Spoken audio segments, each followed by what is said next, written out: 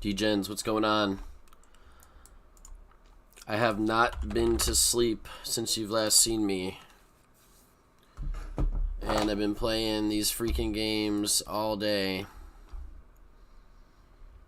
And I hope we win. We're at a final table here. We were chip leading the whole way. We lost the chip lead now. The guy on our left has the chip lead. We're second in chips in the final 6. First gets $700. And we're also in the final 40 of this 2K guaranteed on Ignition.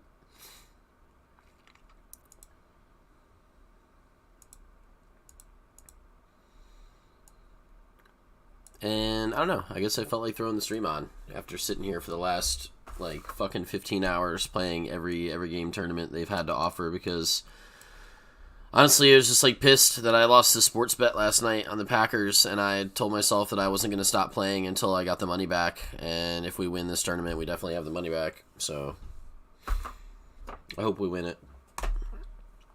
And I have a shitload of fucking final tables and shit today already. I mean, I've been playing everything. Where's the screen for that?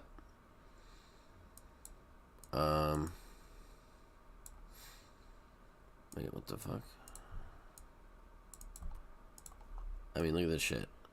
14 caches now. This is last night and yesterday and today. And I just kept on typing. I think we had 5 final tables last night. Yeah, so the $75 guaranteed was off stream, obviously, right? So 1, 2, 3, 4, 5, 6 final tables in addition to the 5 we had last night. This one's got 700 up top, so you know, let's win the 700. Let's win the 700, you know.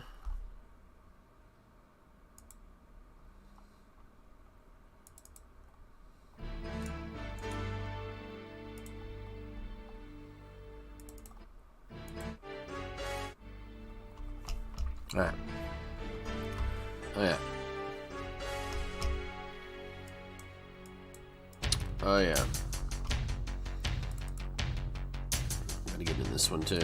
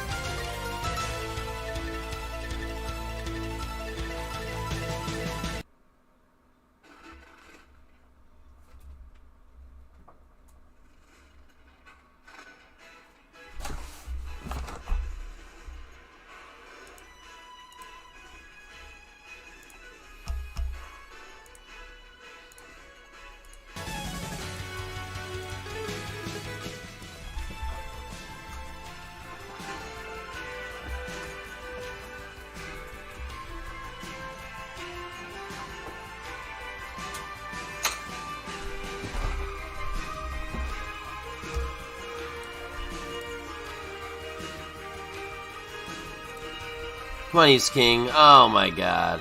Quad 8s on the run out. Maybe the stream's bad luck.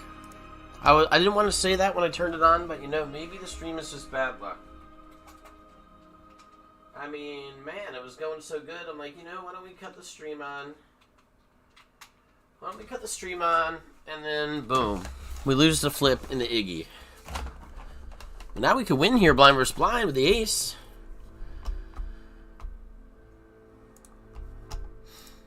Go all in. Yeah, there we go. Now we can double up with the ace anyway.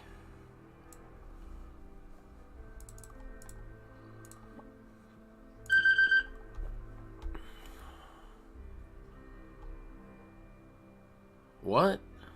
We lost to the King 6. That's a bummer.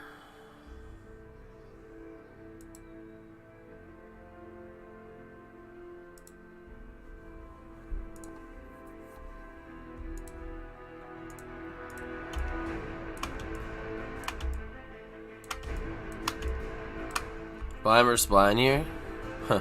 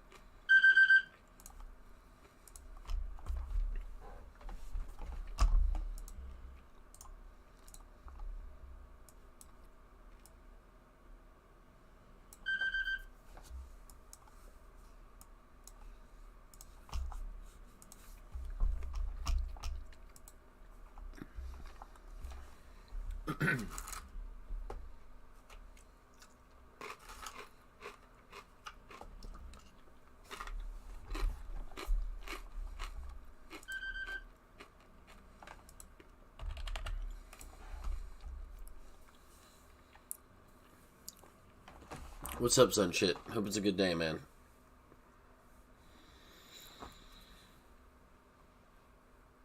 Stream bad luck.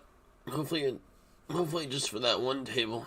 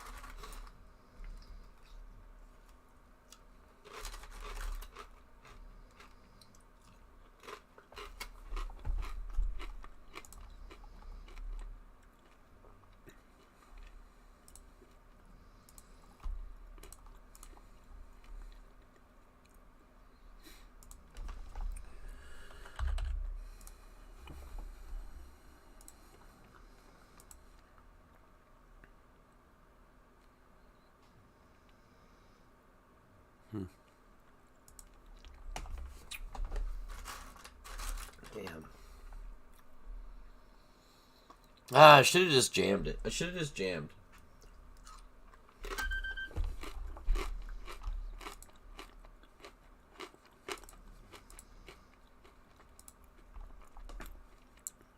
I should have just jammed the ace two.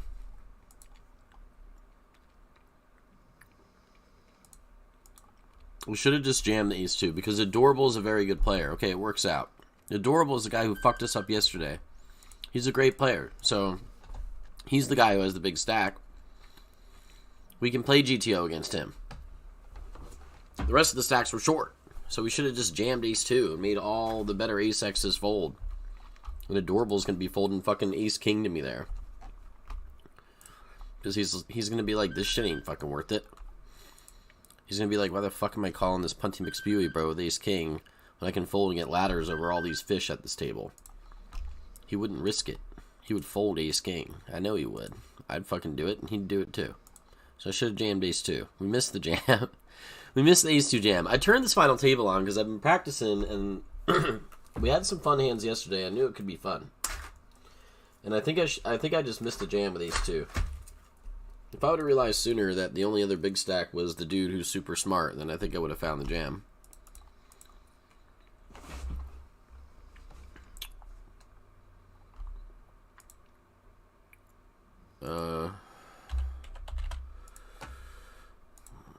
Yeah, we're sending it.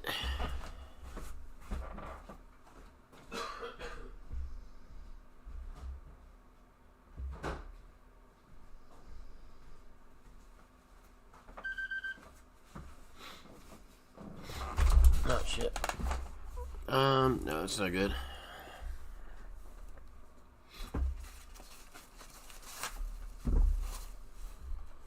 No.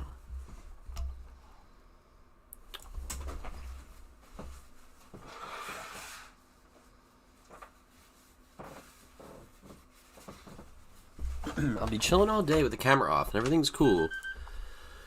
And then as soon as I turn the camera on, I, like, have the sniffles. Alright, so I'm just gonna raise here. Oh, shit, Wait, what the fuck is going on here? We lost an all-in. I didn't even know. Blind versus blind with a suited ace. We lost to something. Jesus. I just, like, assumed he folded.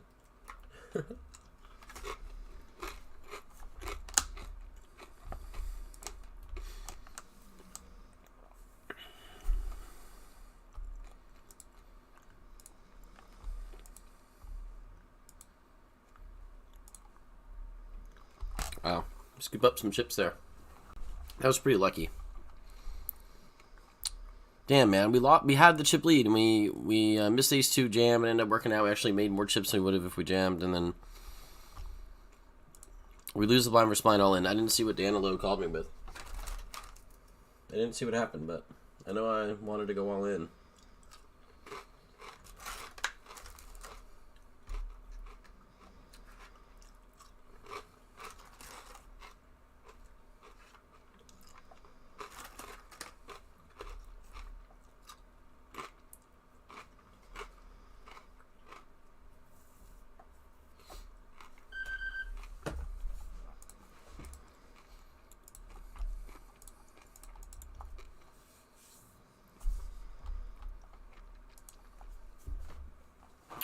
Fargo, what's up, dude? Thanks.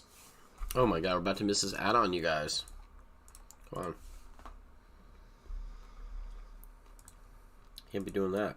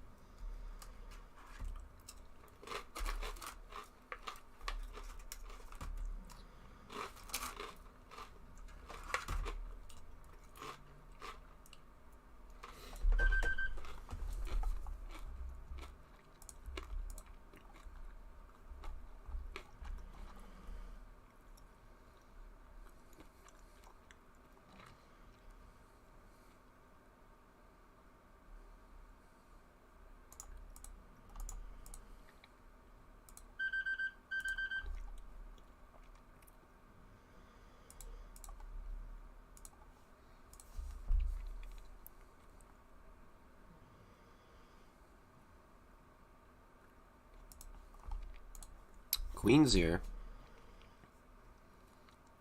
They've got kings. 9 ball. No, I said 9 ball, not 5 ball. I think the poker gods misheard me.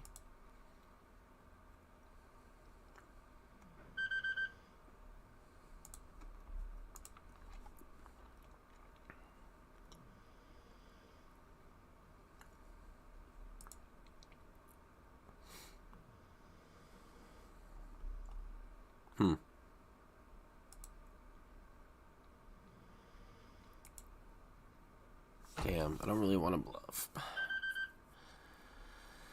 I guess I'm not going to. You bet the turn he called you. You bet the turn he called you, man. No, we can't win the hand now. We're just giving up. I don't want to put any more chips in, though. We win? Oh my god, I didn't think we could check and win. We could check and win. That's amazing. He thought I was checking to call him.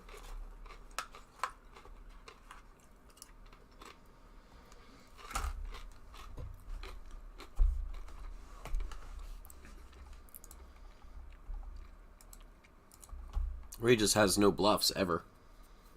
He's just one of those never bluffers.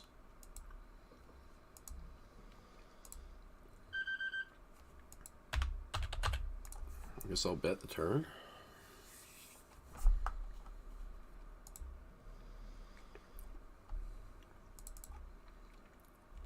Turn card is a good card to bet, isn't it? Alright, we're all in here, ace-9. We just turn the nuts here.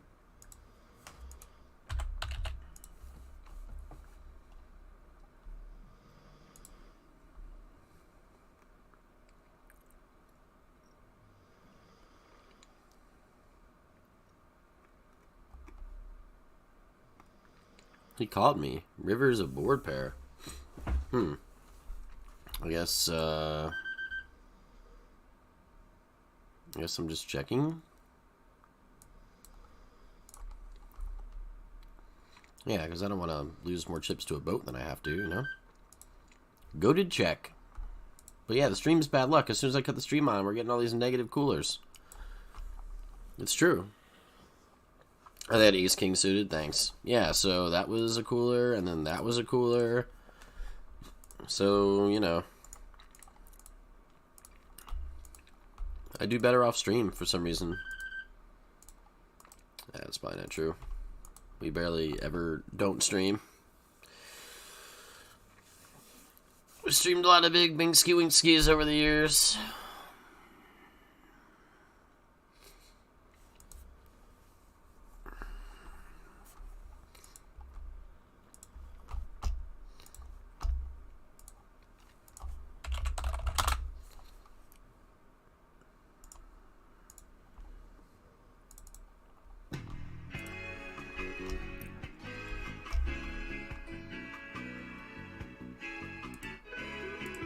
Not the right song.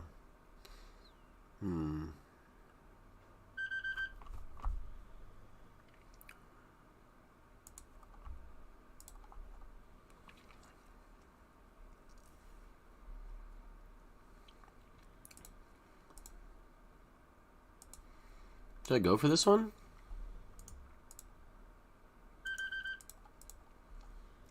Eh.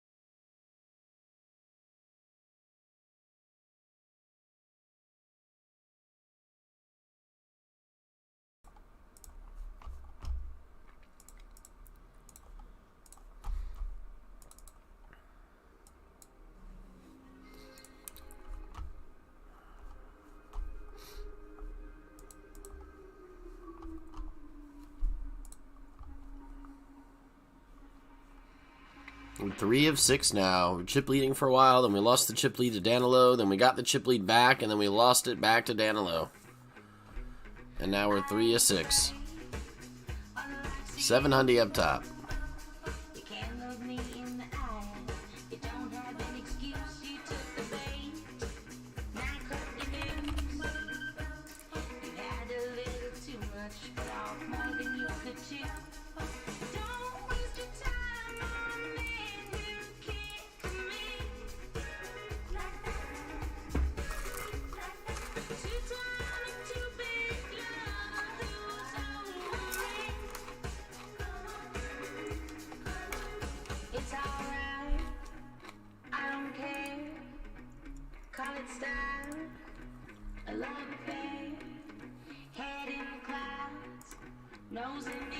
Can't win the blind versus blind all in, man.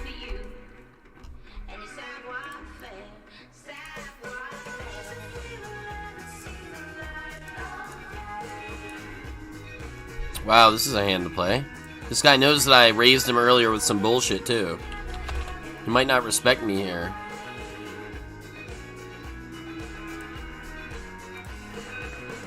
I raised him with the King 9 suited, remember? And then we checked it down so he saw my hand.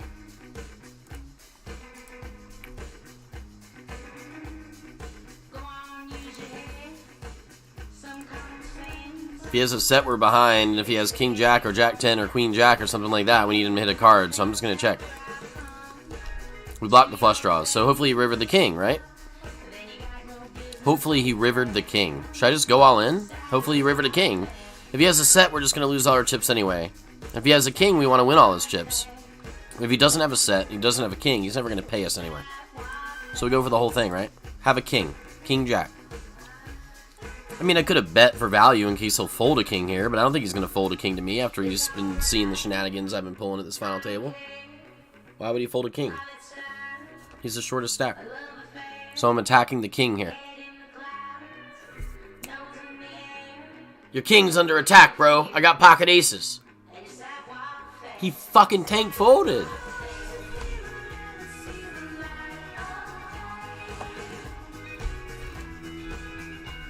I don't think he was ever gonna bluff if we bet small, so like, why not just go for everything? Hope he checked a king, and now he's stuck. Now he's stuck between a rock and a hard place with his king.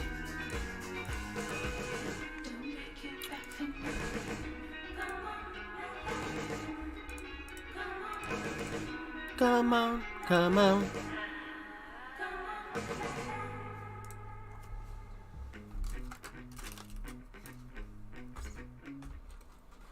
Just to remember what got you there.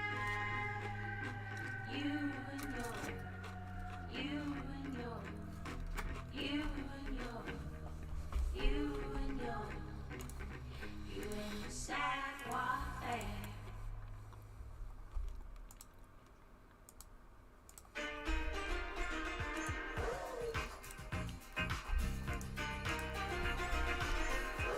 Woo.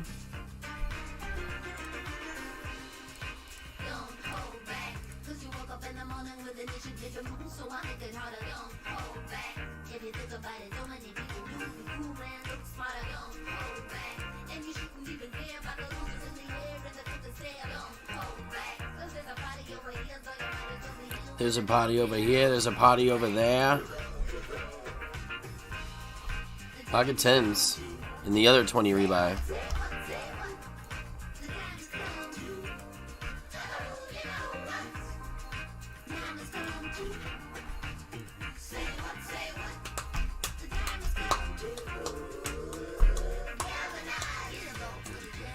With stream luck, man. It's pretty shit. It's pretty shit so far.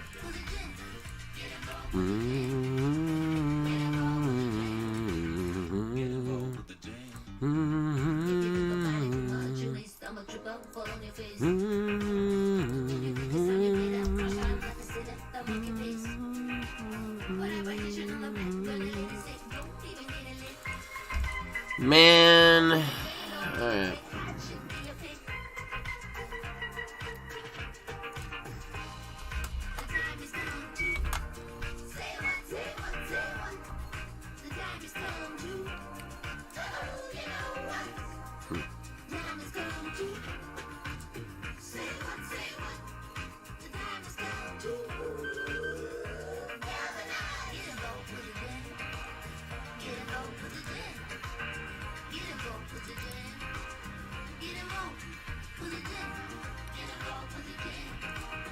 What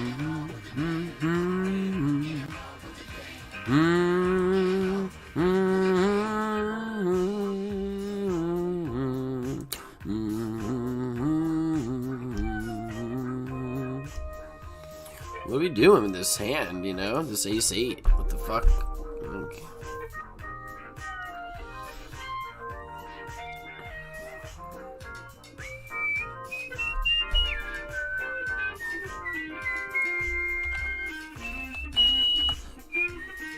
I guess I'm gonna fucking check raise this guy? I mean...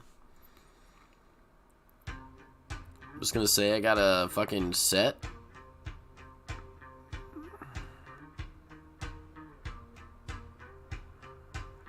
Damn.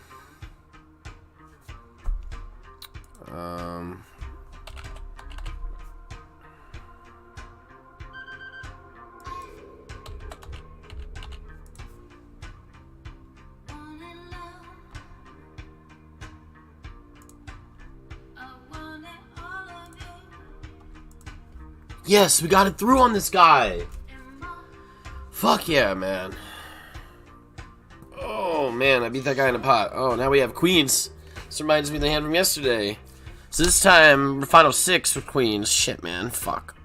So like, if you 3-bet queens here and you 4-bet jams you, I mean, I guess you can you can be 4-bet jamming some stuff. All right, let's 3-bet.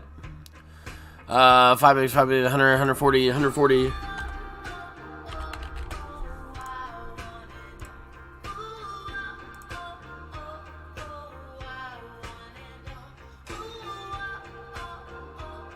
Give me that shit.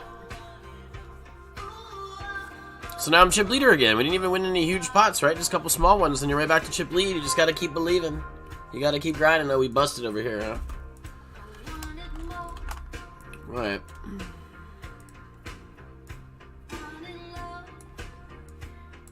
Oh yeah, I didn't need that anyway.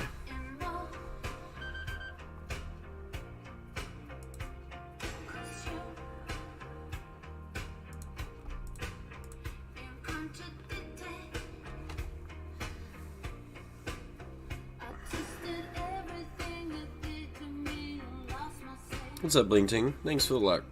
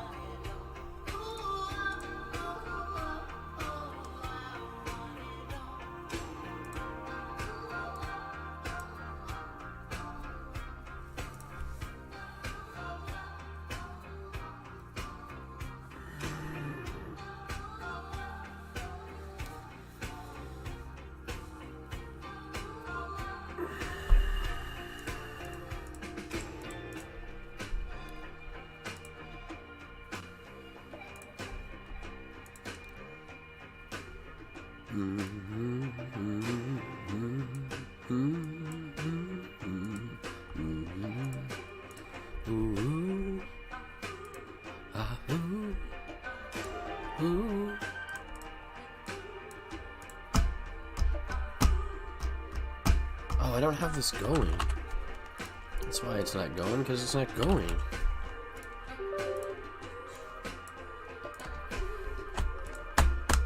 What's going on here? See, like, this is the one where it's like... This reminds me of the ace-2 off from earlier. You don't want to jam these hands, usually, because there's too many players at the table who don't understand ICM, and they're going to call you too wide, and it's going to end up being a punt. But since Adorable is the guy who's got the chips, I feel great about it. I missed the jam earlier, I feel like, with the ace-2 off. Which we ended up winning that pot, so good shit, you know? And open was profitable as well. Open was a profitable decision as well. Whoa, whoa, whoa, whoa, whoa. I guess I'm gonna flop a set in a 5-way pot, man. 5x they got 5 callers. Now I have an overpair to the board and this guy's leading the small blind. Like, what the fuck does that even mean? Should I click it? I don't know how to play deep stack. I should just never buy in this early. Like, are we ever ahead here with 9s? Am I clicking it back and folding, or am I calling? I don't know what to say. Small blind bets out. Like, is he betting out with a set for real?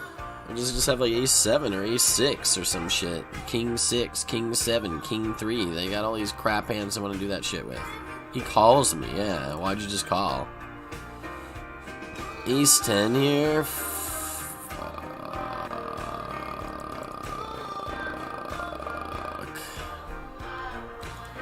Ah, man. I don't know what to do with this ace 10. I feel like you get ace jack to fold when you do this. So it makes me feel like it's a good jam. I'm covering him. But I don't know. That's a good one for me to run. I guess I'm betting small? Like, what are we doing here? 25, 27? How do we play? I know to fold 2-7 there. He calls me.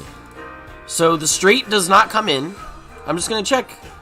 They had ace 5.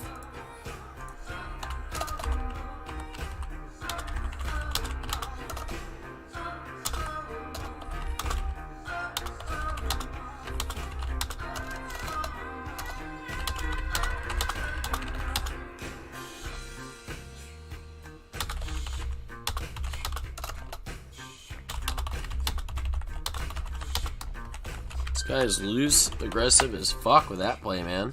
What the hell was that?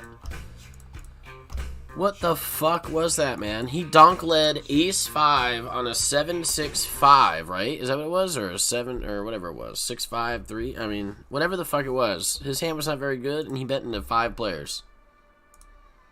And then I raised him, and he still called. I mean, wowee. What are you fucking doing, man?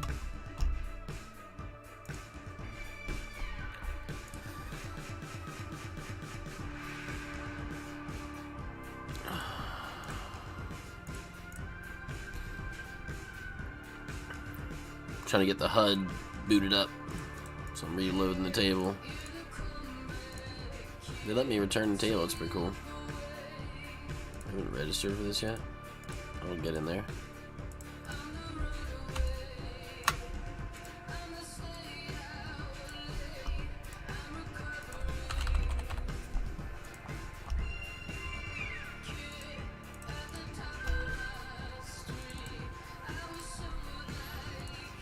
So basically, stack arrangements are very important at final tables, and it's a super nuanced thing, super duper nuanced. And because Adorable is a good player and he's got the chips, we're going to be finding a lot of jams with an arrangement like this. Okay, we're flipping against this guy. He ends up calling with the 10s, as he should. Oh, man, you want to win that flip. So now we lose our chip lead to Danilo again for, like, what, the 3rd time at the same final table? And now we're 3 of 6 again. We went from 3 of 6 to 1 of 6 to 3 of 6 again, you know? We're trying to knock people out and get first, but we're winning it all in, and then we're losing it all in, and then we're winning it all in, and then we're losing it all in right now.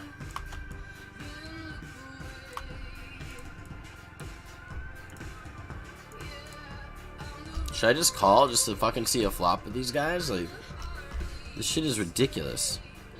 I'll just call just to flop a street and watch you guys donk lead with 3rd pair and a 5-way pot. Can't miss out. Just can't even miss out. Ace King suited. Wow. If I min raise and Danilo were to jam, I wonder if I would need to click the fold button. I feel like I probably would need to. I'm not about that life, so I guess I'm just gonna jam. Well, the likelihood of Danilo jamming is pretty low, but I mean, I've been doing so much jamming at this FT. Why not jam a good hand like this anyway? The ICM is just so extreme on me there. I'm a clear middle stack, 3 of 6, and these 2 stacks have almost no chips. So I mean, I don't think you can raise call a jam with Ace King suited or it's ICM suicide. I'm not really sure on that. Depends on the payouts. Depends on your opponent's ranges. Depends on lots of things. This guy has me covered and I have 3s. Fucker, man. I guess I'm just gonna try to hit a set of 3s. Oh my god.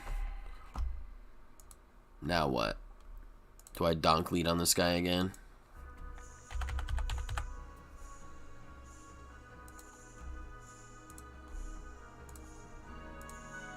A flop a set here. If he has me beat with a better set, that's just the way that cookie's going to crumble. Alright, he folds to my Donkley. Donkley had the set.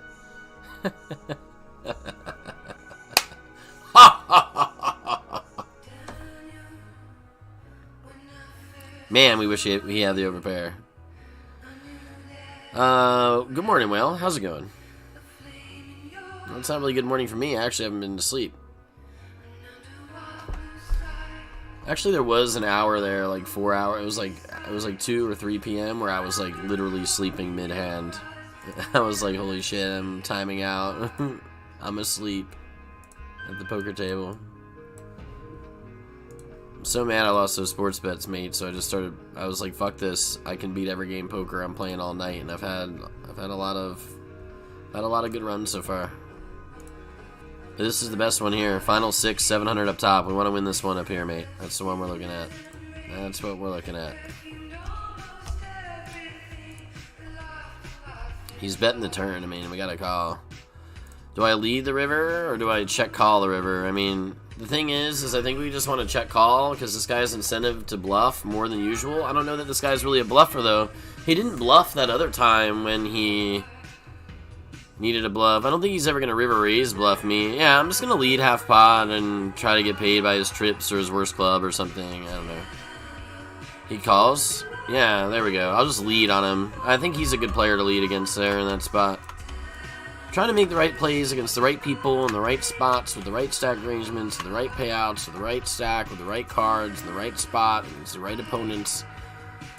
And this is going to be a min raise for me because I think these two players might not know ICM as much as they need to. We're definitely going to be jamming 6-7 off, even if they did. I don't think that would be a jam. I think it's for sure a min raise, though. We want to open our button. We want to widen our button. We want to widen our button opening range there. That's what I wanted to say. See, here we go. He's 2 off again. But see, this time it's a little different because this guy, I think this guy is going to blunder and call too many hands, which would make these 2 off a blunder. So I'm just going to min raise because this guy worries me. If this guy had less chips, or if I knew he was for sure a crusher, like a really good player, then I'd fucking go all in. I'm going with these 4s. I don't know, risky play, but this guy's got the fish tag, and we got a long way to go in this thing. So yeah, I guess it's not really risky. It's still chippy V. So we're getting 3-bet. So this guy's 3-betting me to fucking less than 5 bigs. But, I mean, I'm just going to fold. Like, it's going to work against ace-2 off.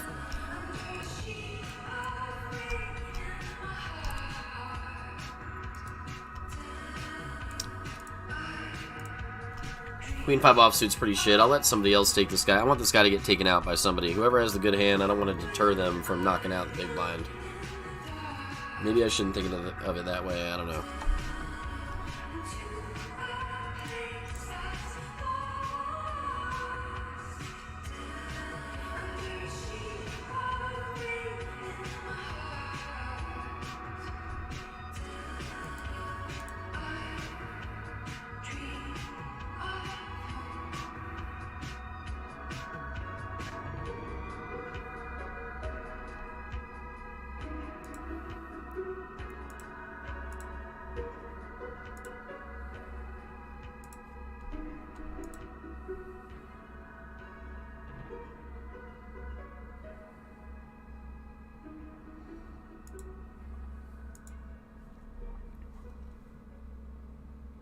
We get whopped.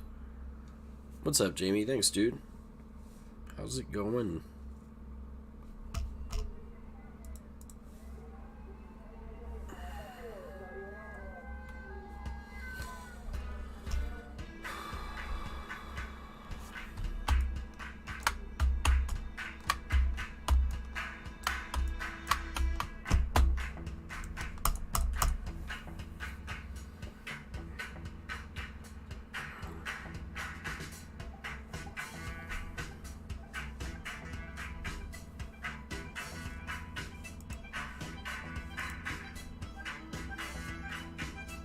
One elimination there.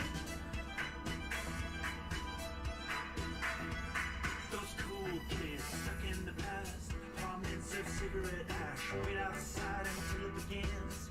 Won't be the first ones in. Spend your life waiting in line. You find it hard to define, but you do it every time.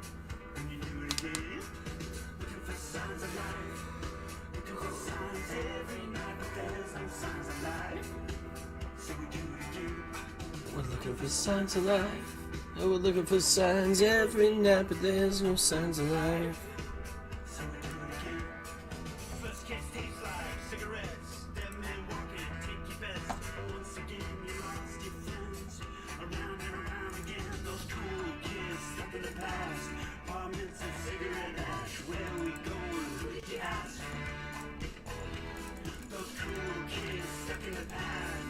In a world of cigarette ash. Where are we going? Who did you ask?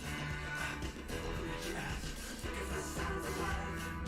Looking for signs every night. There's no signs of life.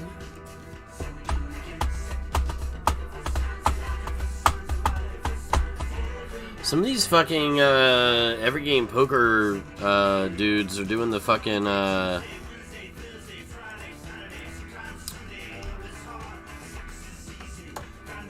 they're doing the fucking Jordan, whatever his name is, Tank Jams, Overbet Tank Jam. It's probably him. What is his fucking last name now? That's probably what it is. I've seen him do some crazy shit. A couple of these people on here, but he's got the ace-10 suited that time.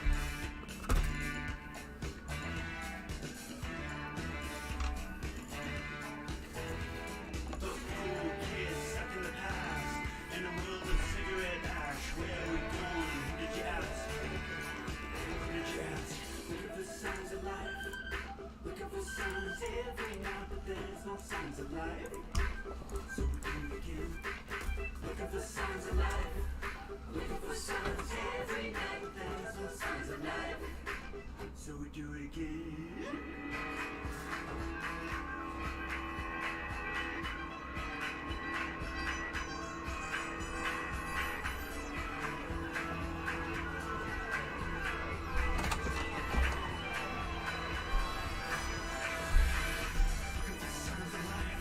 We're looking for signs of life.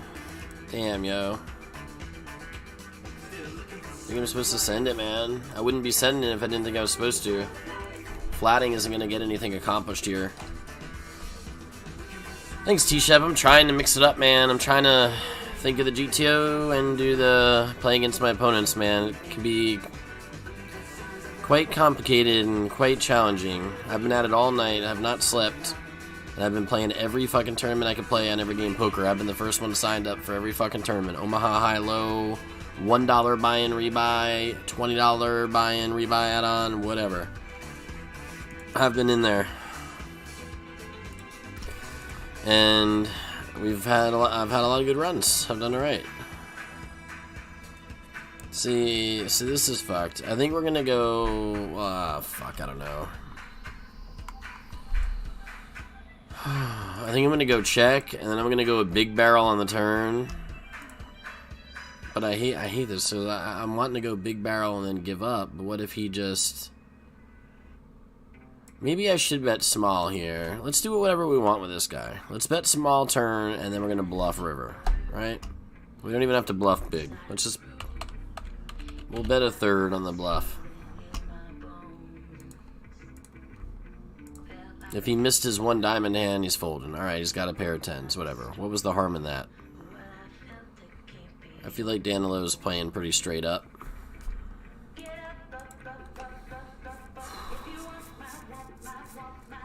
I lost money betting on the fucking Packers last night, and I got so pissed off I just decided to not go to sleep, and I decided to play poker all night until I got the money back. And if we win this tournament right here, we'll accomplish that goal in one day. I was like, I'm not going to stop playing until I get this fucking sports bet money back, and I'm never betting sports again. And I vow to never bet sports again. I will bet fantasy football, but I won't bet sports, like, on the game. No, not doing it. I'm not even interested in it. It's not fun. You place the bet, and then the wildest shit happens in front of your very eyes, and then you lose the bet. I'm not signing up for that. I don't even get to participate in anything. This Danilo's, I mean, what's this guy doing? This guy's down money. I mean, he hasn't played very many games. He thinks he's going to be almost back to even. Maybe Danilo's the GOAT and he's just been running bad for 150 games. What's going on with this Archer Bishop?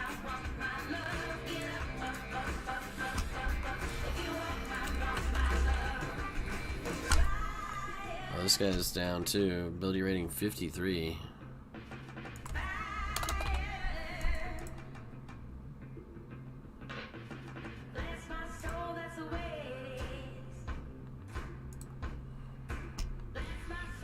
What's up, Derek? Let's go. We flop the fucking nuts here.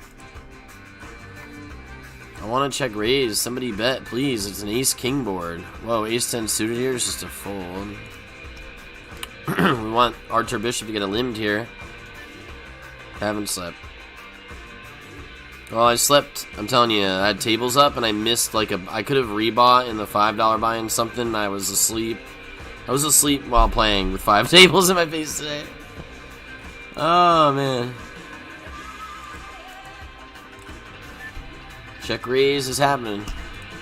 Fire. Fire. Fire. Ow. Psst. Board pair turn. Get this fucking shit out of my face. I guess I'm actually gonna bet for value here. I mean, let's milk this turd. Maybe they'll keep calling with their flush draw, their ace, right? But then they'll fold the ace on the river probably. What happens when you see the thing that always fucks me up is what happens when you bet here and then they call and then the river's an ace. What do you do then? What do you do then, T-Shep, when you bet this value bet on the turn? They call and then the river's an ace. I mean, I'm calling this fucking guy. He's not gonna jam a boat. He would never jam a boat, would he? I mean, good players would, but that guy wouldn't. Good players would sometimes. Bad players would probably never think to jam a boat there. They would just want to call and rope you in.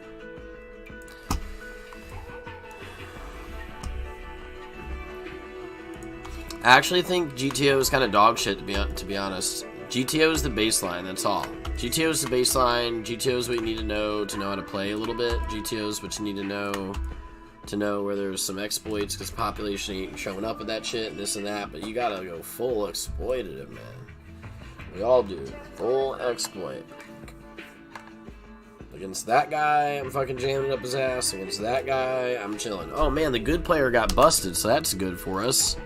The other good player got busted, man. This is great, then. Yeah, we needed that, bro. I mean, you know, no disrespect, sir, but we needed your ass to be grass. No rest for the wicked, degens. We play all night. We're already running up this stack of this $5 micro roller.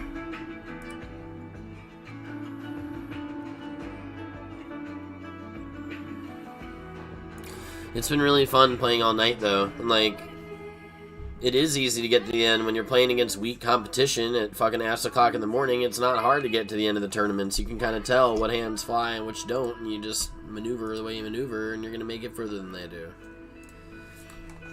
It's like winning all this money and then losing all this money. It's just, we, like, lost the value of the dollar. I feel like we're getting the value of the dollar back, you know? We're realizing that, like, man, yeah, it's been really bad this year. I've lost a lot of money, but I just sat here all night and, like, we haven't made any money yet, but we could be in line to win, like, $500-600 here just because we got dedicated and said, let's play every fucking tournament. Let's play our best. We've been studying. We've been doing our thing, studying the spots that we're unsure of.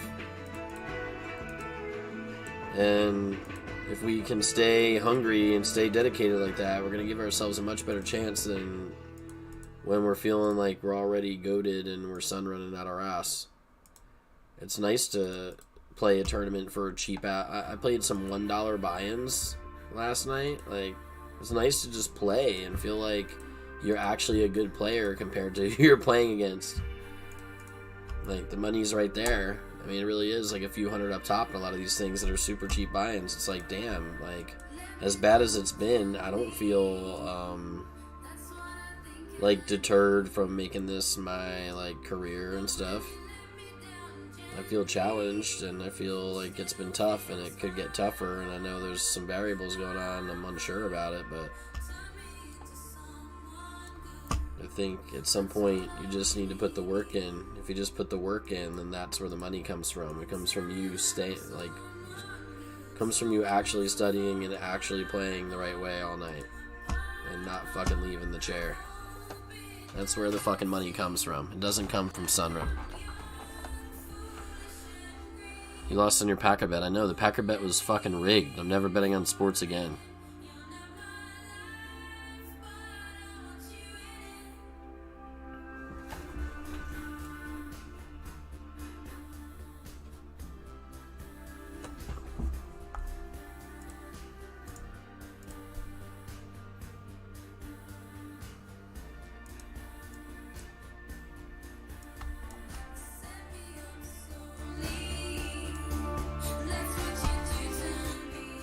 That's what you do to me.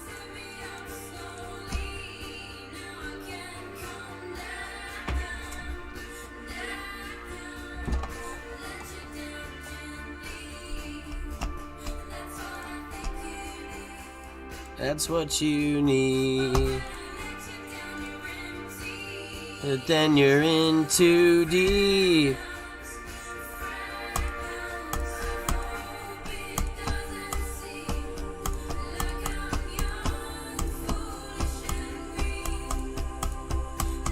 There's $500 between 4th and 1st place in this little shitter tournament, you know? Like, just think about all the tournaments we play all the time.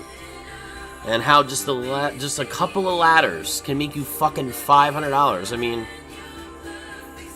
we should be recognizing how much crazy luck is involved in the game. We should also think about how lucky we are that we can actually fucking sit here and do this. We can get to the end more often than most people can. We know how to do it. And it's a lot of money. We gotta put the time in to fucking figuring out how to go from 5th to 4th and 4th to 3rd. We gotta stop bitching about how we get unlucky in the Final Four, and we gotta start studying the hands that confuse us.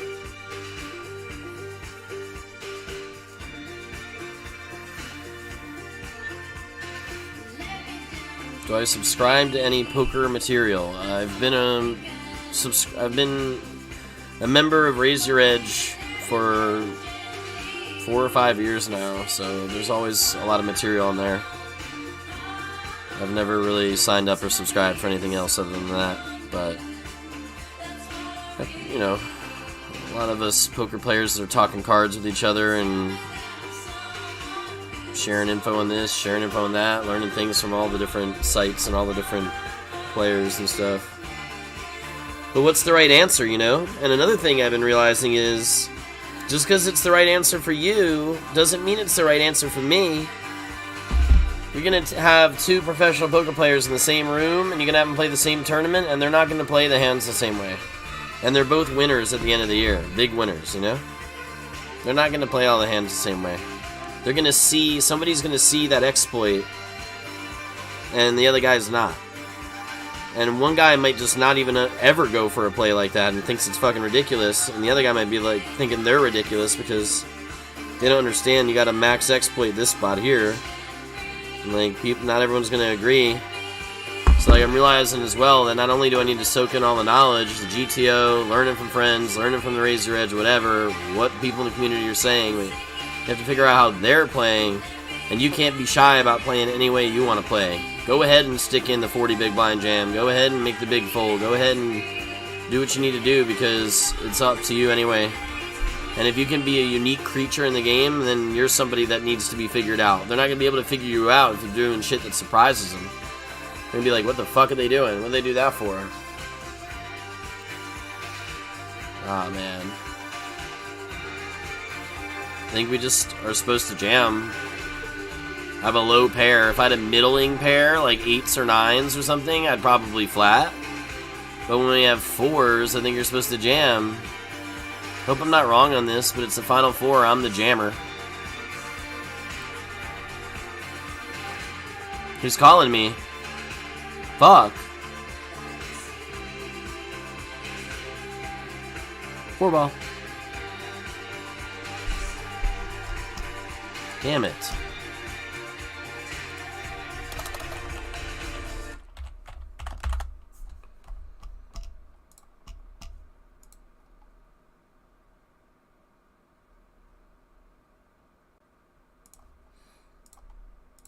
That's very disappointing.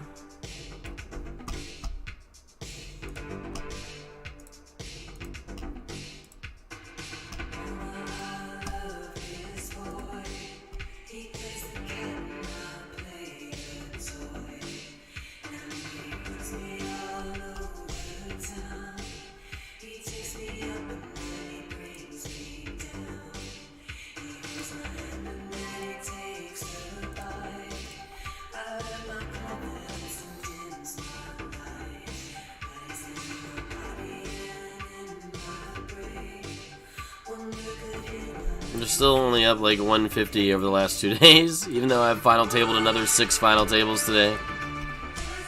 It's fucking crazy. Like you should.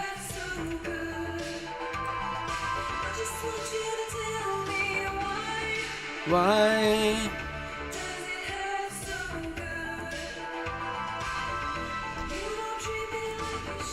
Why don't you treat me like you should? It must hurt so good. Tell me why. Tell me why.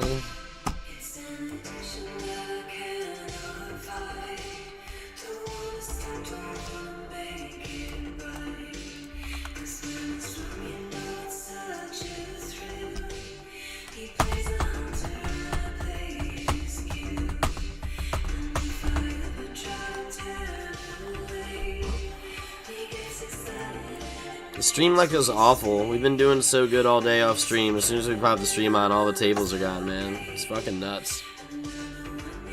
Stream, such bad luck.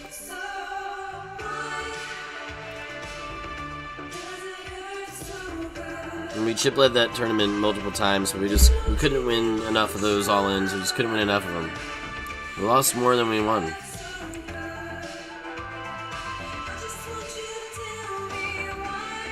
Tell me why does it hurt so good? I don't know about those 4s at the end. I mean, it's a 4-way table. He's opening the cutoff. He's got ICM incentive to be raising a wider range than normal, and he's got incentive to be folding more hands than normal when I jam. Probably not by a large amount with those stack sizes in that final 4, but by a little bit. So I don't know why the fuck I wouldn't jam 4s. We normally would be wanting to jam 4s. Feels like a good jam.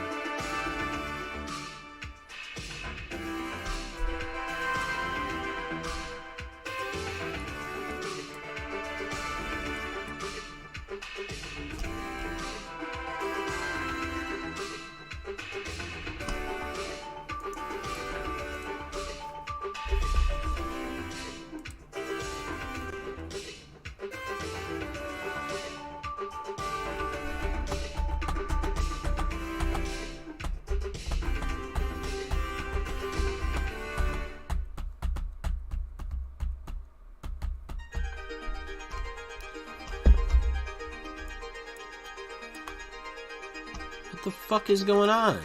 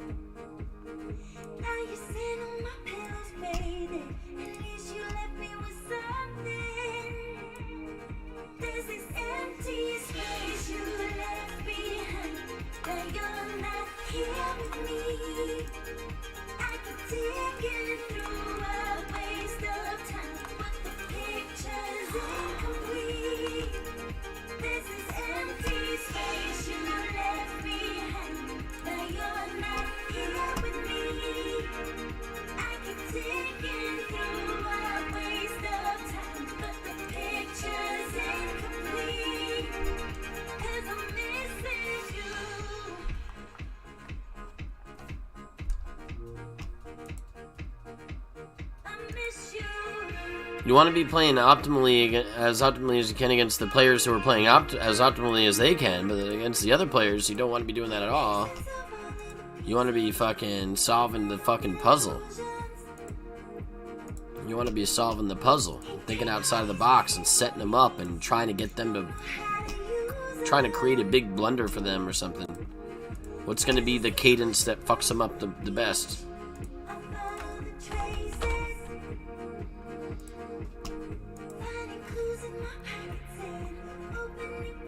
Fucking Ace of Clubs River. See, I mentioned this earlier. Like, what happens when you just get burned on the river card? You just blocker bet it? Is that the only way out? Get him to call us a Queen Jack when we bet here? That's the way, right? Blocker bet.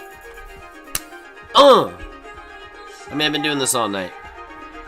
I've been doing this for like 20 hours straight, so we better be making the right plays.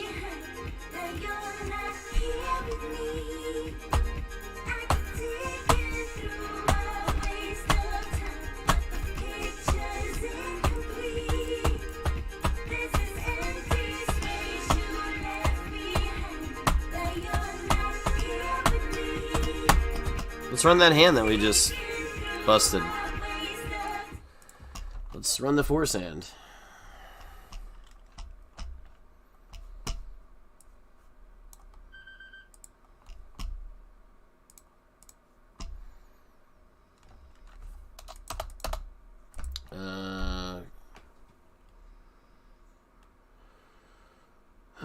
Big blind was 40k, and this guy had 20. I mean, he had 22.1 megs basically, and then button had 11.5.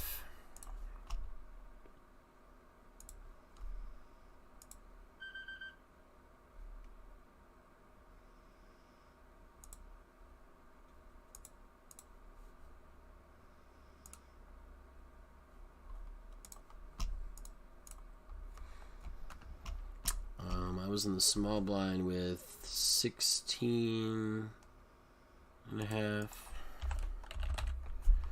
then big blind had 30, 35 bigs. He was the chip leader in the big blind.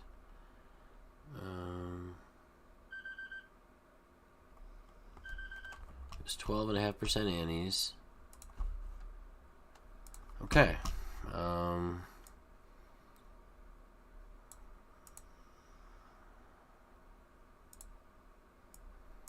Go 3-player, boom. Alright, I'm about to run this hand, see what they think about my fours.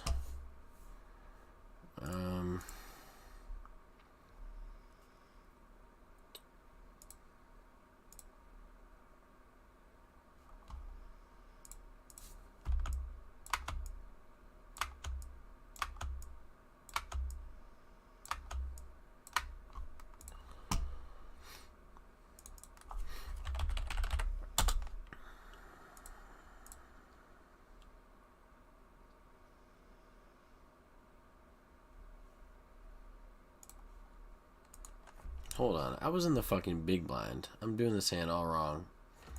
35 bigs was a cutoff. Going back. 22.5. Small blind had 11. I had 16.5 in the big blind. Okay. Okay.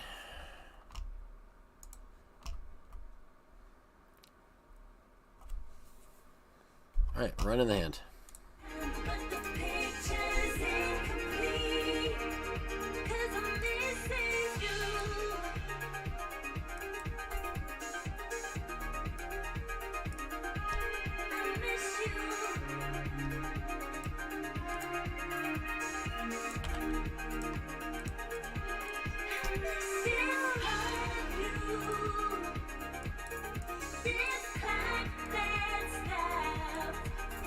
This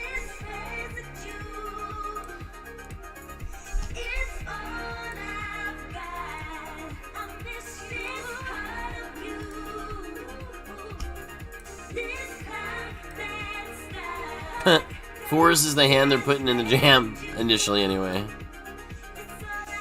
Come on, man. Low pairs have got to be good. I think you flatten the middle pairs. Don't fuck with me.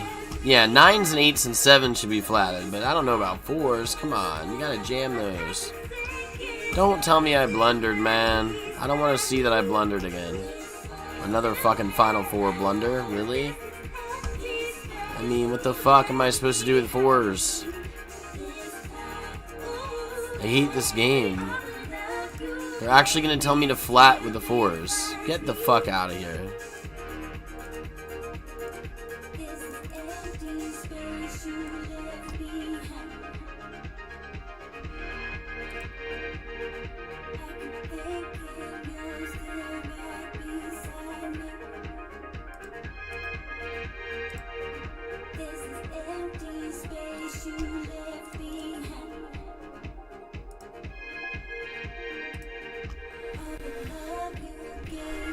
They wanted me to jam Ace 2 off and Ace X suiteds and suited broadways in good hands. They didn't want me to jam 4s. How am I supposed to memorize this stuff?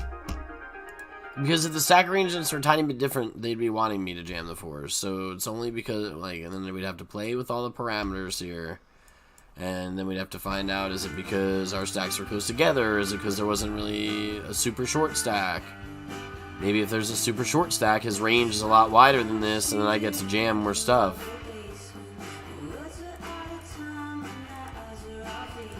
What the fuck?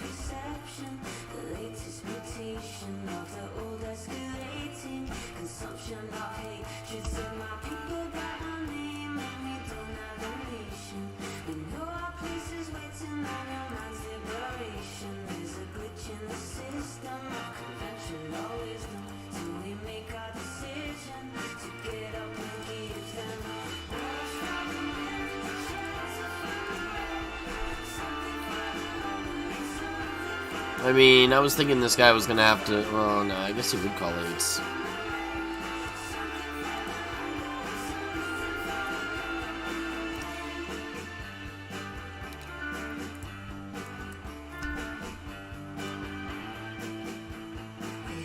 When you jam 4s, he's folding 8s. So, why aren't we jamming 4s? Oh, we are jamming 4s. Oh, no, wait, I'm looking at the wrong thing. Why aren't we jamming him?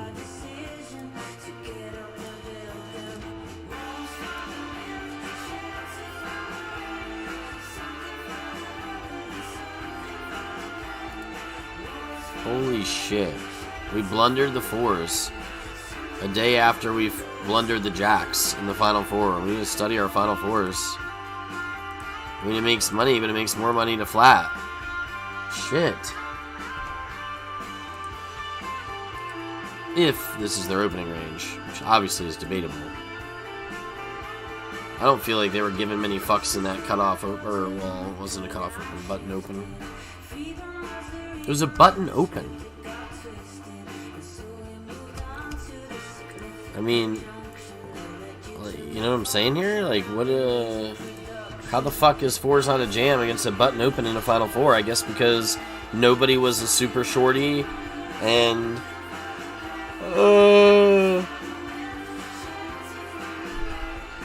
I don't know, it's close to a Chippy V type spot because of all the factors factored in, so then they want us to be playing a little bit snugger because of ICM, and then our 4s, which would normally be jammed to Chippy V, is now just going to become a fucking flat. We're already at a 4 CI.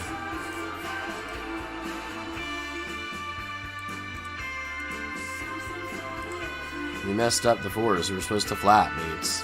Shit.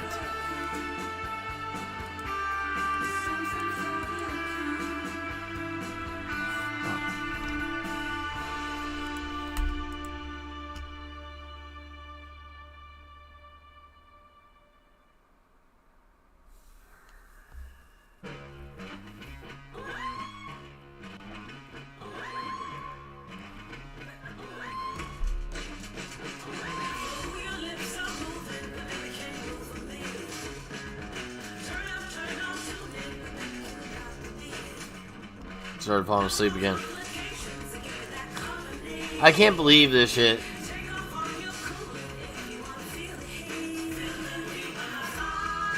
I mean, it's plus 0.09 to jam, plus 0.21 to flat. I felt good about that dude having a wider opening range than the chart's probably giving him. I don't know, man. It's Final Four. He was a good player opening the cutoff. I felt like that was a good spot to take. Maybe it's a shitty spot to take.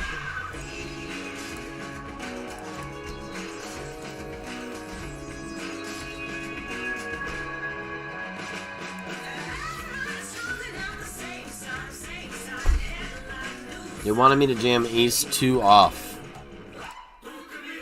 but not 4s. It's tough. I mean, it's tough to think of all the ranges for, like, what? I mean, there's so many different spots here. Like, if one stack was shorter, if one stack was deeper, if the stacks were close together, if the stacks were further apart. If there was 5 people left compared to 4 people left, or 3 people left compared to 4 people left. The payout structure. How are our opponents playing? Shit's a just clusterfuck.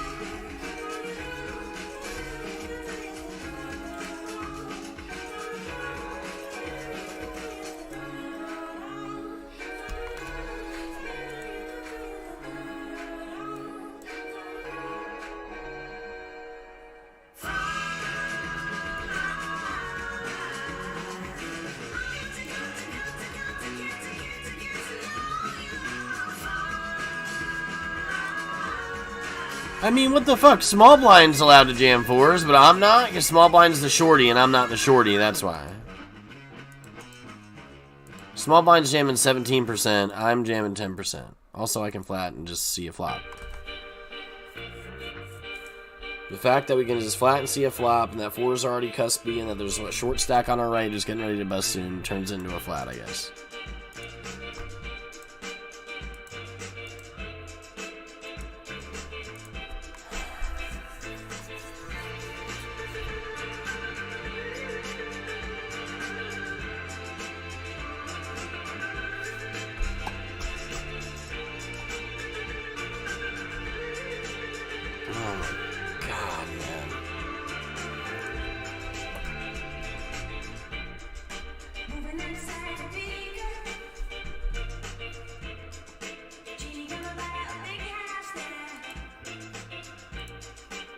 I mean, he can only call us with these hands.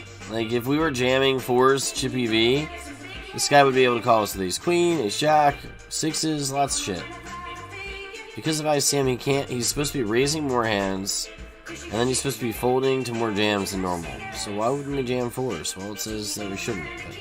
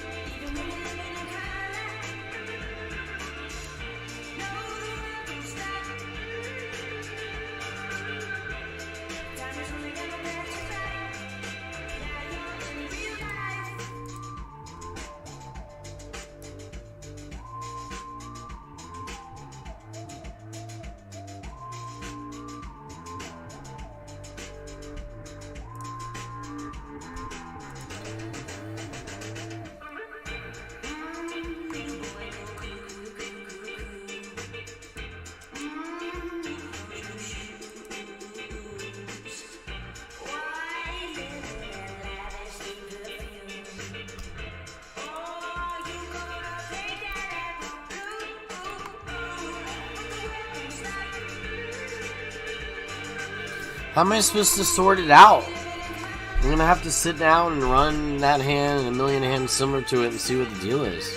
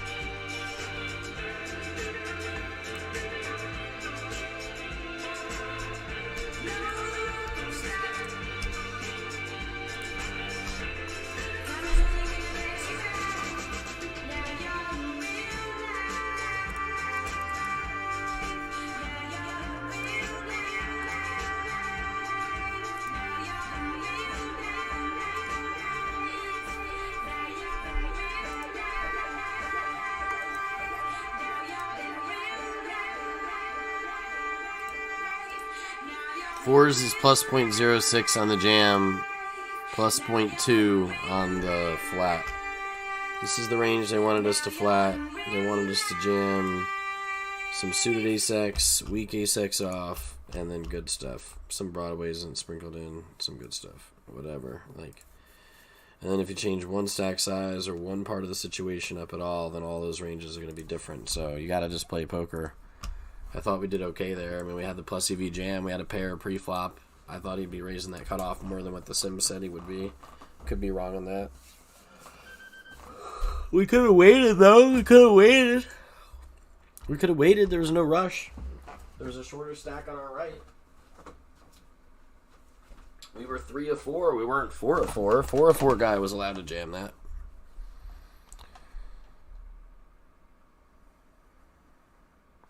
Yeah, well, you're saying that low pairs are vulnerable over and over again, like the sky's falling with low pairs, but low pairs get put all in a lot of times, man. Like, there was 4 people at the table and we were dealt a pair. That's a good hand. He's raising the cutoff. He should be raising lots of hands that aren't pairs, you know? So, I don't know. I wanted to jam 4s and get his, like, yeah, it just wasn't working out that way. I wanted to jam 4s to get his 8s and 9s to fold, but it's not really a spot where his 8s and 9s were going to be folding. He might have got 7s to fold or something, but he might have just open jammed that hand. So what does 4s accomplish? All it does is enable us to win a small pot or lose a big one, usually.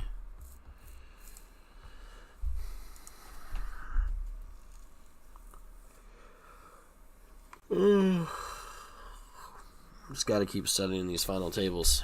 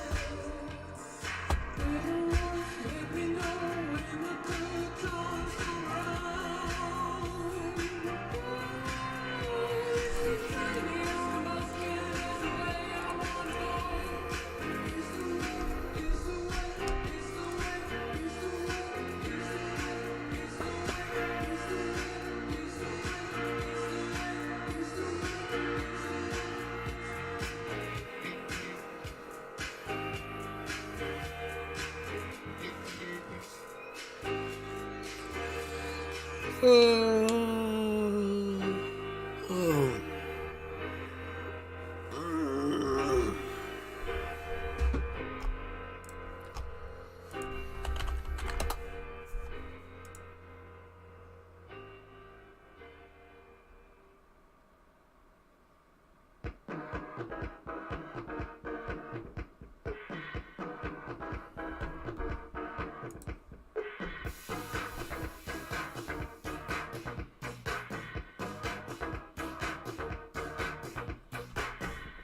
you up, I treat you well.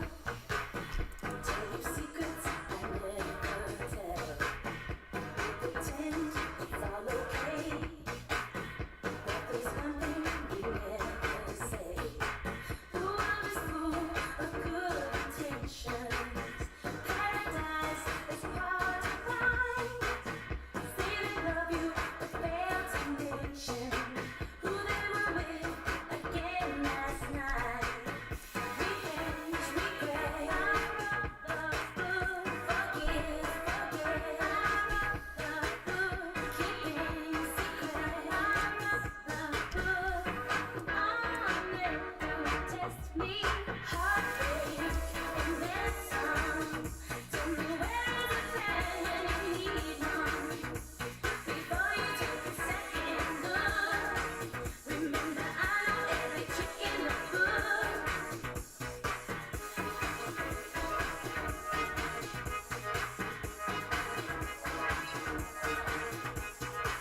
It never stops around the clock. When I'm there, you speak so soft.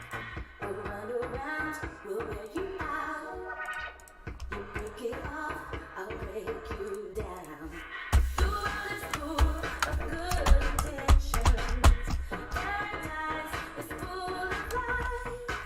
Tell you they love you, but fail to mention who they were with again last night.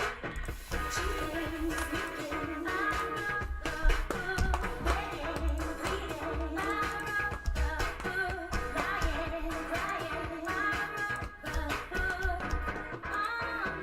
don't test me, heartbreak, and then some. Tell me where is a friend when you need one? Before you take a second look, remember I know every trick in the book. Heartbreak, and then some. Tell me where is a friend when you need one? Before you take a second look, remember I know every trick in the book.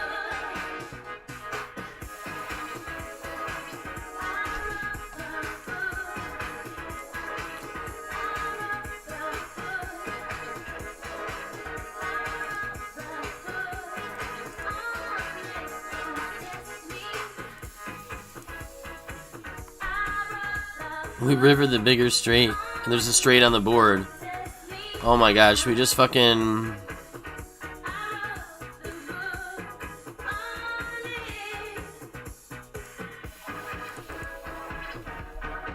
Should we just like go all in and just let them do something silly?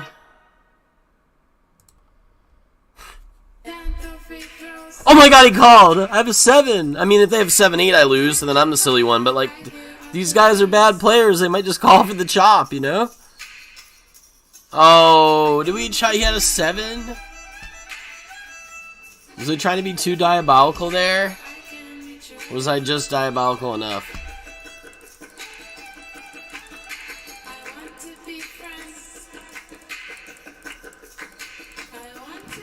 Ace 7, wow.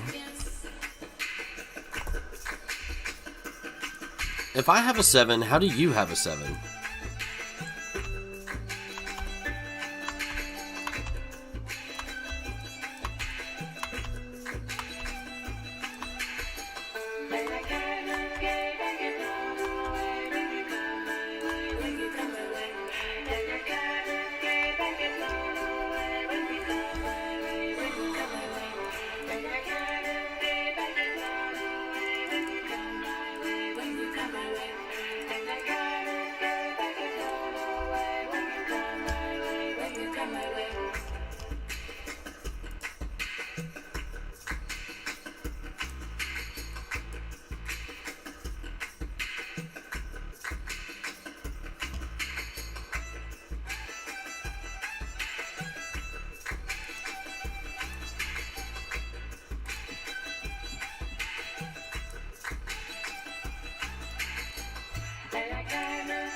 I'm all in with this king queen suited, man.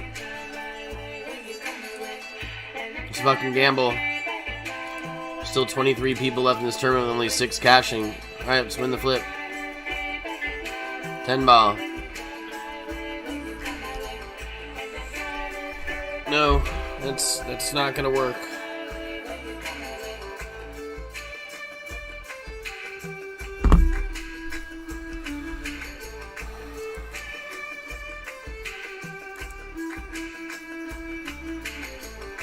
Every spot for me is like a really tough spot, right?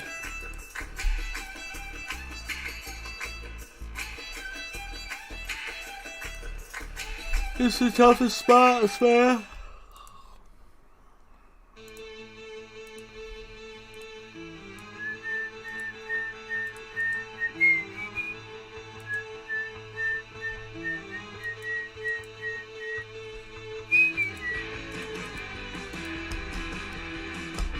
Oh man. Yep. Feeling pretty tired. Still got a few more tourneys I gotta play though.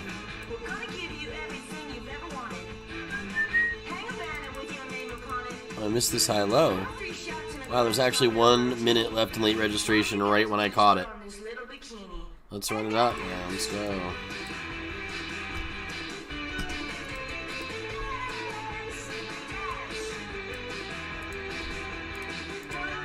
Just noticed there's 1 minute left in late reg. We're gonna fly you up to Tokyo. You're gonna travel all over the world. We're gonna put you in the movies and on TV. All you got to do is put on this little bikini and dance.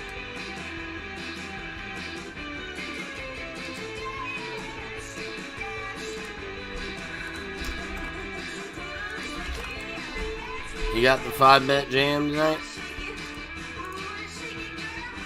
Just calls.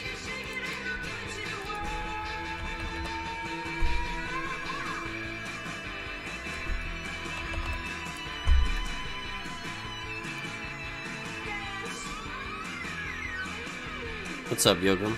Good luck today.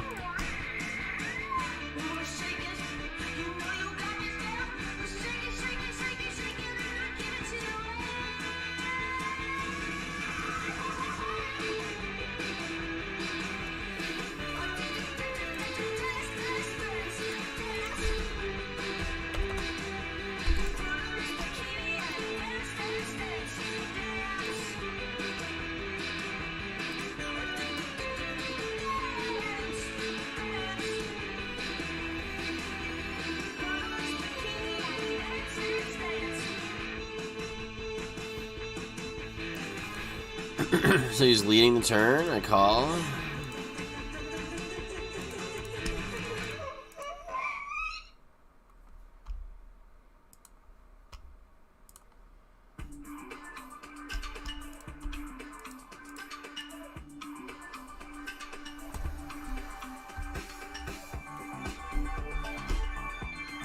Madonna. All right.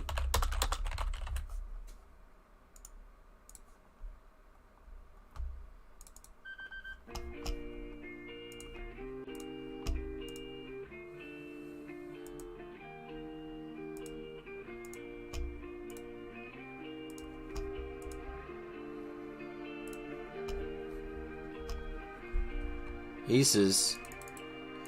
And an ace 3, whatever, I'll stick it in there.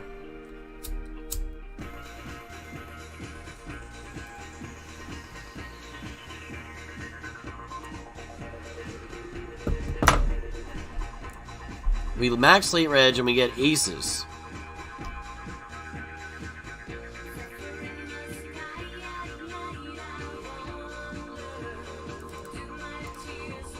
He has the set of 8s. Oh yeah. Aces lose to 8s. It's beautiful.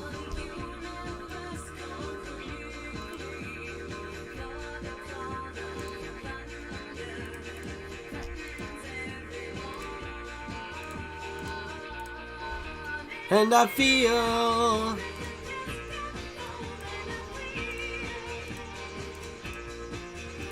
feel like I just got home, and I feel yeah.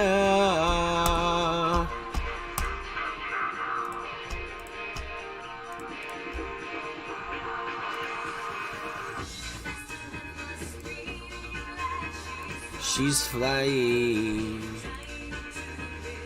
She's trying to remember.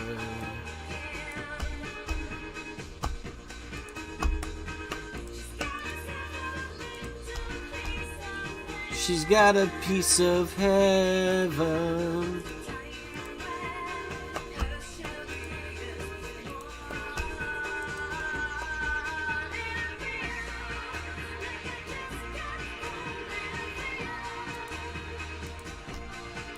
And I feel like I just got home, and I feel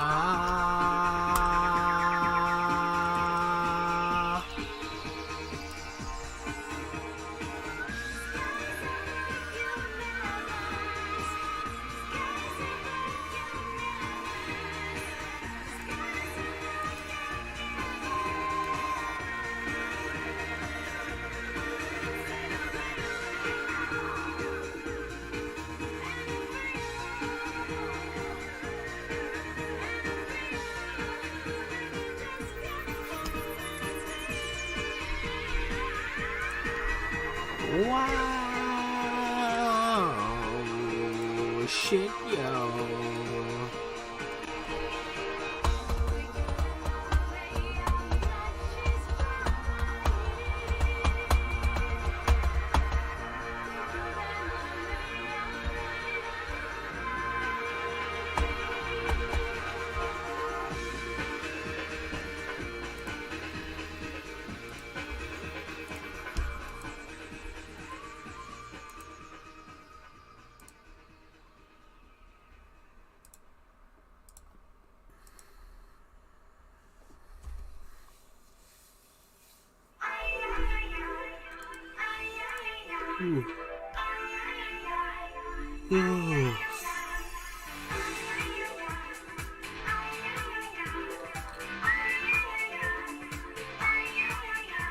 You think you've got your way, but baby, there's a catch.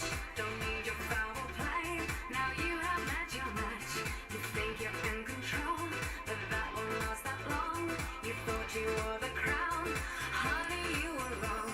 You had me taken in, but now I found you out, and I won't go through that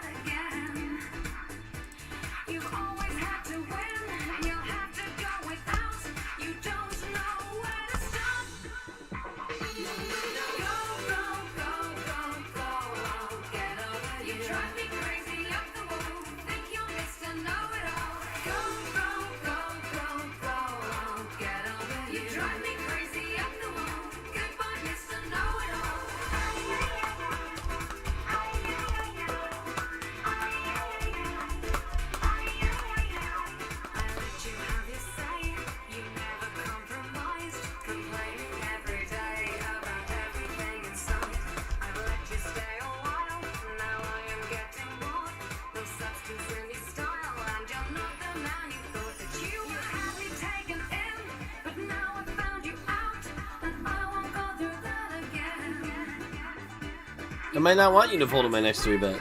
You'll have to go without. You don't know where to stop. Get over here. Go, go, go. Get over here. Drive me crazy up the wall. Think you're Mr. Know-it-all. Go, go, go, go, go. Get over here. You drive me crazy up the wall. Goodbye, Mr. Know-it-all.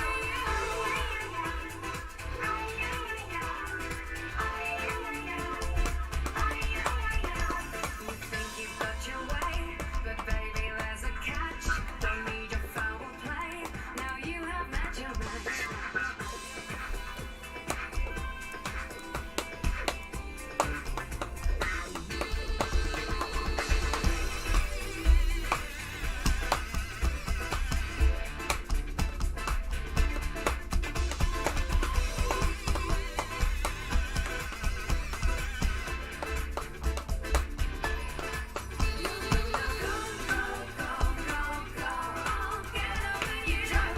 We flop quads.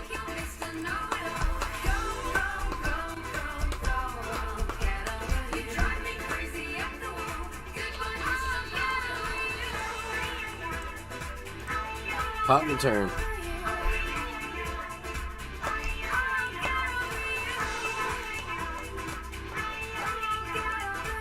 Pot it.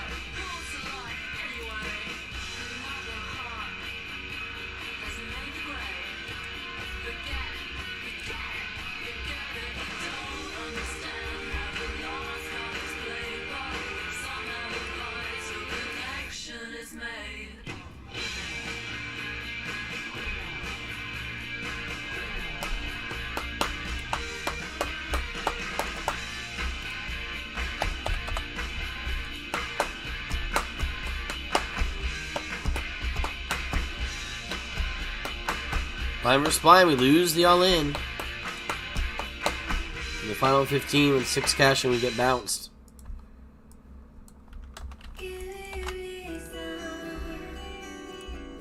I want a reason.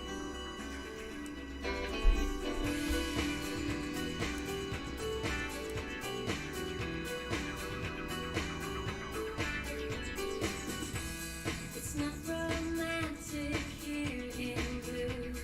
Swimming, swimming blue. You left me lonely and confused.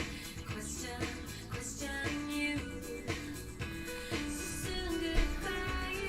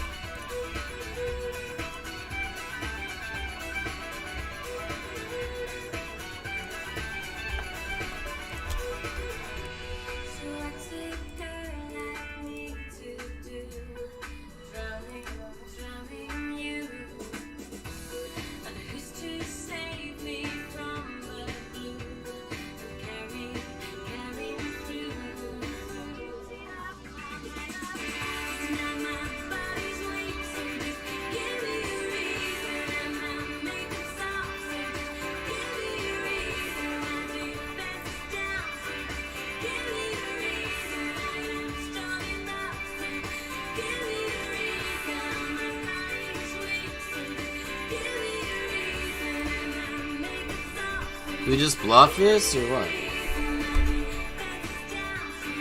think it's too risky. I think we just gotta give up. Maybe we get half the pot somehow when we check. Yeah. I don't think we want to bet. Cool. River 2 pair. I'm all in. Folds. Aces.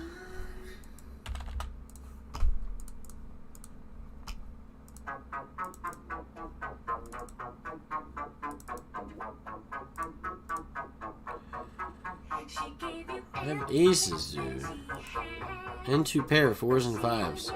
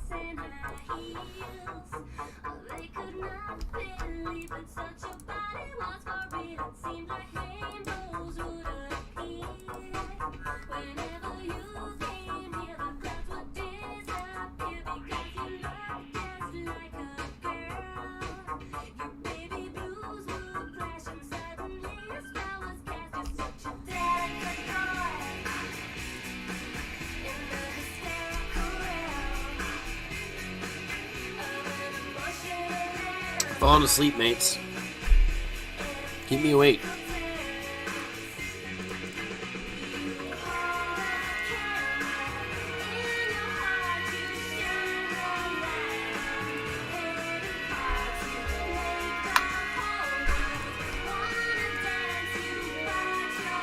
I put Madonna on.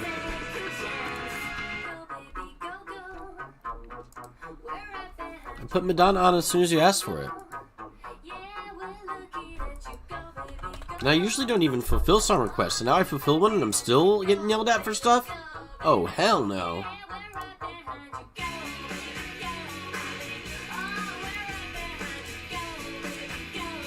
Oh, hell no.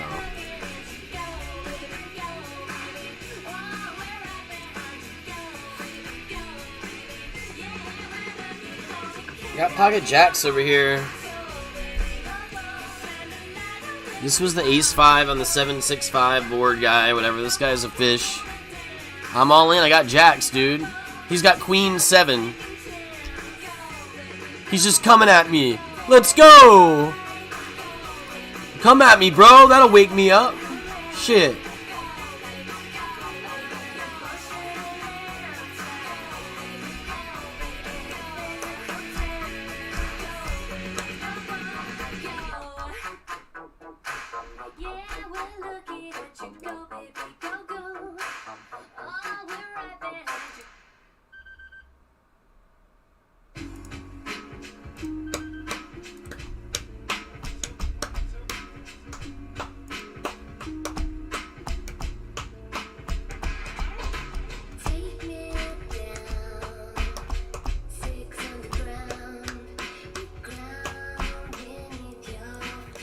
It's beneath your feet.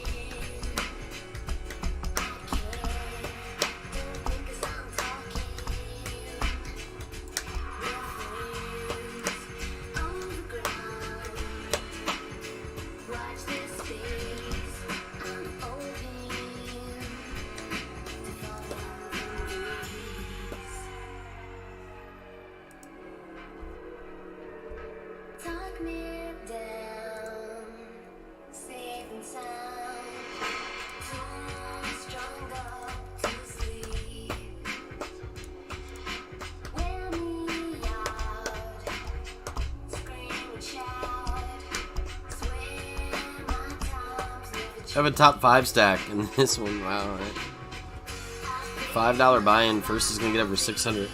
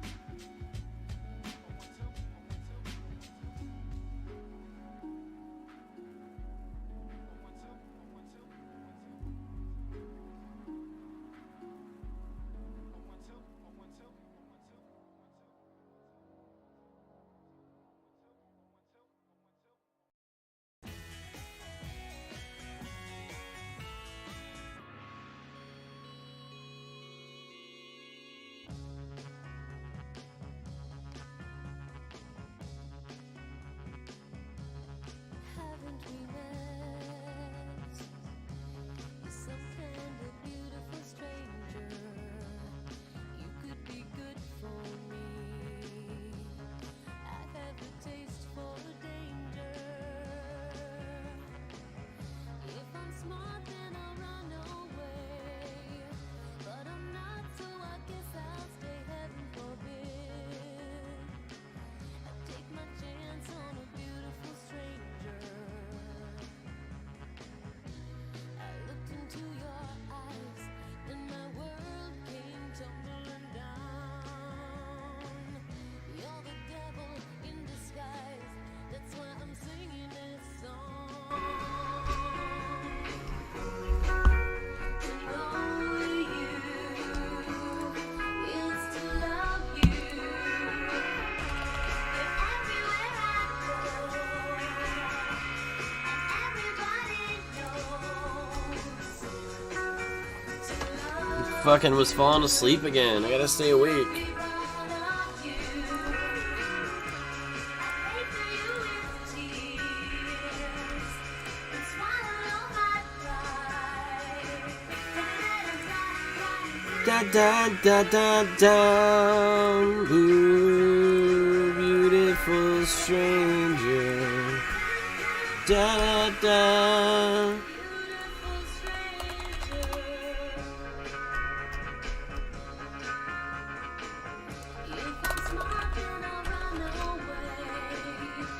I'm not, so I guess I'll say, haven't you heard?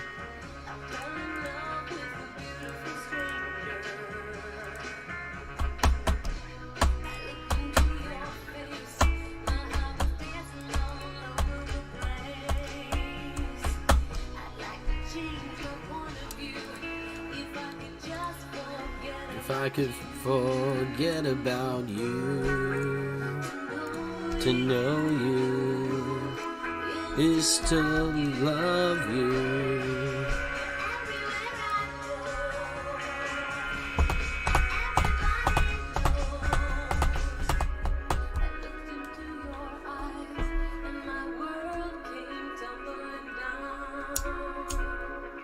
You're the devil in disguise.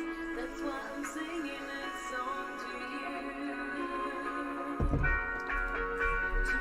To know you is to love you.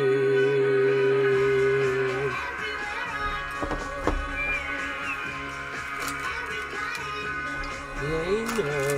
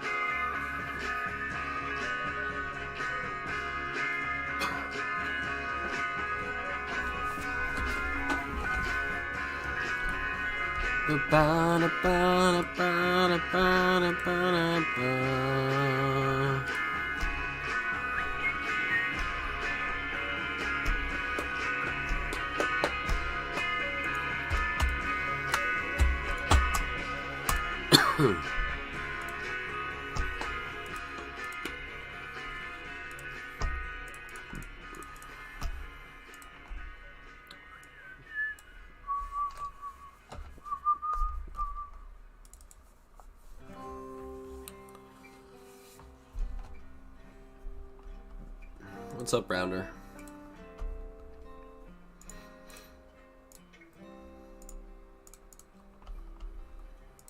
Don't wanna be an actor, pretending on the stage. Don't wanna be a writer, with my thoughts out on the page. Don't wanna be a painter, 'cause everyone comes to look. Don't wanna be anything when my life's an open book. A dream, it's true, but I'd see it through if I could be wasting my time with you. Don't wanna be a farmer working in the sun. Don't wanna be an outlaw, always on the run. Don't wanna be a climber, reaching for the top. Don't wanna be anything where I don't know when to stop. A dream, it's true, but I'd see it through if I could be wasting my time with you. So I'm inside your head. Don't believe what you might have read. You'll see what I might have said. Look at this fucking hand here. To hear it, Come waste your time with me. Come waste your time with me.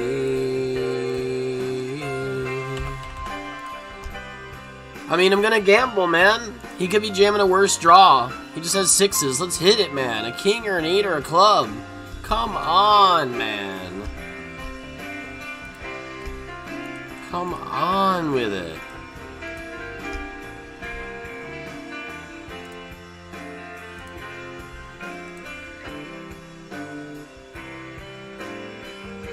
so if I'm inside your head, don't believe what you might have read. You'll see what I might have said. This is so fucked. To hear I guess I gotta fold. your time, Fuck. I mean, why did I bet some? I could have bet smaller. I don't know what to say. We shouldn't play high-low. We don't know how to play. Clearly, we don't know how to play. He shouldn't have 7-8. I blocked 4-7. Whatever, dude. I ain't folding. He does have 7-8. Even though I have a 7. It doesn't matter. He just has 7-8 anyway, and he didn't want to raise it. Even though he didn't have diamonds. Okay. Yeah, we should just not play high-low anymore. That's what that means. I don't know how to fucking play that game. I didn't know what to do on that river at all. I think what we did was bad. I could just check folded the river, really. How does he have 7-8 and I have a 7? I want to bluff. And I had 2 pair, block. him from having good stuff, but he just has good stuff anyway. Waste your time with me.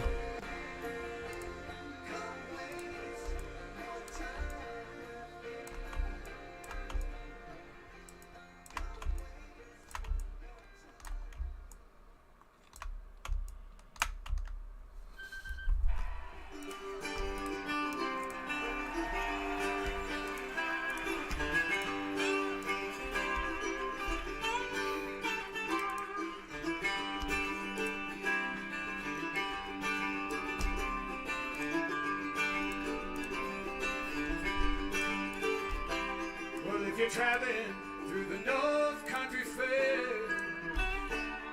where the winds blow heavy on the borderline, remember me to the one who lives there.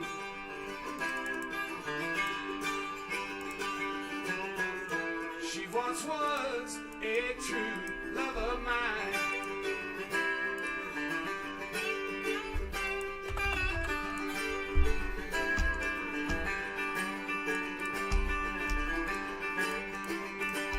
Now if you're going where the snowflakes stone, where the rivers freeze and the summer ends, see for me, she has a coat so warm.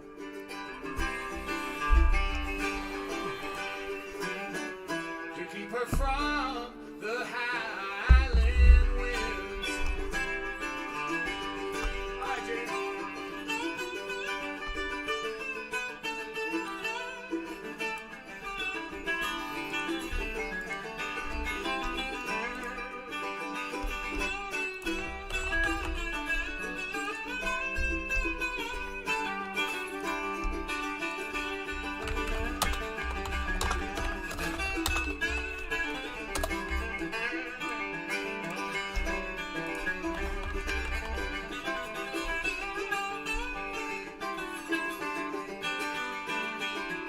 Please see if her hair hangs so long,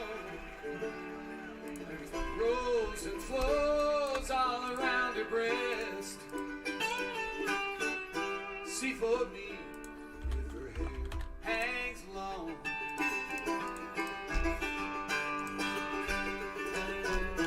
That's the way I remember her best.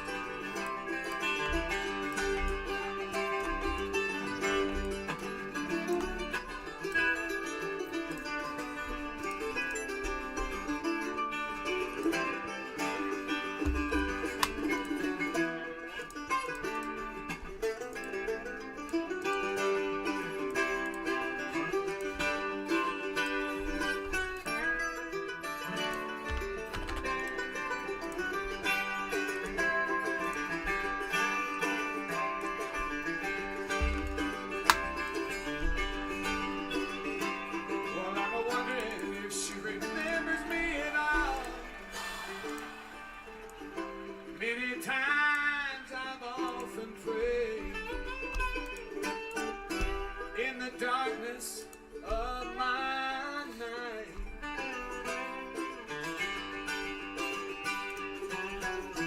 In the brightness of my day. All right.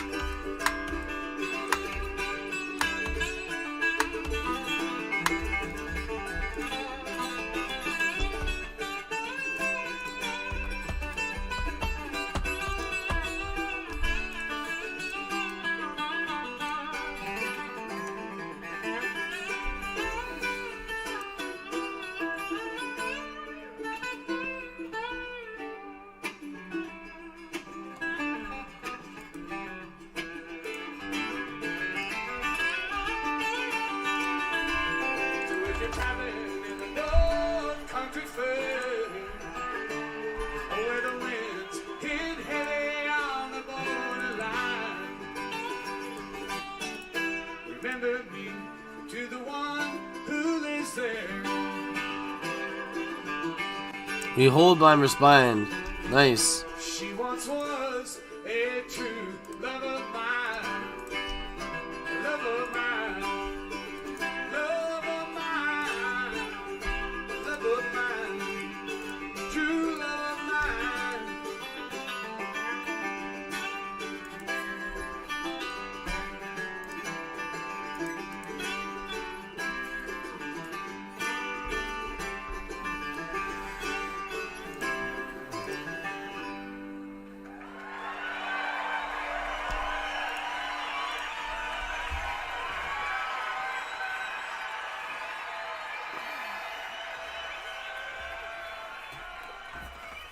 Oh, yeah. He's 3x potting it now. Because his hand is so fucking good, right?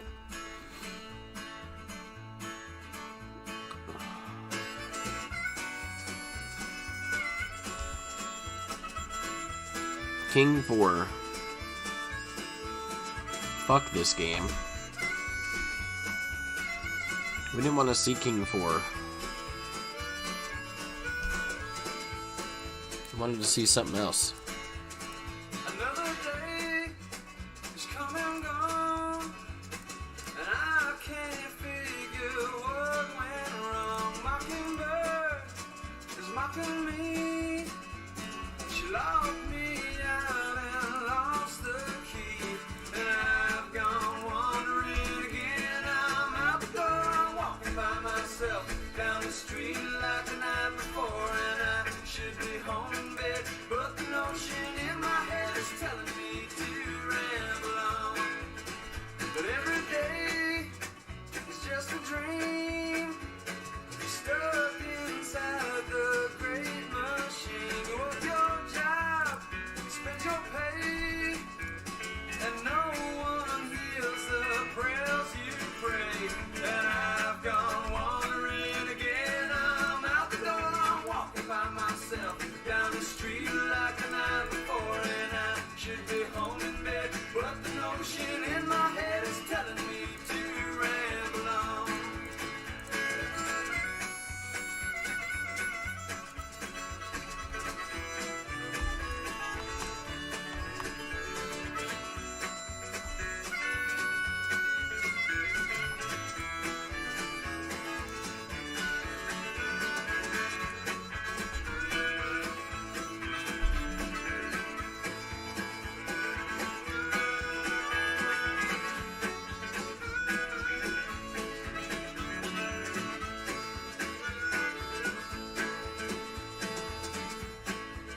I seen the sun, I felt the rain, but I still lose my ball and chain. Seen the land, and what I seen, he's just like you, he's just like me. And I've gone wandering again. I'm out the door, I'm walking by myself down the street like the night before, and I should be home in bed, but the notion in my head is telling me to ramble on.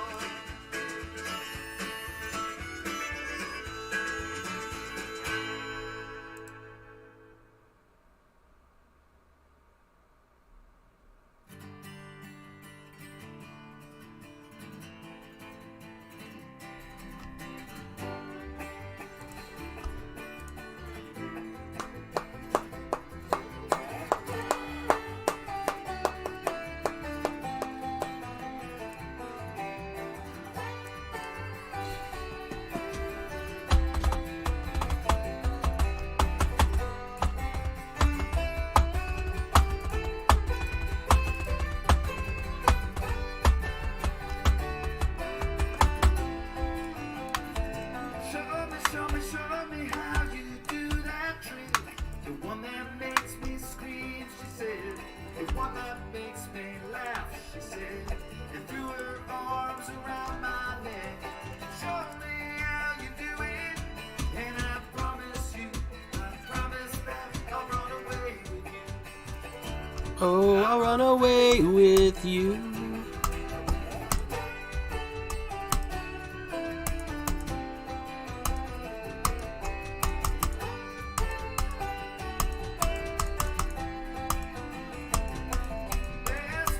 King 7's hitting a 7, man. That's what King 7's doing. I kissed her head and dreamed of all the different ways I had to make her go.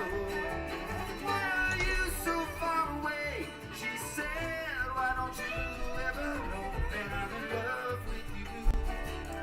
Oh, I'm in love with you. You, soft and lonely, You. lost and lonely. You, strangest angels, dancing in the deepest oceans, twisting in the water, just like a dream.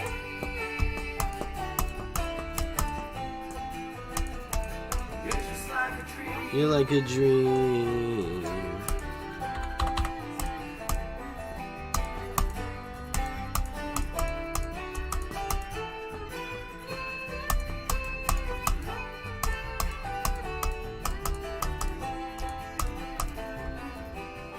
Daylight lit me to shade. I must have been asleep for days. They moving lips to breathe her name. I opened up my eyes and found myself alone, alone, alone above a raging sea. That's all the only girl I love and drowned her deep inside of me. You, soft and lonely. You, lost and lonely. You, just like heaven.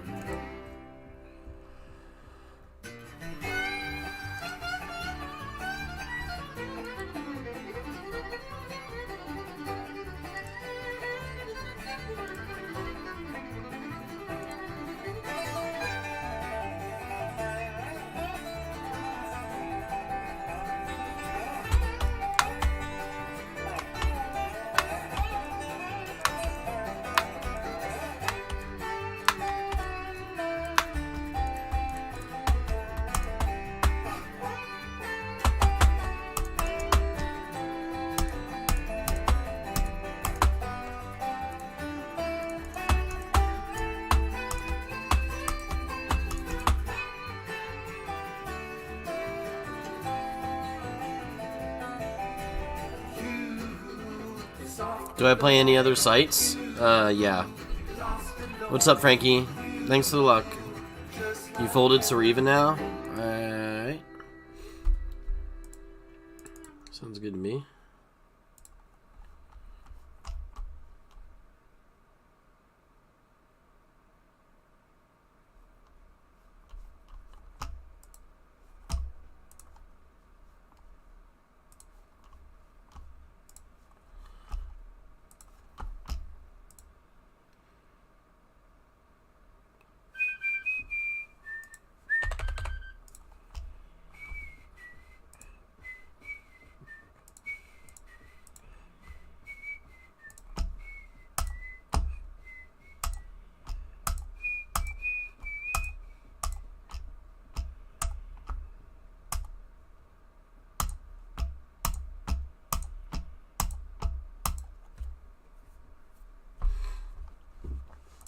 Lex Bob, the fuck are you doing, man?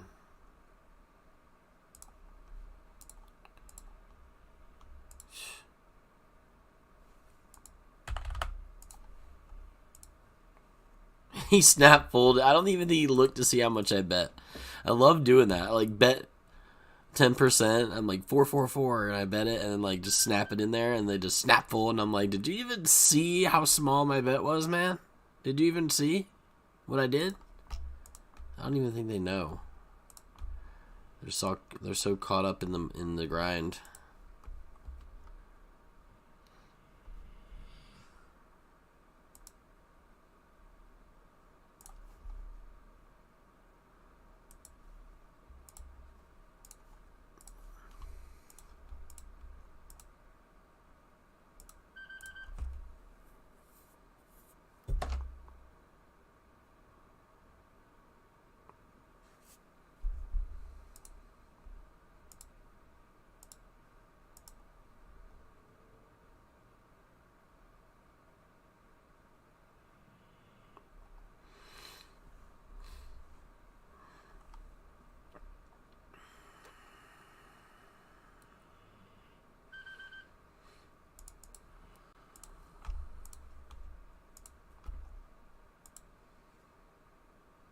Aces, man? Come on.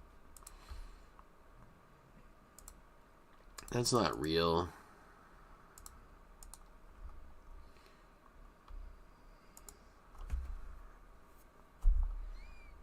I'm getting raised on a 763?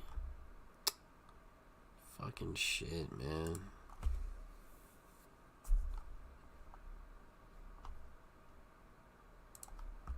I'm just done with it. I'm not gonna call him a liar on this one.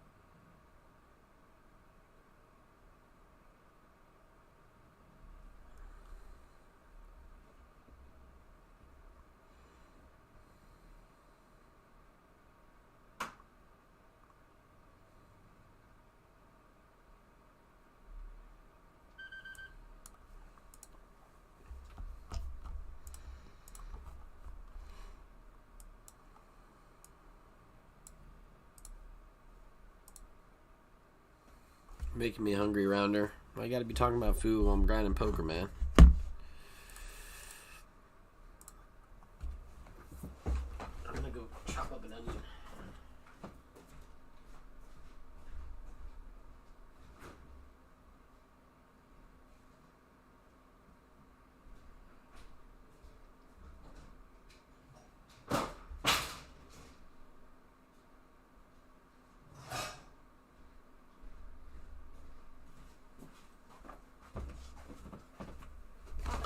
Fuck it, I'm gonna chop up an onion, man.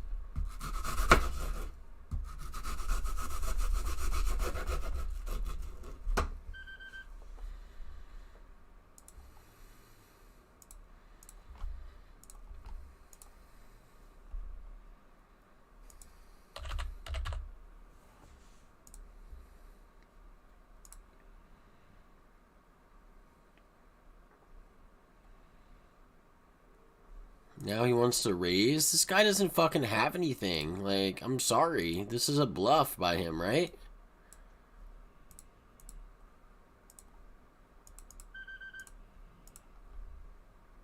Am I gonna bluff the bluffer? You're bluffing me, right? What? I'm getting confused. What are these fucking guys doing? I mean, these guys are so bad at poker, man. I'm never folding it. I'm just gonna, like, commit myself. This ignition table is ridiculous. Like, these people are playing, like, 50% of hands, like, limping every hand, not folding any other hands. I can't believe it's fucking real poker. And I can't believe it's so hard to beat them. That's the thing about it that feels most unreal. If they're this bad, why can't we just, like, have hundreds of thousands of chips by now or something? This dude raised my river bet and then called a jam with a pair of queens on a paired board. I mean, fuck. Well then, fuck, dude.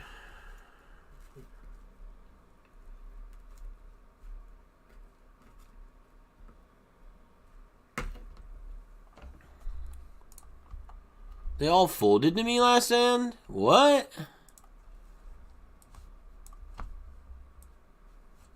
How does that make any sense? They're all acting like they want to play. Oh, I raise, I call. Okay, well, I'm putting you guys in. Now they all fold? What?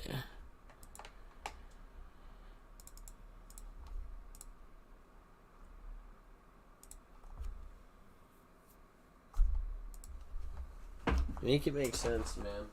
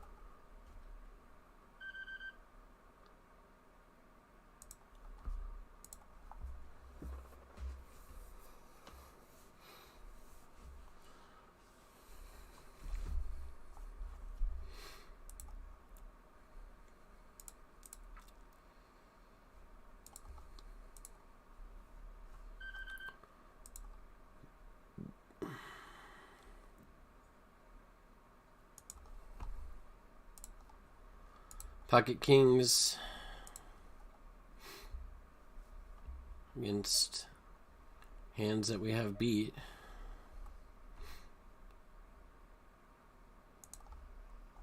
And then he rivers trips. It's like I know it's coming. We have them beat, but will we by the time the river card comes out? Nope. They river trips. Feels like as soon as we turned the stream on, we started running like shit and losing everywhere. And when I was winning all night, all morning, all afternoon, winning. And as soon as I turned the stream on, boom. Doom switch. I mean, you have the Queen of fucking Diamonds here.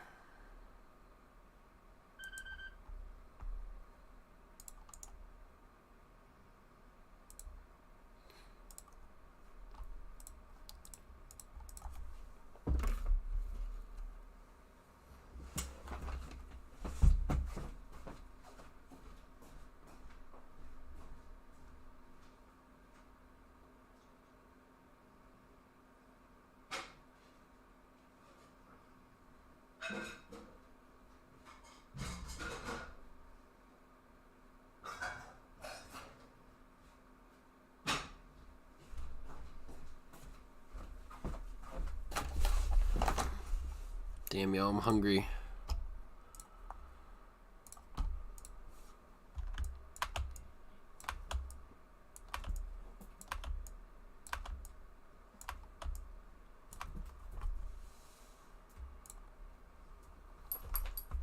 Give us a fucking flop. Fuck.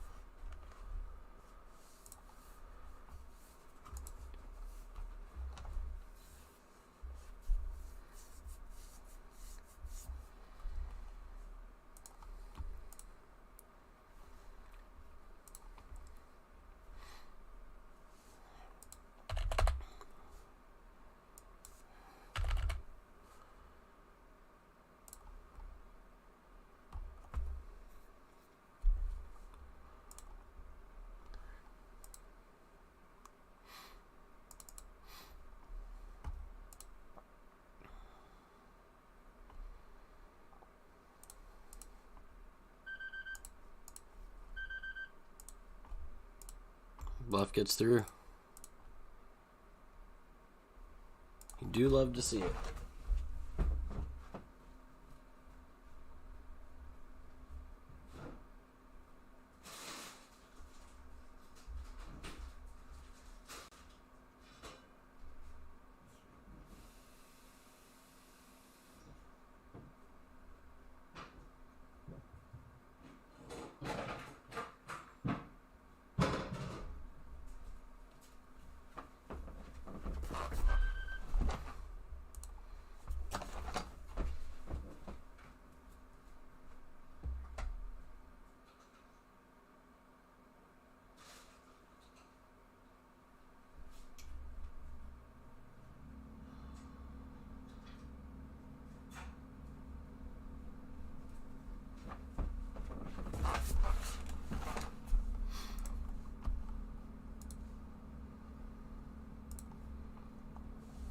Oh man, I'm so hungry.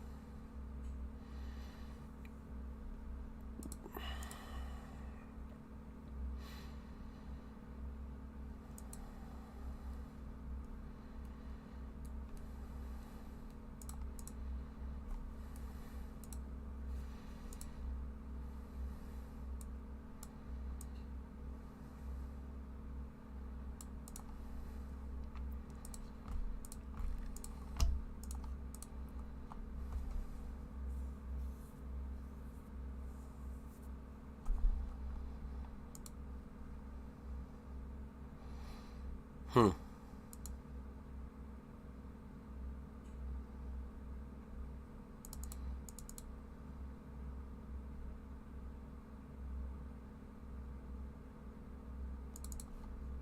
Going for it with the ace-5 suited. Not sure that I should, but you know me. I can't stop myself once I see some dead money under the pot.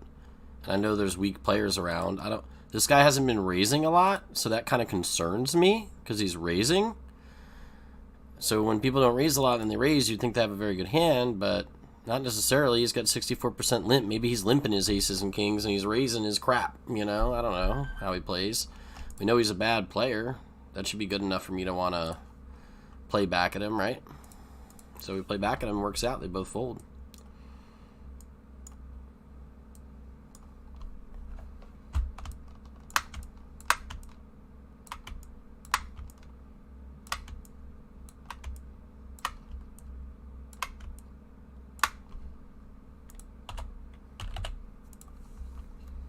What's up, Salmon? So I see some sort of sandwich debate going on. I'm so busy with these tables, I can't really weigh in. This guy's raising. He hasn't been raising much either. Shit. Open limps, a lot of that crap stuff. I guess I'm gonna like click it here, right? And then if these two guys come at me, I might have to fold to them. Nice. So now we're all in. I was just worried about these two. I'm going all in against these guys with our jacks.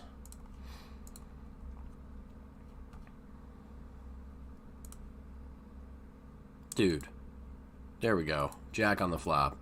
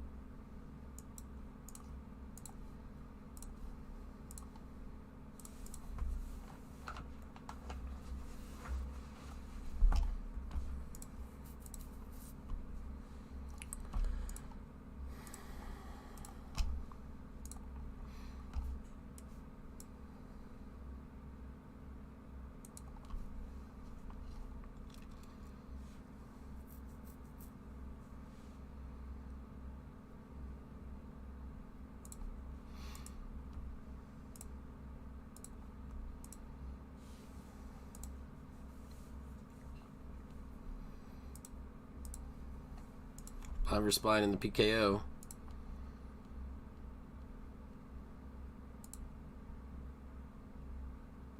Flipping. You know, we lose the flip.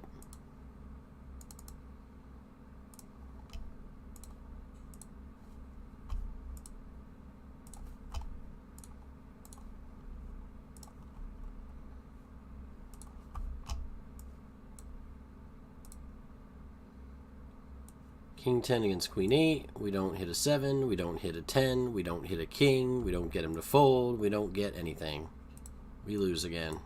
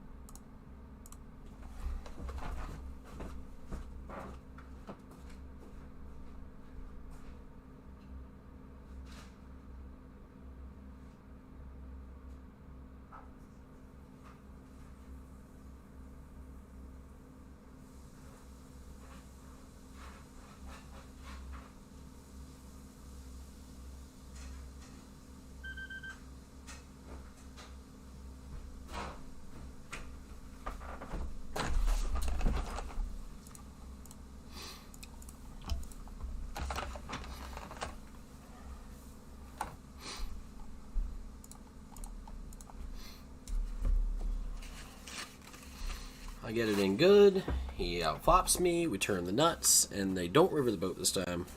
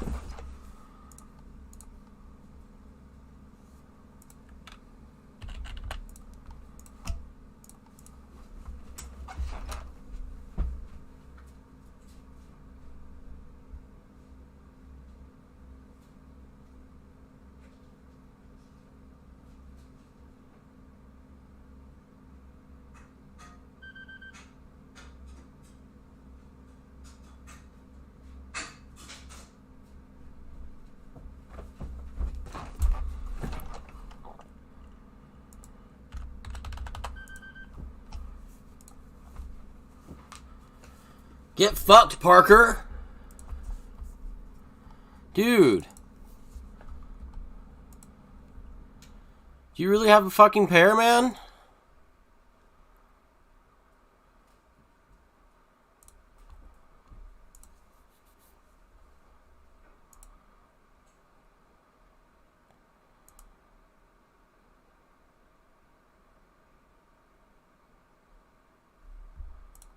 Fuck, dude. We can't get a fold. We can't hit a card. It's been like this, like, as soon as I'm telling you, like, we cut the stream on, and then it was like doom switch. Absolute doom switch. I was chip leading the one with $700 up top, and we had stacks everywhere else, and all the stacks are gone, and we're not up any money as soon as I turned the stream on. I'm all in, dude. Oh, yeah. Nice trap, Kyle Lowry. Sicko. Sicko on the loose. Oh, yeah.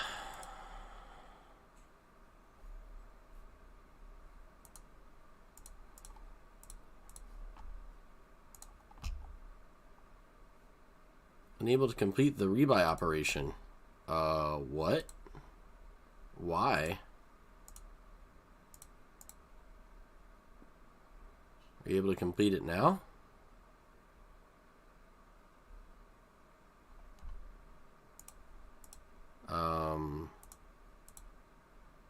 Hello?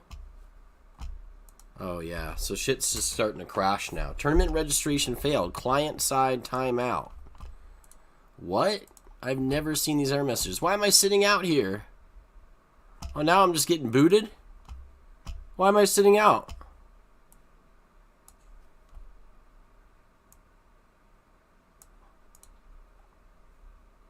What the fuck? What is going on here? Why am I sitting out? What is this? Dude, like, what? Oh, was I not able to... Was the $3... Oh, no, $3 right here. What is going on here? Why can't I get back in?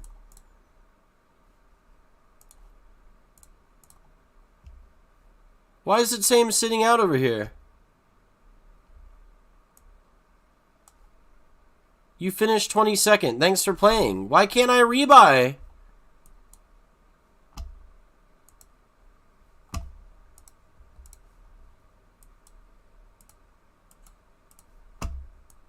I've been playing on here for literally 20 hours straight and haven't seen this happen. Tournament registration failed. Client side timeout.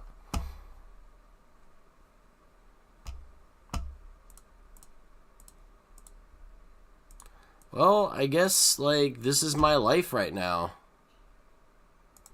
We still are going to have things crash, and we're still going to have terrible things happen, and we can't even rebuy in tournaments we're invested in to try to win the prize pool. They're going to boot us now. We get booted. I don't get it. Like, why?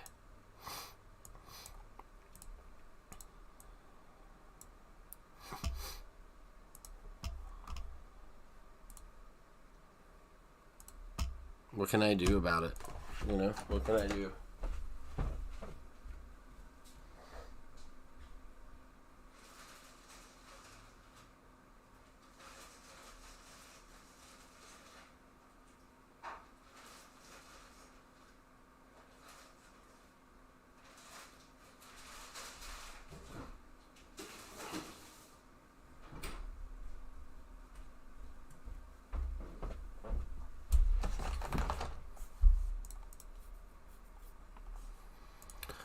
Dudes, if they don't let me add on in this $20 tournament when I've been invested for the last hour, and we have 15 minutes so we can add on, if they don't let me do it, man, I'm going to be so fucking pissed.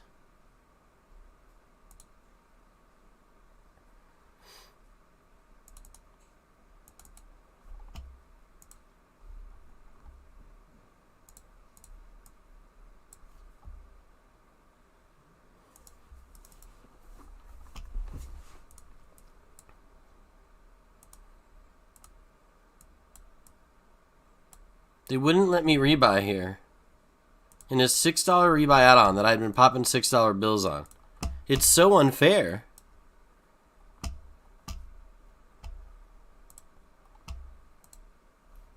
Ignition crash this week. Like, you can't even play the fucking games. And when you play, you get wrecked anyway. What's the point?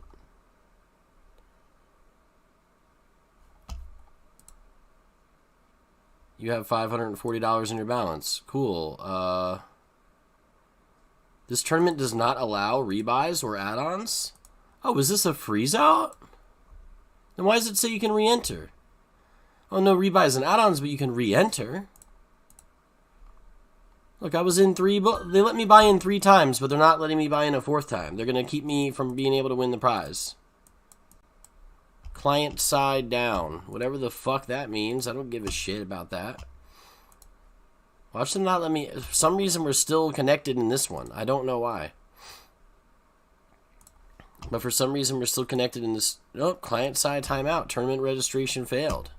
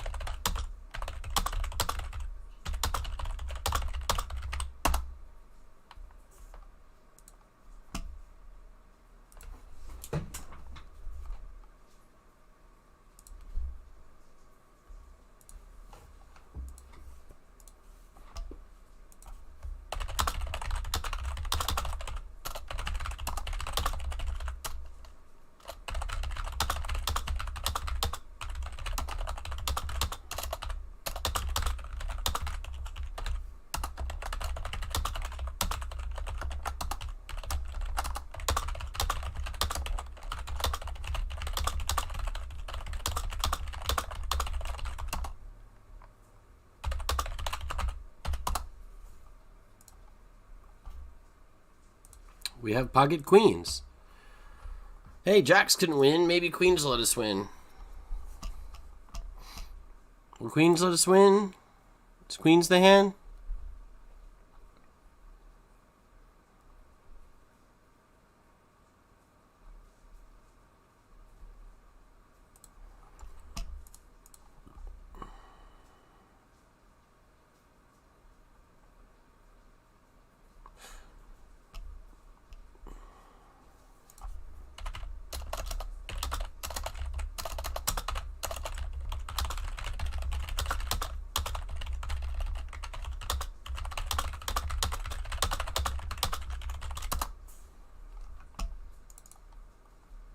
They have pocket aces. I have a straight.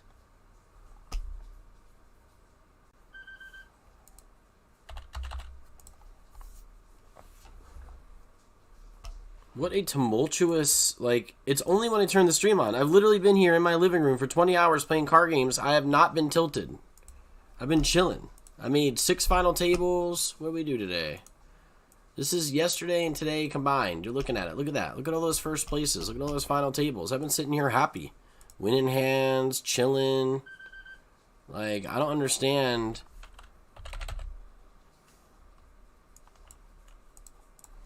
I don't understand why shit's got to start just crashing and we got to start losing every all-in all over the place right when we start streaming.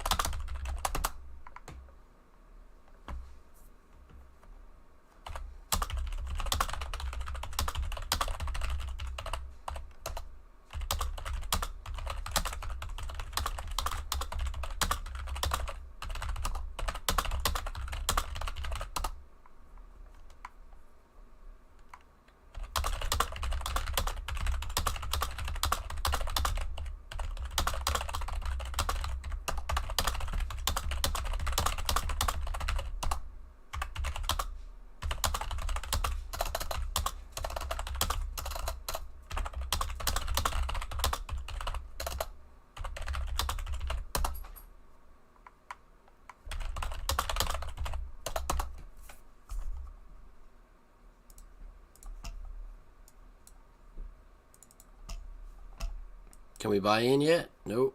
Not allowed. You're not allowed to, sir. Can we buy into the $3 buy-in?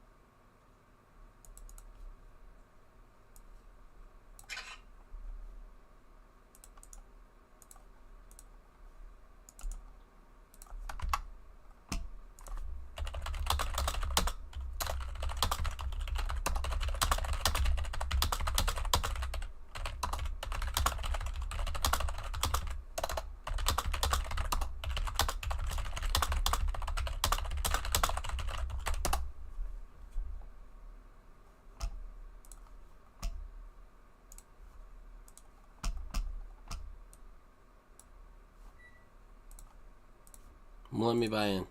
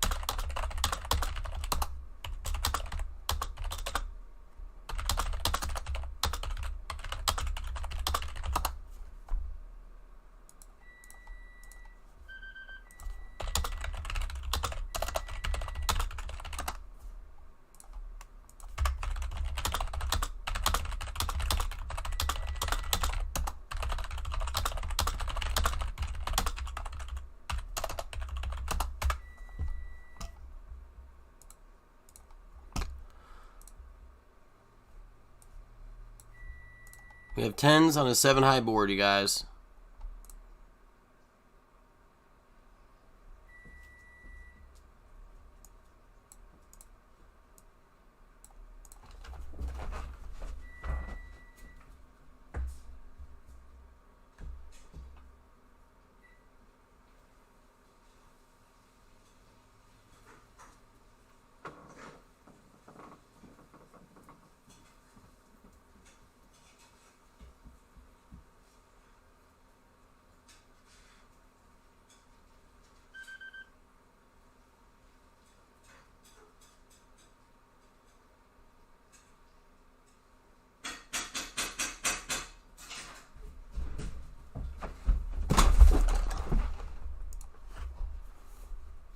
He has 2s. Let's go!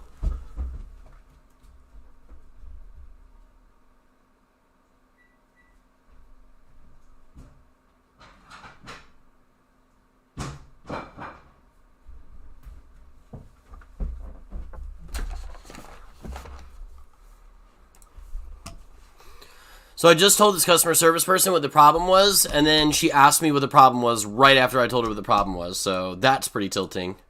Oh, that message I literally just fucking typed to you, ma'am. That's what's happening when I try to buy in. It gives me this fucking error message. I just linked it to you. I wasn't joking when I said it the first time to you in this live chat. I guess I'll just type it a second fucking time.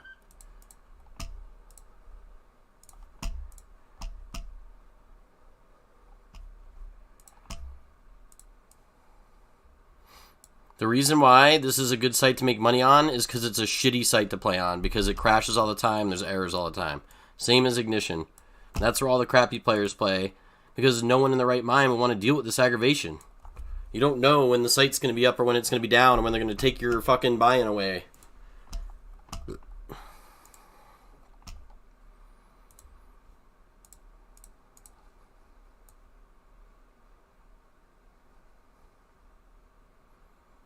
Anyway, it's been a long day. I haven't slept. I've been playing for 2 fucking days straight. I thought we were going to get the money to where we needed it to be.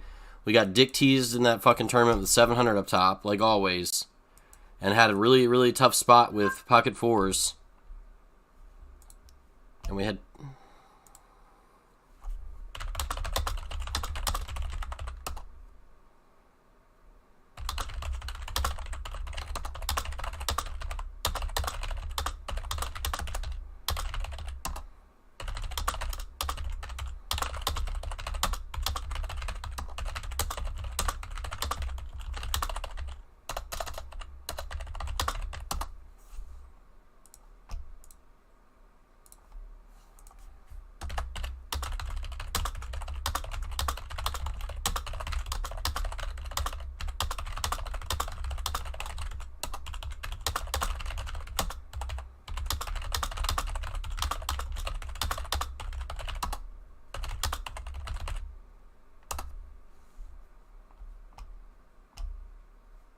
Dudes, we have jacks here.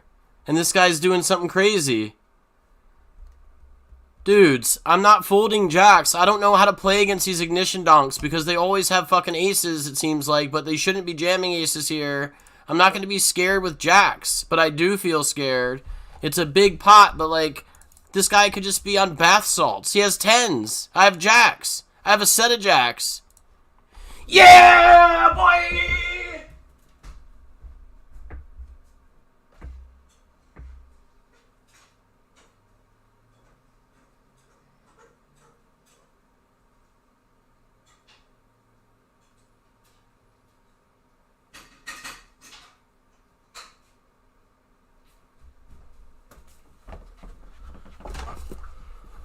So, wow. Top 3 stack. We cracked aces with queens. We beat 10s with jacks. We lost jacks to kings. Big pocket pairs everywhere. Dudes, if this thing doesn't let me add on, I'm going to be fucking so mad. You better let me add on.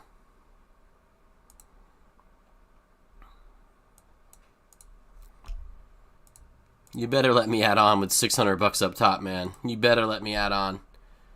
That's all I gotta say. If you let everyone add on but me, I'm gonna take it personally.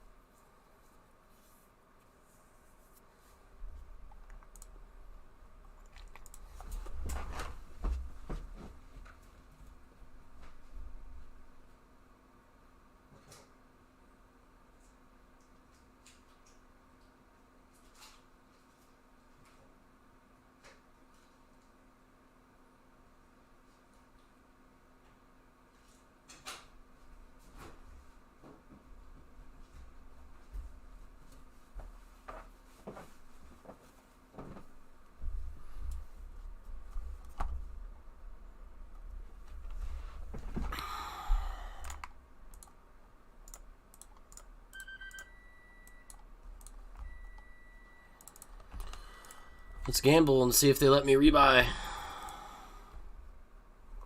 You got king jack suited, bro? No, you got ace queen. Okay. Well, I can hit a king. Well, I'm going to have to rebuy when we hit a king. Hopefully they let me add on. Hopefully they let me add on, mates.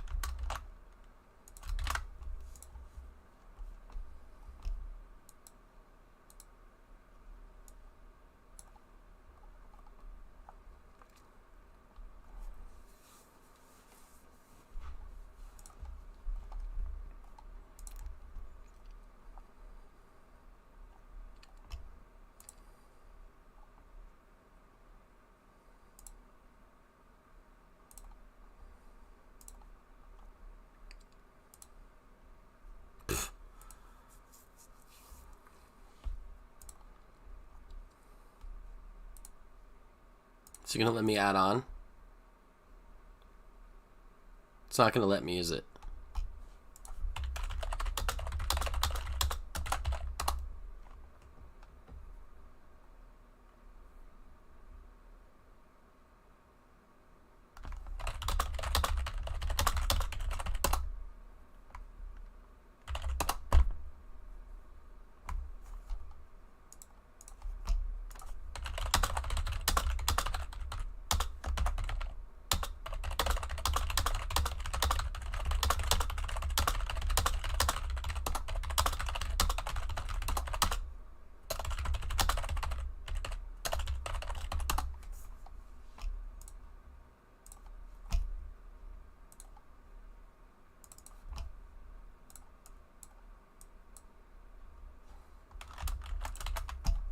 Look at this shit.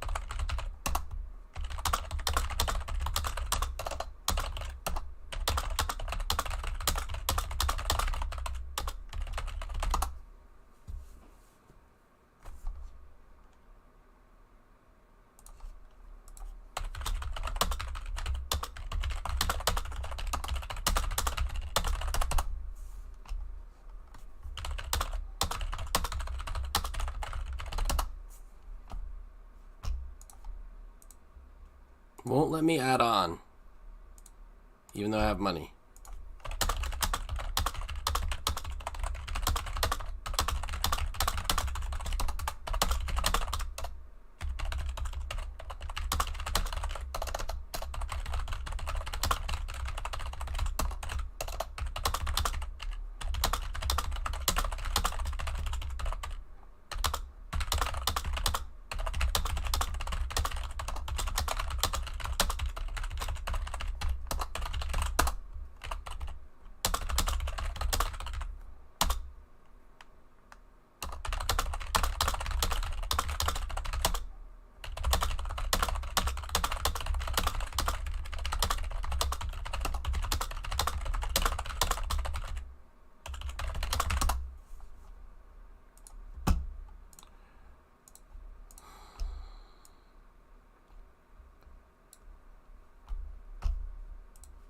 Won't let me add on.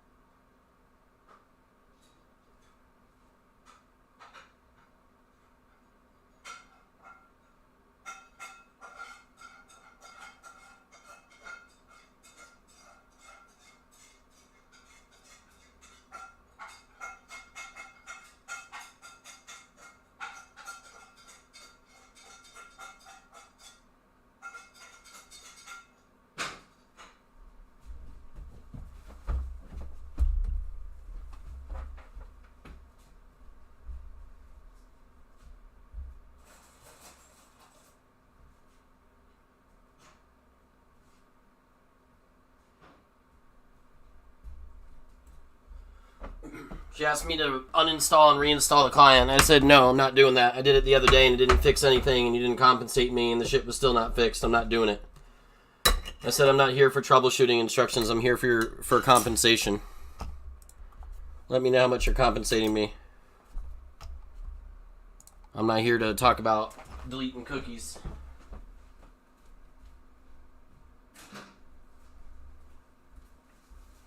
Send her the link to the fucking error messages. Obviously, it's happening. Give it one more try, I guess. $20 for 6K. I got 500 in the account, so it should be easy to give me an add-on here.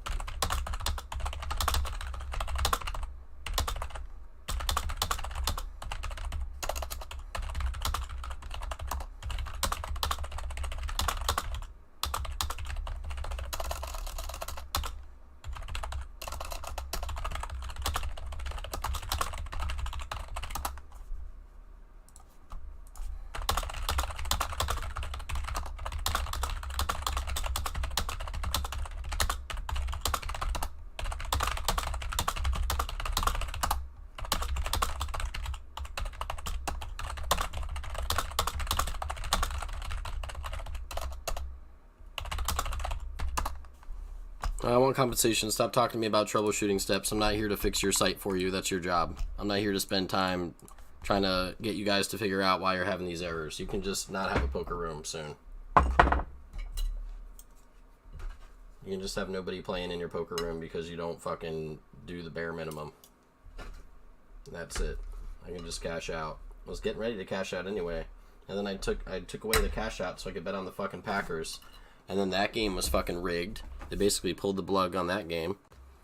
And now we're getting the crashing happening again. And Ignition crashed yesterday too. So, like, I think I'm just done trying. Like, is this even, like, where's the opportunity here to play poker? I mean, there isn't one. You're just going to be sending tweet after tweet and error message after error message to these people while they tell you to delete your cookies and uninstall and reinstall, and they never compensate you shit, and they never care about shit. And all these fake fucking people in poker will fucking shill for them. That'll happen too.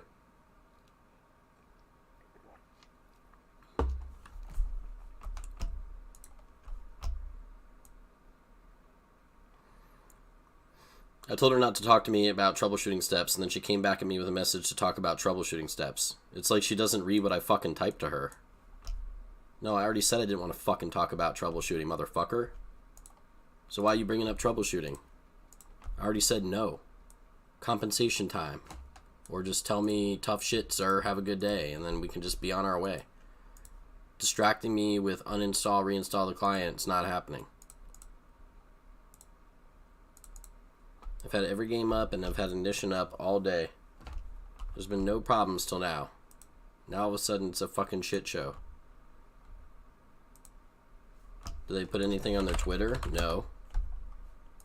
Took Ignition like an hour before they put anything on their Twitter about their site being completely fucking demolished and crashed. Took them like an hour. Every game doesn't even say anything about it. They act like their shit's running fine. They're like advertising stuff. They're pretending like everything's A-okay over there when it's obviously not. But whatever. I typed what I typed. She comes up at me one more time with some fucking shit about troubleshooting. I'm gonna X the fucking browser out, and if she talks to me about compensation or an I told her I'm here for an apology and for compensation. So where's it at? I said you're doing a bad job of customer service because I'm here for you to serve me. And what that means is an apology, sincere apology, and money. Not me having to do more work for you while you already took my money today.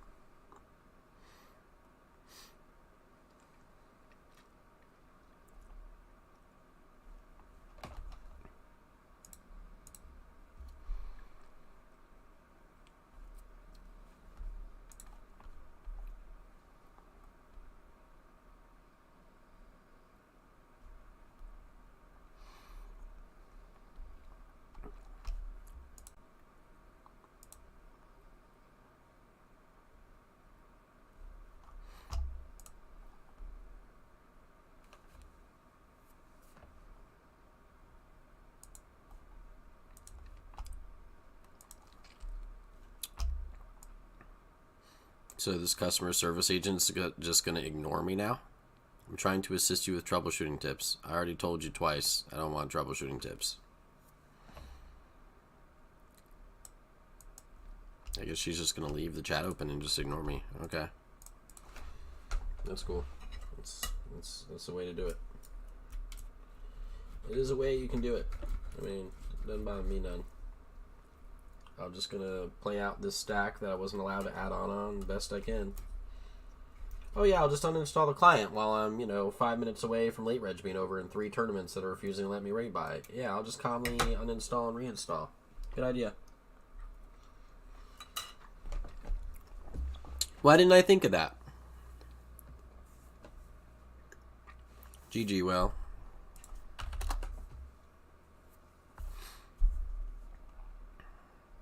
Log out and back in quick. I mean, then I could have just not been able to log back in. That's what happened the last time. They wanted me to uninstall, reinstall. I couldn't even get back into the fucking thing. I'm not here to play those games. As soon as the shit fucks up, you pay me. That's it. Your shit fucked up. I didn't do anything wrong. I logged in 10 hours ago. As soon as your shit fucks up, you pay me compensation. That's it. I don't do any unload. No. Uninstalling, reinstalling. No. I don't have to do any of that. None of that's my problem. I'm not doing it. I'm tired. I'm tired and cranky. I'm not fucking doing it. You see that my shit crashed, you see I'm getting some weird ass error message I have never seen before, you fucking pay me out. That's it. That's that. If you want my business, you pay me out. It's not hard. Everyone does it. But it's okay. I've been crushing the competition on here, but how can I play if I'm gonna be fucking at the end of a 20-hour fucking session and then have that happen, you know? It doesn't make you want to sign up the next day to play.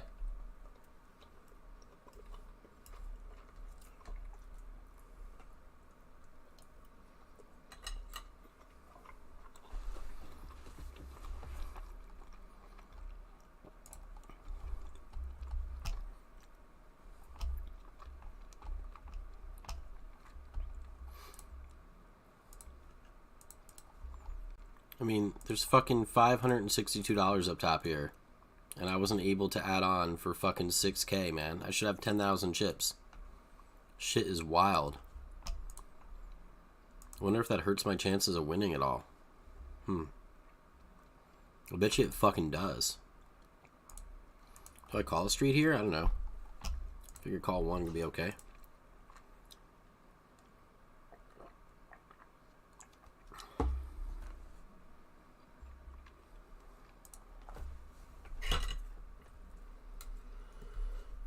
But we don't turn a card, and we don't get him to slow down on the turn either, so we have to give it up.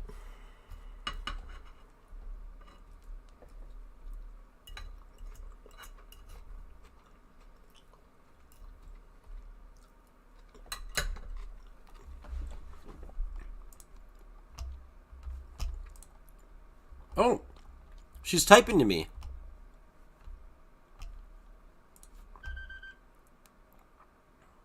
It's been freaking like 5 or 10 minutes, but it looks like she's getting back to giving me some customer service here. Can't wait to see what she says.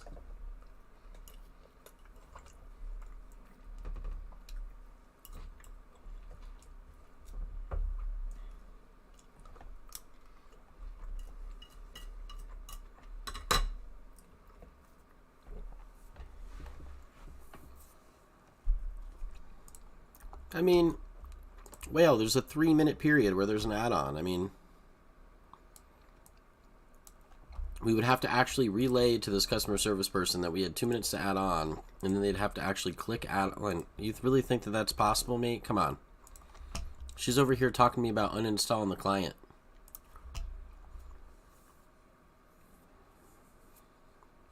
I'm over it. I don't care. I told her what I told her. I'm glad that I told her the way I told her it.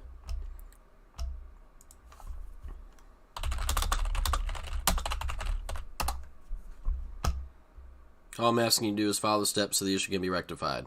Have a good night. Peace out. I'm actually the one who's fucking telling you what the fuck is up. You're not the one telling me anything. I'm the one telling you what to do.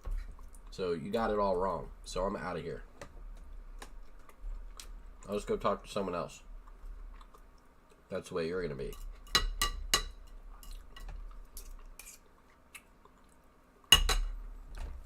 Can't rectify the situation, Faith, when I've already been denied the ability to add on to the tournament. I've already been denied my rebuys. The situation is not rectifiable unless you compensate me.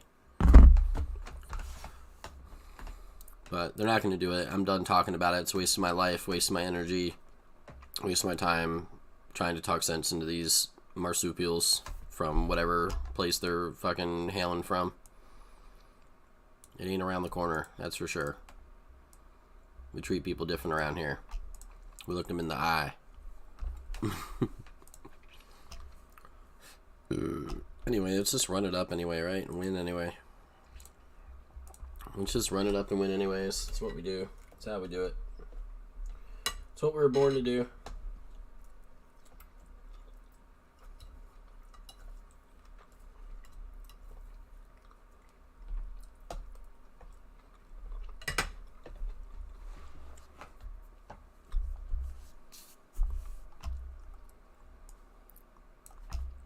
I'm gonna make these tables bigger for y'all.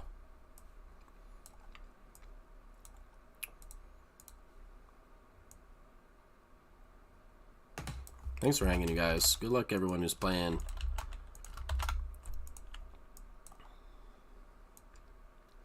It's weird how I fucking, for real, turn the stream on and things get so tilty, though. Like, I haven't been tilted the whole day. I've been chilling on no sleep, having fun doing it. Watching some fucking Dark Souls streams. I'm fucking just, like, playing the cards best I know how. I made a bunch of final tables. As soon as we cut the stream on, we start getting wrecked at the tables, and now shit's crashing. It's like, what is going on here, man? We can't make it through, like, a day without some load of bullcrap happening. Dudes. I think I'm going with this. Come on, threes. Come on, threes! You can do it. Come on, threes! Come on now! Come on, threes! Come on now, threes! Come on! Think about a three.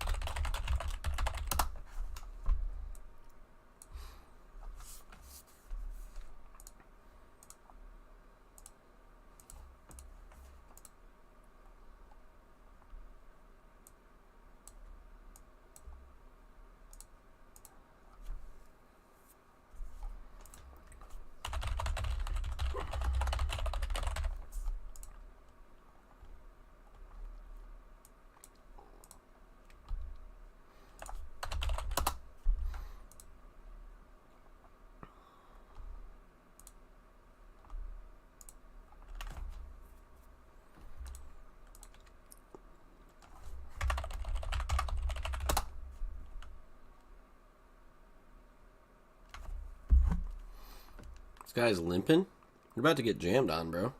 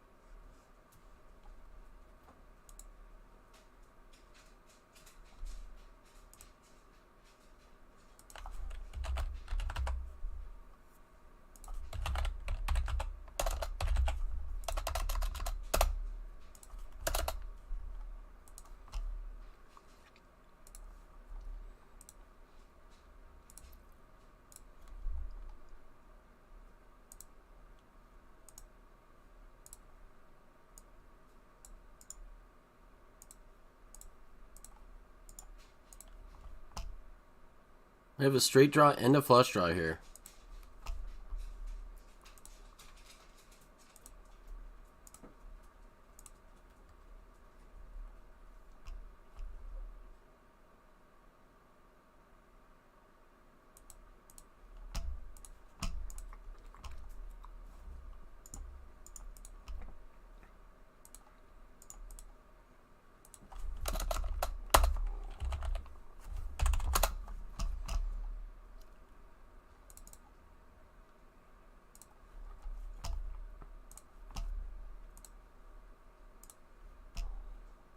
You can even buy into tournaments on there. You don't know if 5 seconds later they're going to go up, and now you're ineligible to rebuy. Even though my graph is fucking going straight up on there, I mean, what can I do? I'm not going to play somewhere where it's like that. I'm just not going to do it, man. It happened to me twice this week. They don't talk compensation. They don't talk we're sorry. They don't talk anything. Oh, yep, so we lost that hand there. Yep.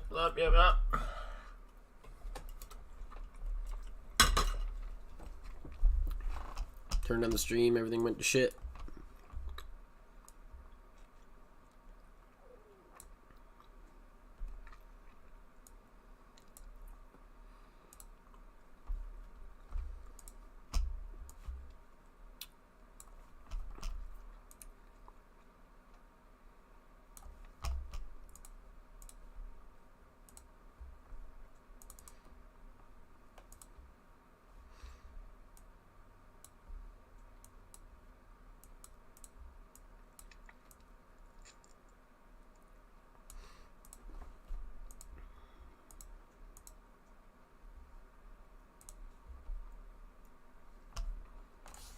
Queens and tens. Quad tens.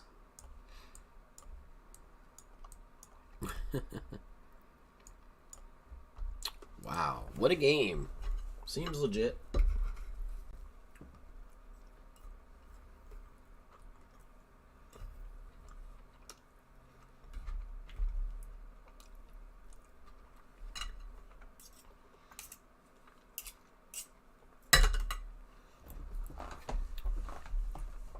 She said, let's talk troubleshooting. I said, I don't want to talk troubleshooting. I want to talk you apologizing to me for this bullshit and compensation. Then she came back and said, oh, no, we really need to talk about troubleshooting. I said, again, no, I'm not doing that.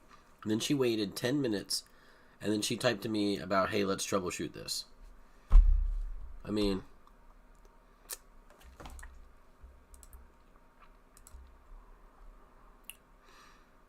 how stupid, can you fucking be?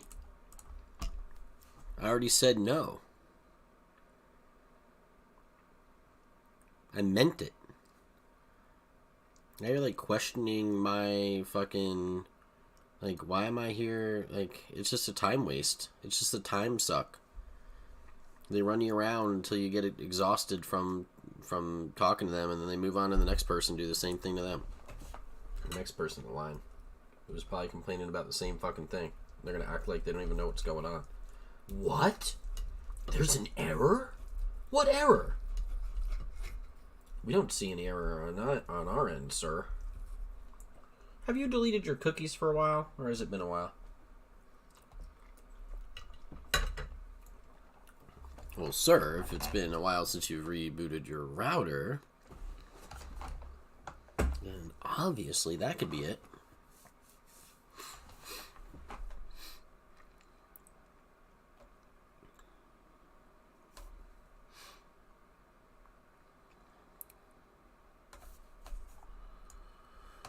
Oh, man.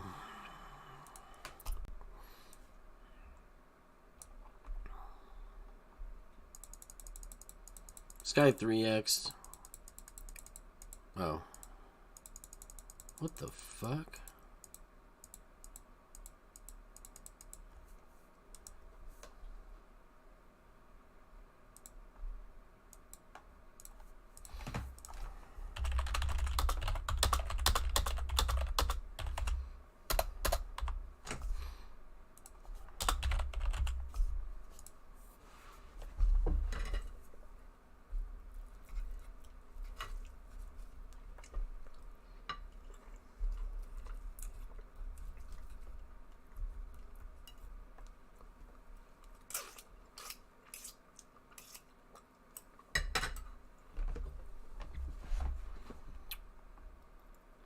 I mean, I have a king. Nobody should have a deuce, right? Oh, all right.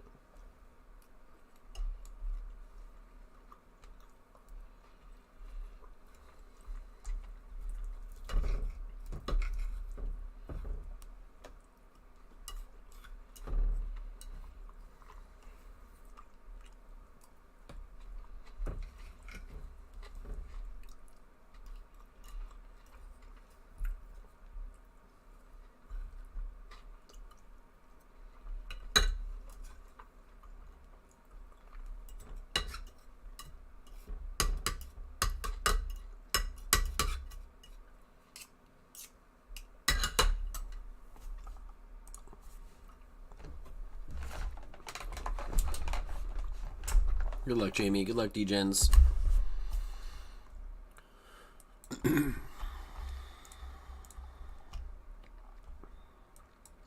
was feeling so positive about playing him there, too. When I was grinding off stream last night and this morning, all the final tables I made, how easy it felt. Getting to the end of these things. Like, who can deal with that aggravation, though?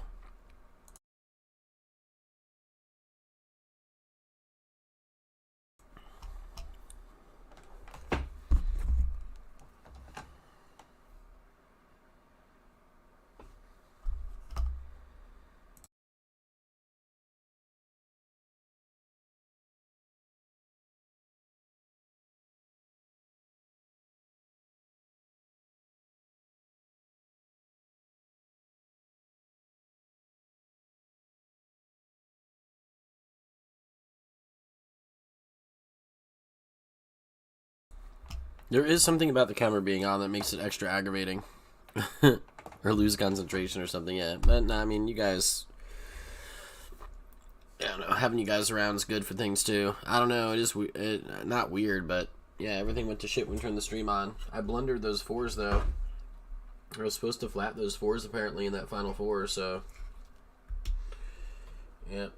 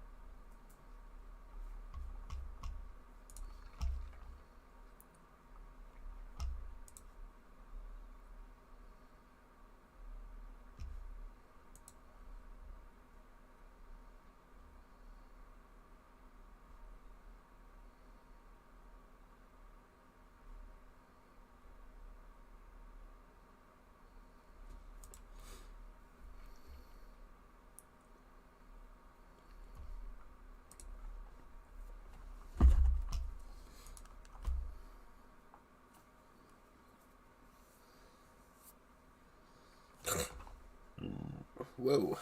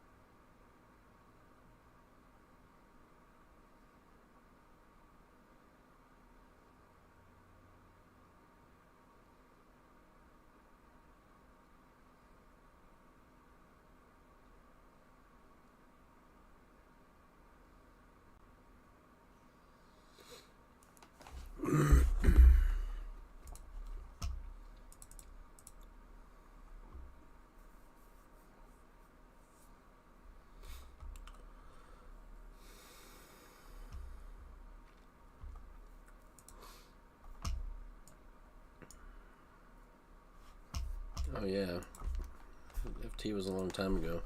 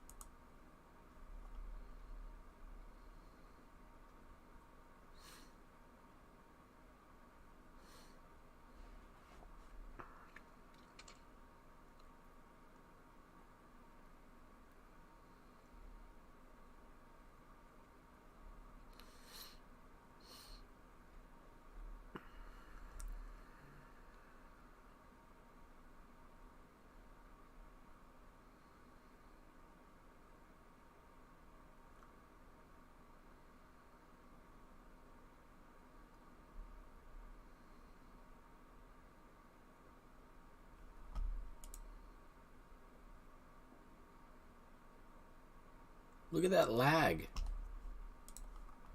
What the fuck?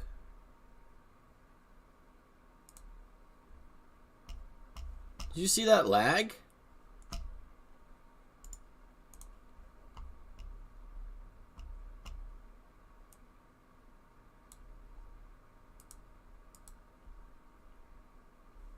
Dude.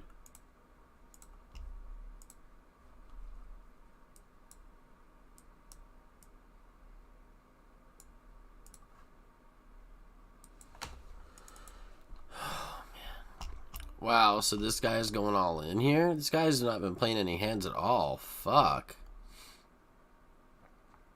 This is kind of fucked up. This guy's been a rock, too.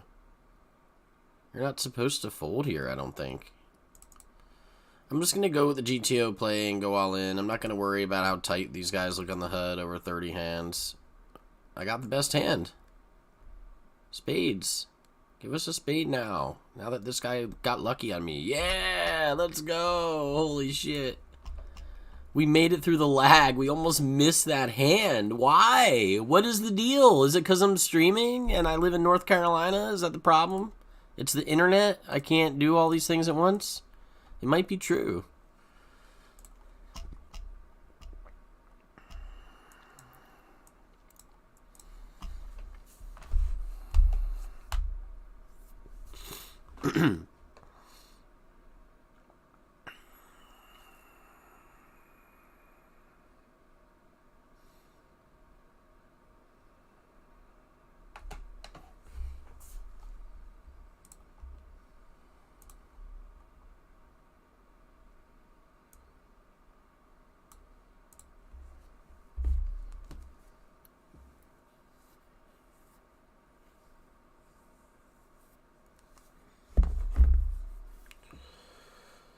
Oh, shit.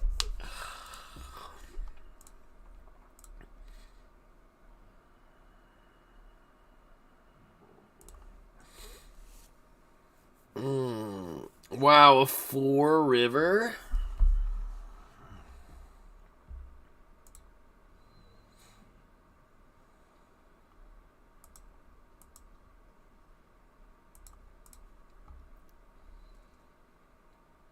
King 9 of diamonds. Why are you calling on the flop?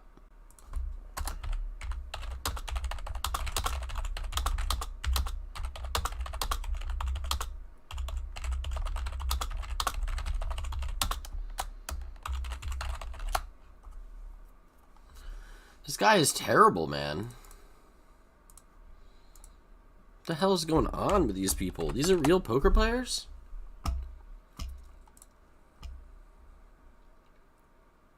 He's min 3 betting me. I mean, I'm obviously going to call. We want to play hands against this guy.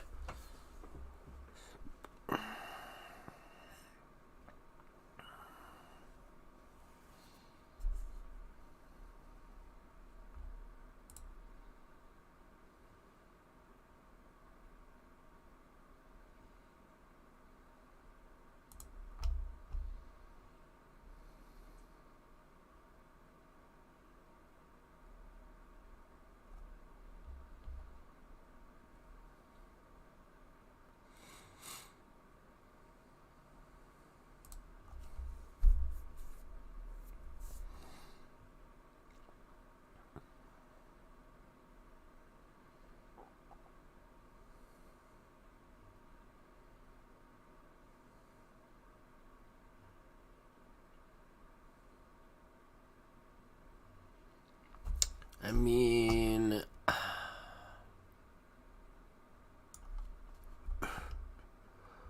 I think I'm just going to go all in, man. This guy is a weirdo. I'm not going to say he has a good hand. If he does have a good hand, we can suck out. I'm just going to do it. And this guy's flat. Makes him look like he's got 2 clubs or an ace high or nothing. Like, I don't know. Maybe he's got a set over there. I guess I'm going to pay to see it if he's got one. I got the overs in the gutty, and I have an intimidating looking chip stack. So what are you going to do about that, player 690? I have him beat. No way! No fucking way!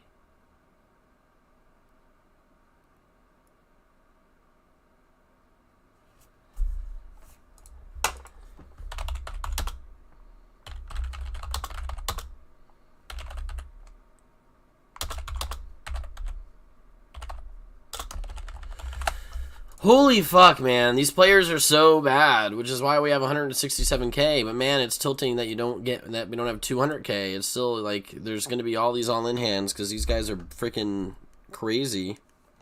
They're crazier than me.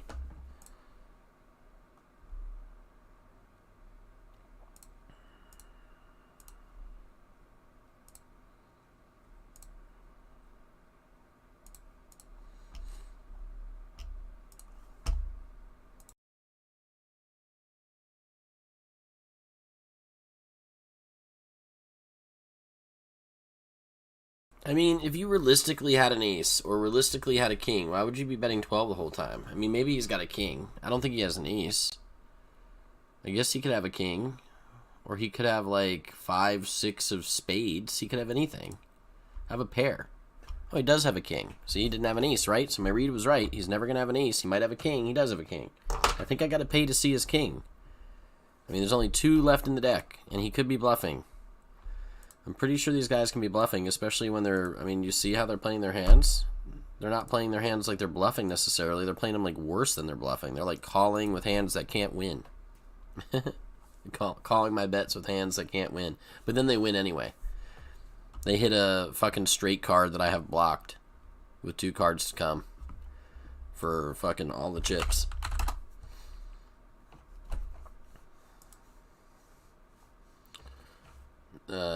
Yeah. I don't think that guy was using the GTO Wiz.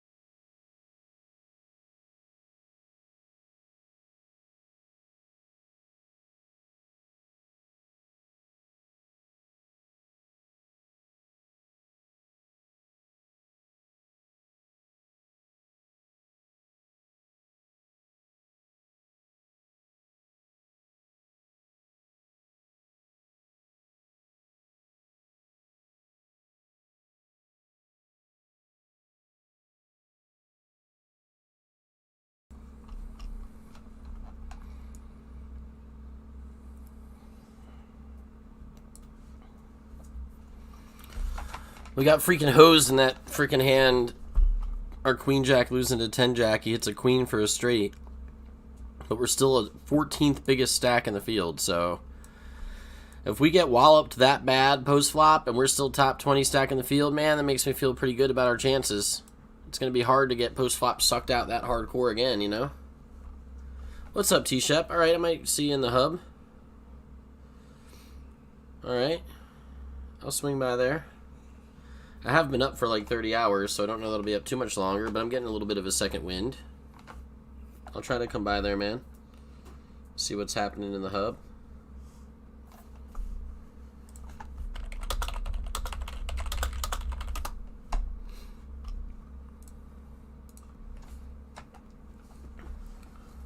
No, we want to hear it. Tell us the bad beat story. What the hell are you doing? What? What? Why are you forcing this on me? Why? What did I do? What? I know, I'm right here. I'm right here.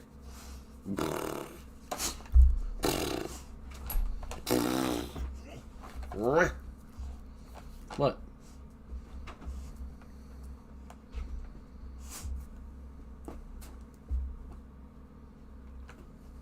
You want me to smush your head? You want me to smush your head? Smush it? No? Yeah? You want me to smush it? Smush your face? Face smush? No? Come on.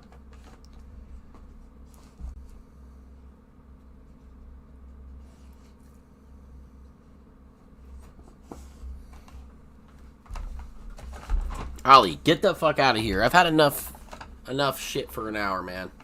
Get out of my face. I'm focusing on this fucking $5 buy-in 4K guaranteed is what I'm focusing on. God, only 600 to first? Is that 13% of the pool? That's lame, yo. Oh. Why only 600?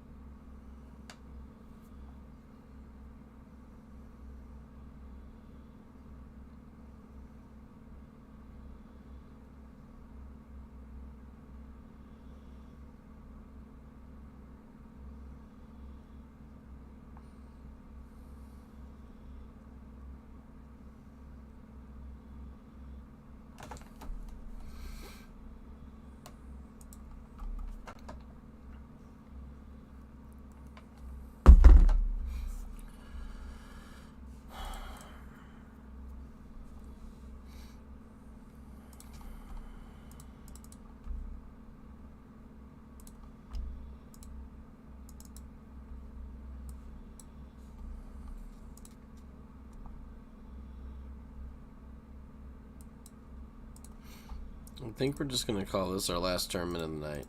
It's been a very long session. I was looking at some other tourneys to play, but I think that we're just going to say that this is the last one,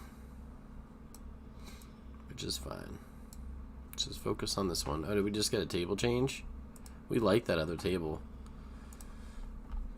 We like that other table, man. Hopefully this one's alright, too.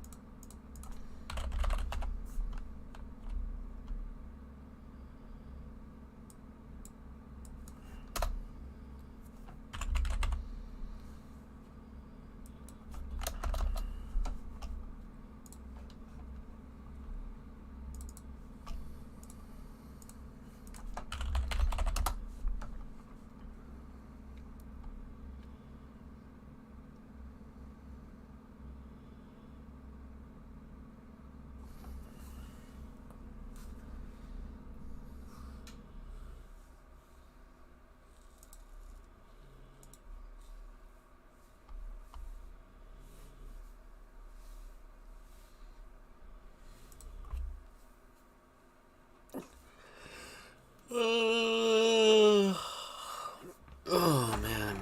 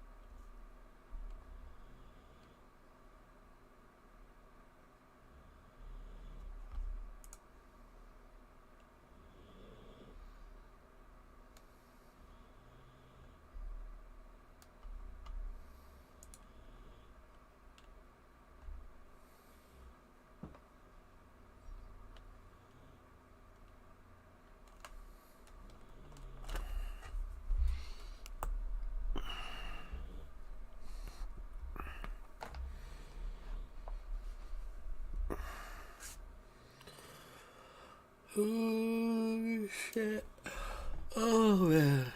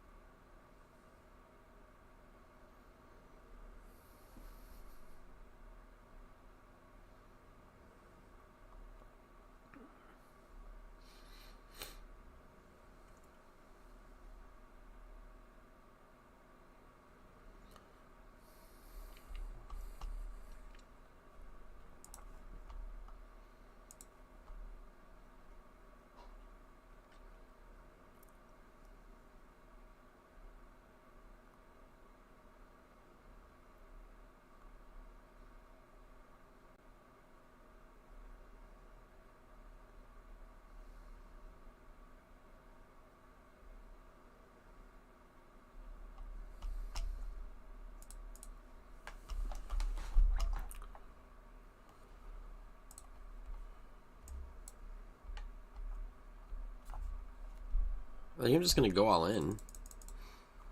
Oh, like, especially now. This guy's just gonna call? Like, how could he ever have anything good? I mean, I know it's, like, nuts or whatever, but... This guy, I feel like, is just folding. Just straight up. I know it looked crazy to you guys. I don't care, though. I mean, you have to play crazy against crazy players. Like, I want to get it all in against this guy's whatever the fuck he has, and this guy is almost for sure folding. He just flatted the 3x to what? Trap my ace-queen? I just highly doubt it. What's this guy got? Dude. Thank you. Thank you for letting the best hand win, and for the guy who's trying to make money at poker beat the guy who's trying to blow his fucking load all fucking night. Blow his fucking wad. These people are just trying to lose, man. I don't know why I gotta stress it out. Like, we should just win. I should be the winner. Chris Myers, professional poker player, wins another tournament. And then that guy, dude who's the professional fucking set your stack on fire guy, should set his stack on fire. And that should be the end of the fucking day.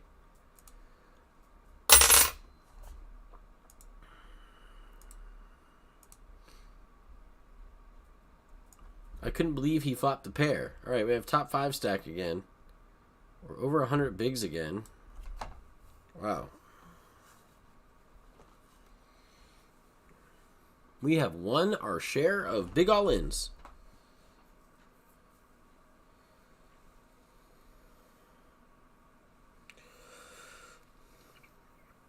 Elden Ring or Dragon Quest? Which is the better game?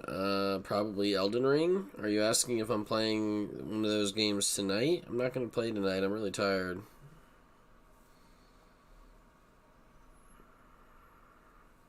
What won't be as bad today?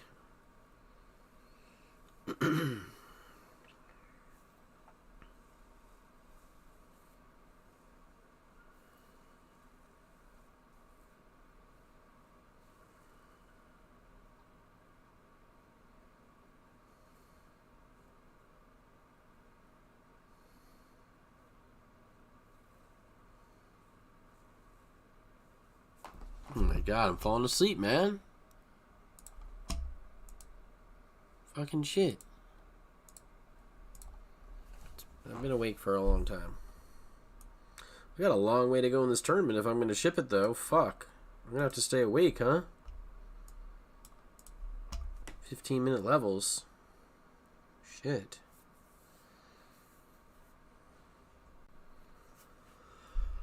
Oh. Bloody ace queen. It was the salmon.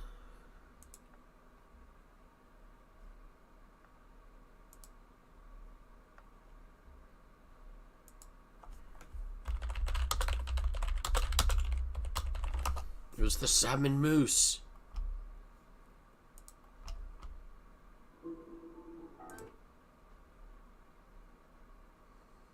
Have your personally.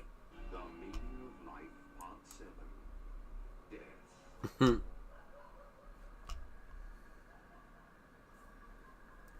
It was the salmon.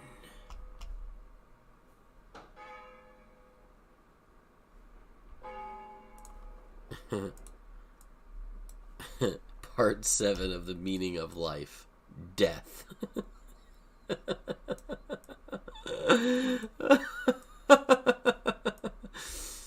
Oh, the fuck. So good.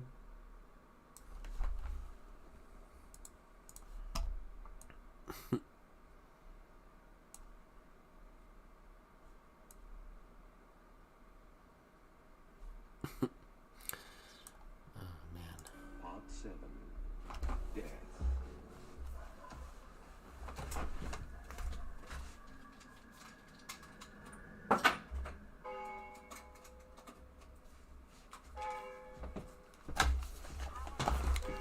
We flop trips.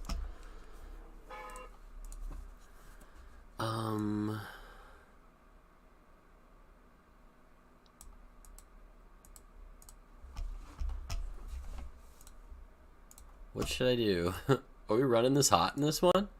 Do you see this? Trip 9s? Does anyone have King 9? That would be pretty dope.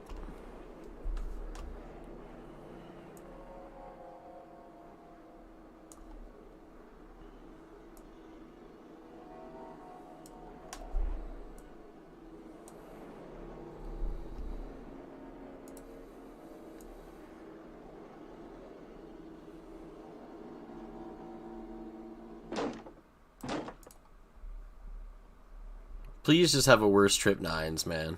Just have King 9 or Queen 9 or something. Yes? Is it about the hedge? Is it about the hedge? I'm awfully sorry. The Grim Reaper. The Grim Reaper. Yes, I see. I am death.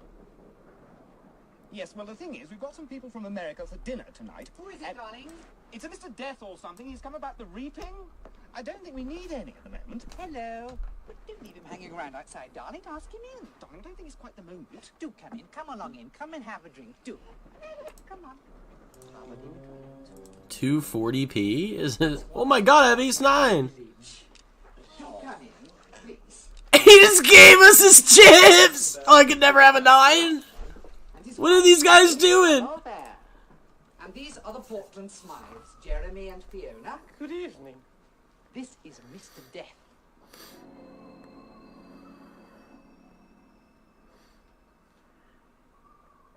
Well, do get Mr. Death a drink, darling. Yes. Mr. Death is a reaper. The Grim Reaper. Hardly surprising in this weather. So you're still a reaper out here, do you, Mr. Death? I am the Grim Reaper. The Grim All Reaper. he says. There's your drink, Mr. Death. Do sit down. We were just talking about some of the awful problems facing the third.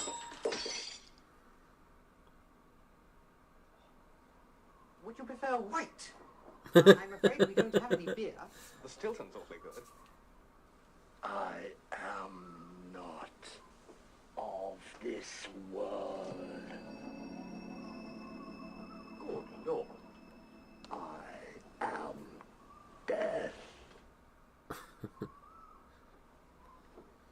Well, isn't that extraordinary? We were just talking about death only 5 minutes ago. Yes, we were, you know. Whether death is really the end. As my husband Howard here feels, or whether there is, and one so hates to use words like soul or spirit, but What other words can one use? Exactly. You do not understand. no, obviously not. Well, let me just tell you something, Mr. Death. You don't. Just one moment. I'd like to express on behalf of everybody here what a really unique experience this is. Yes, we're so delighted that you dropped in, Mr. Death. Can I just finish, please? Mr. Death, is there an afterlife? Dear, if you could just wait, please, Mom. Are you sure you wouldn't like some sherry? Angela, I'd like you to say this at this time, if I could, please, really. Be quiet. Can I just say this at this time, please? Silence. I have come for you. You mean to... Take you away. That is my purpose. I am death. Well, that's cast rather a gloom over the evening, hasn't it? That way, Jeff. Let me tell you what I think we're dealing with here. A potentially positive learning experience that can Shut enhance... up! Shut up, you American. You always talk, you Americans. You talk and you talk and you say, let me tell you something, and I just want to say this. Well, you're dead now. So shut up. Dead? Dead. All of us? All of you. Now, look here. You barge in here quite uninvited, break glasses, and then announce quite casually that we're all dead. Well, I would remind you that you're a guest in this house. Oh! Quiet. Englishman, you're all so fucking pompous. None of you have got any balls. Can I ask you a question? What? How can we all have died at the same time?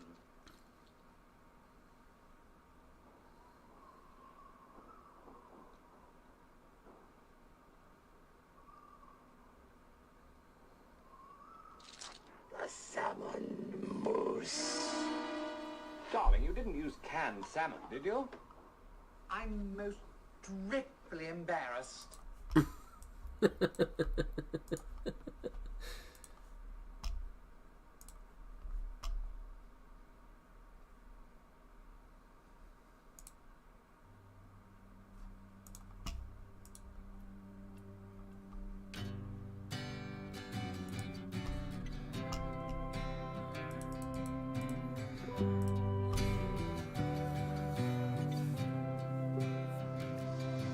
She's a jar with a heavy lid, my pop quiz kid, a sleepy kisser, a pretty war with feelings hid. She begs me not to miss her.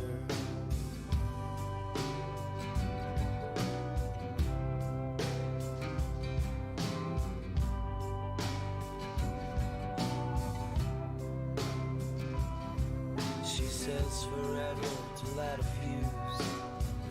We could use a handful of wheel and a day off and a bruised road. However, you might feel tonight is real.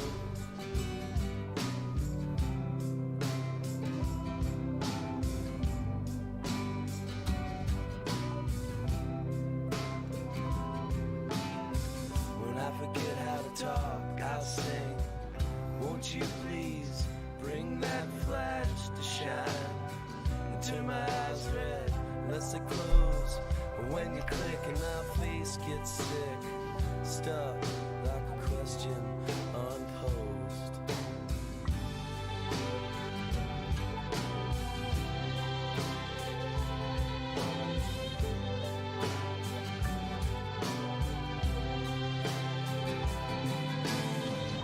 Just climb aboard the tracks of the trains on in my fragile family tree, and watch me floating inches above the people under me.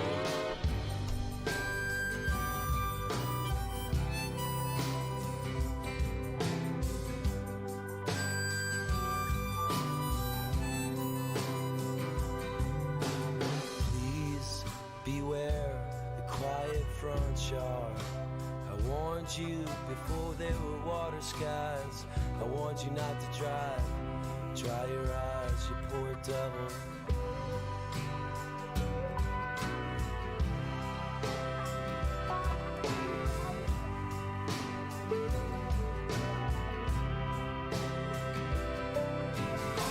Are there really ones like these? The ones I dream float like leaves and freeze to spread skeleton wings. I passed through before I knew you.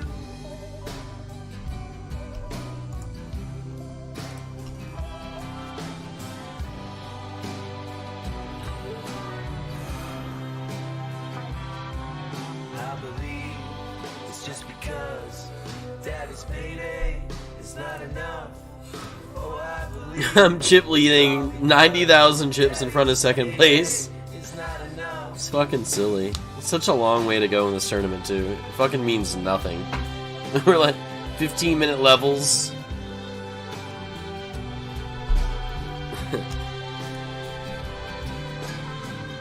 Just climb aboard the tracks of Come the waste trains your time with in my me. fragile family tree,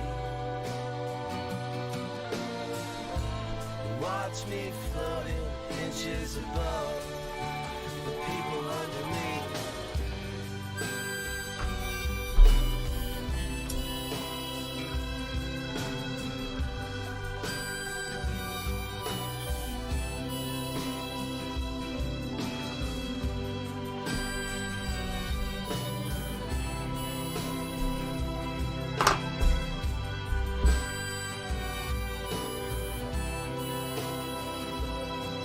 She's a jar with a heavy lid. My pop quiz kid. It's a sleepy kisser, a pretty war with feelings hid. You know she begs me not to hit her.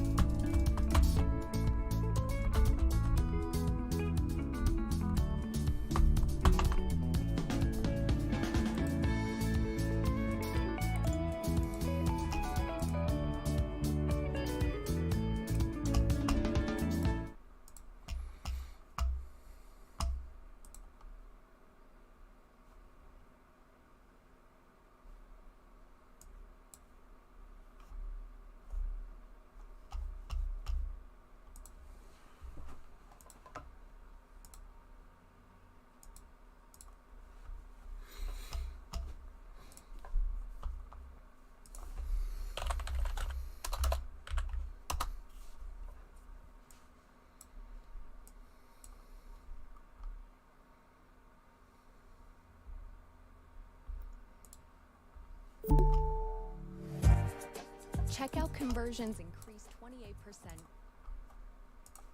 Tournament figured out for the NFL. Obviously, we're live at SoFi. This is fucking absurd.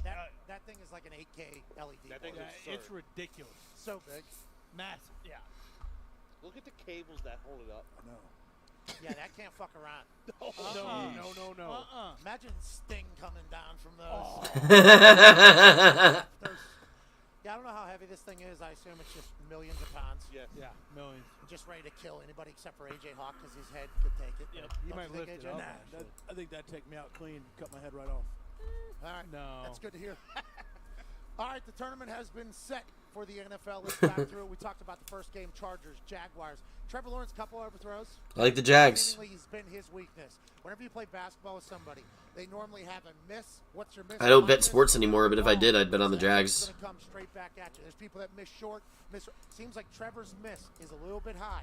Now in the playoffs, what does that mean? Especially with this Chargers team, the way they hunt. Will that come in and kick him square in the Duval nuts? Potentially. D-But, you've been on the Chargers since the beginning. You like them against this Jacksonville team? I do, but Mike Williams obviously huge piece of that team. Yeah, they lost Mike Williams. I don't know. But he said Jags are at home. After the game. Jags have been winning. That's not good. Lower back. Yeah. Everybody's probably going to pick the Chargers here just because nobody believes in the Jaguars. I do. What is it? 1.5. Oh, shit. Basically, pick them. Well, I don't know. Though week to week, we don't know with the Chargers what you're going to get. I feel like. Here's the one. Yeah, Jags have been. I like the Jags. Kind of soft. Yeah, a little bit. He didn't do anything. Do we have black coffee? I mean, yeah. Win and you're in. We have coffee. Championship on the line. Yeah. What are you doing? I mean, I saw a couple things. You did some sweet stuff. I saw you do a belly flop, full shorts. Yeah. That means they came down on the thong. Yeah, they came down. Hey, excuse me. I know you're representing Florida with that whole thing you got going on, but that ain't the Jaguars. Jacksonville did his thing. Yeah. Now he's got a home playoff game. That's right. Yeah. Home playoff Talking about game, coming in that's from the roof with Sting. Good luck out The mascot. Now's your time. But I do like that Jaguars team. Yeah, they're awesome. I like them too. The ball against the Chargers. That's the Chargers run defense been suspect all season long, and ETN they will give him the ball as much as they need to. Yeah, Doug Peterson seems to have rallied the boys. Absolutely. You know, he said we got to get the trust back from the players. The players don't trust the coaches at all. The Niners are 10-point. Oh, I like seeing this. I wonder why. Who is that? God, I'm not betting sports anymore, but it is nice to see all those lines. Niners are favored by 10 over the Seahawks. Holy shit. That's a big spread. The Bills are favored 10.5 over the Dolphins.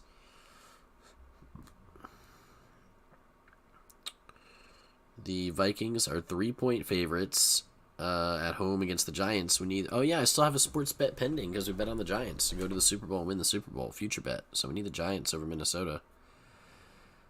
Jags are 1.5-point dogs at home, which I feel like is kind of insulting to them. They're the only home team that is not favorited. The Bengals are favorites at home, 6.5 points over the Ravens, and the Bucks are favored at home, 3 points against the Cowboys. I like the Bucks over the Cowboys. I like the Bucks over the Cowboys. I like the Jags over the Chargers, and of course, I like the New York Football Giants. Christian Kirk's been a dog too.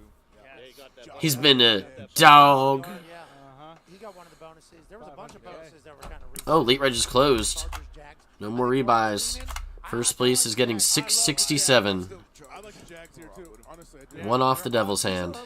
This guy's limping on me. Throughout the week here as the tournament kicks off Interesting. next weekend, Saturday Alright, and I'll just Sunday limp games. along, I Let's- guess. hey, we made it. Yeah, come on. We did it. Okay. Let's go. And Monday.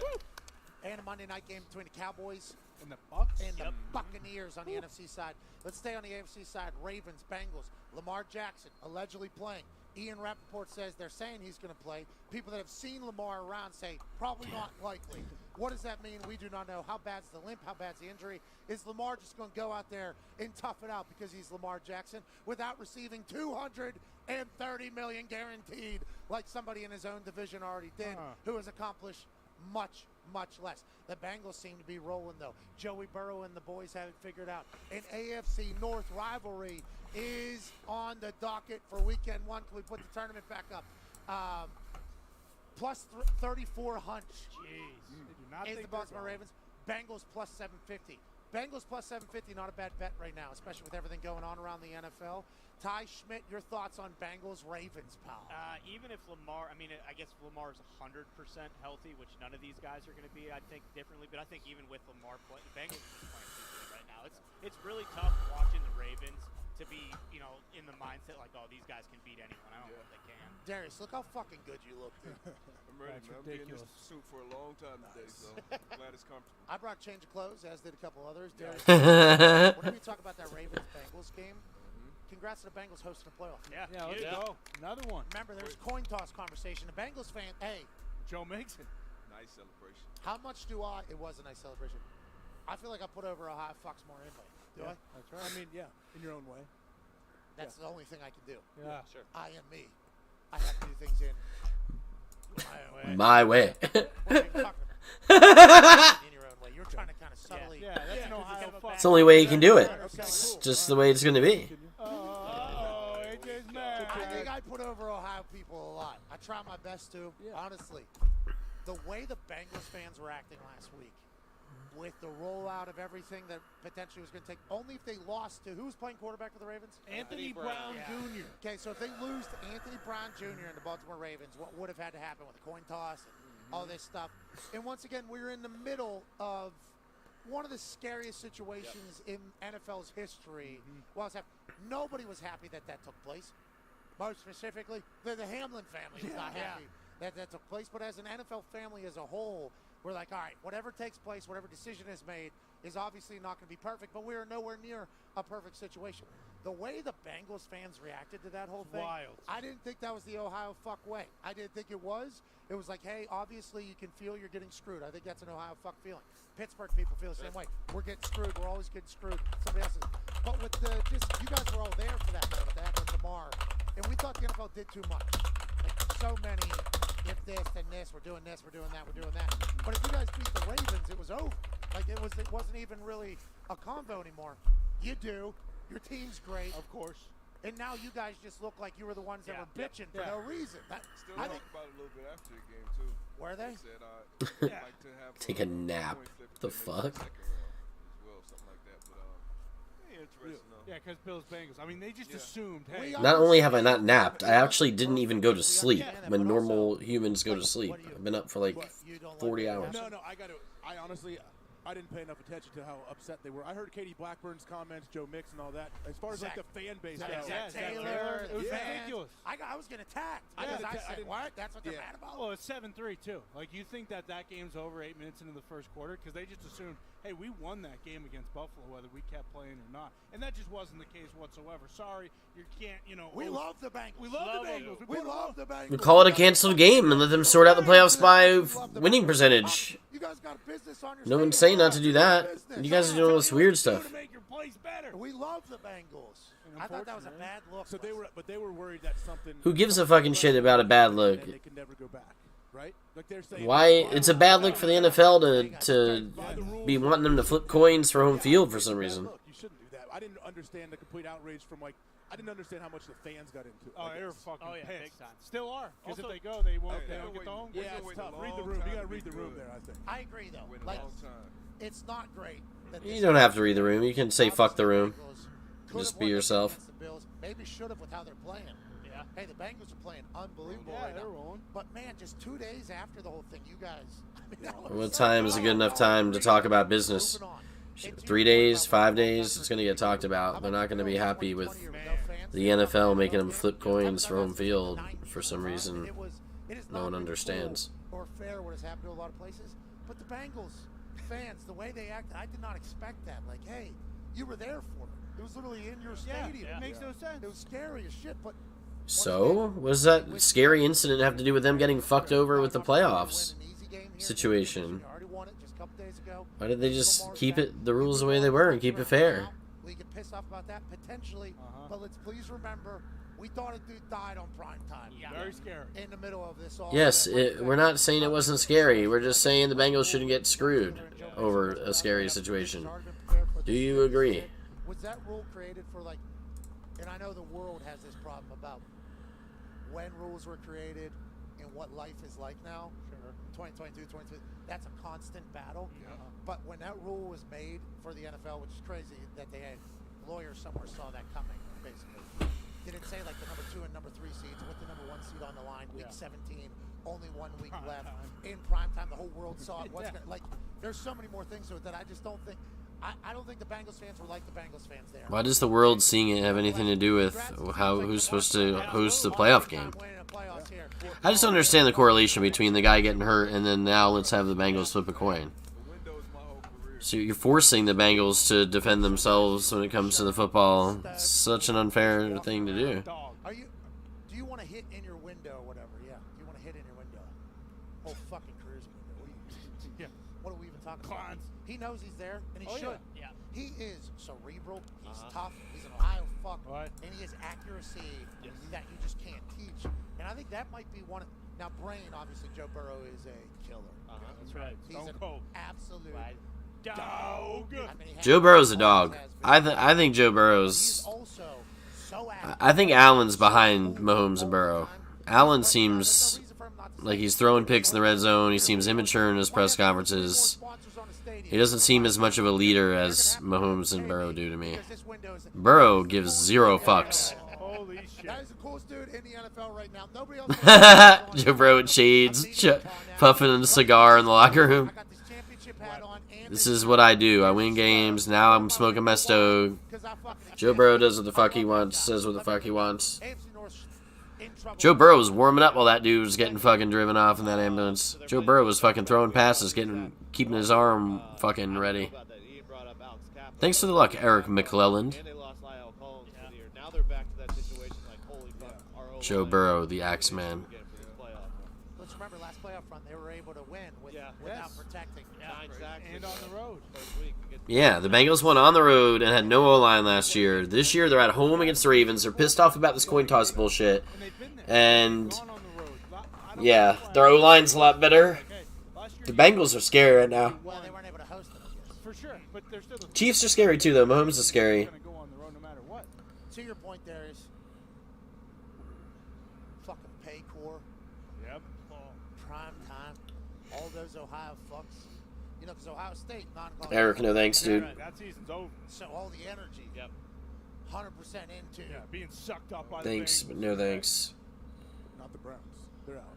No. That And fired their D coordinator. They did. Deshaun Watson, I think they were treating this season as like preseason for him. Yeah. Kind of get the rust off from 2 years of not doing any football activity. Actually wearing a jersey, staring at football activity, choosing not to do it whenever you're with Houston. Then another year, and then everything else going on off the field that is much more serious than football and huge. I had questions on whether or not he was just going to be able to get dropped back into football and just be great. I think he's shown glimpses of being good at football. For sure. They were just treating this year as a fun. He's looking like he's better at dodging the rush and running and shit out there, but it still looks like he's not throwing the ball well. No, he made a couple throws at Mark Cooper last week. They're just not on the same page, the receivers and Watson, that's all. I mean, I don't know. They just don't look good right Let's now. go to the next game here. They need more practice. The AFC playoff picture. The Miami Dolphins, who are reeling. ACR stream dono for free 10 NL. Oh, you're donating? So that we play $10 cash game? That's what you want to see, Eric? It's hard to say no to a dono, my man. I was wanting to focus on this one tournament table and not play cash, but if you're wanting to send me $10 on ACR, I guess you can do it. I don't think this is a real offer, though. I think you're probably just some troll hater fuckface. But I guess time will tell. I think they had the Bills had to win. Had to. It was close early. 2 kickoffs taken to the crib by Nyheim Hines. When Nyheim Hines was traded by the Indianapolis Colts to the Buffalo Bills, and Brandon Beane came on the show, I said, Brandon Beane, fuck off for taking this guy from our team. He laughed and said, respectfully, I appreciate the fuck off. We think this guy's going to be a weapon for our team, not only on the offense, but in the return game. This man has been quoted as saying, if I die, I die, before getting a kickoff or punt return. And in week 18, game 17, against the daunting New England Patriots, Nyheim Hines said, hello, Buffalo. This is what you have on the roster. Look at this hand. Congrats to the Bills. You had no chance of winning yesterday. No chance. But let alone 2 kickoff returns taken to the house, which Naeem said DeMar had been telling him. We have a hand again. He got there. You guys were working against a lot last night or yesterday, but you felt good for a large portion of it. What do you see for this Bills team, Connor? I mean, you're always in it as, you know, a Patriots fan with that defense, but watching that kickoff return to start the game after what happened last week, like, even as a Patriots fan, that was unbelievable. Like, chills as you're watching that happen, opening kickoff. You really couldn't write it any better. And when you're thinking about the Bills, you do have a, you know, team of destiny type feel with Buffalo. They're the 2 seed. This is their year. You mentioned Josh Allen. He can make every goddamn throw, especially back foot 50-yard line bucket. Couple of turnovers. Yeah, A couple of them, yeah, but I mean, God damn throw. Somebody ban this guy. We were praying on it earlier this week. they got 2 running backs. They got the McAfee was just joking about death. Like, it really does. We were joking about death earlier. What the Bills are gonna go. We have the goated fans here. I mean, I guess I'm just gonna bet and then put this guy all in and, like, whatever. If he's got an ace, then I'm gonna say I got the best ace. Good luck. Thanks, dude.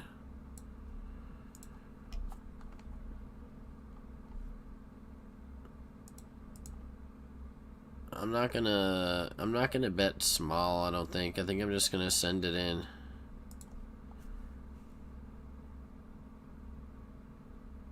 So he calls and then folds? So what did he have?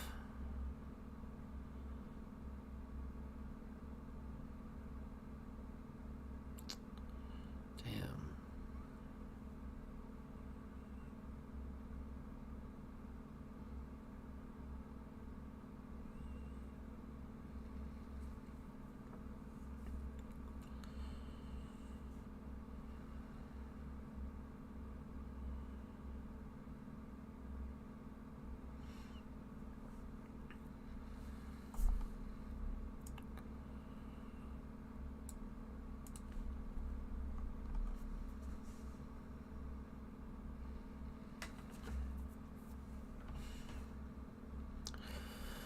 I know you guys are saying these tournaments take a long time, but one of the best things about these Ignition tournaments that take a long time is that 90% of the field that signed up never realized how long it was going to take.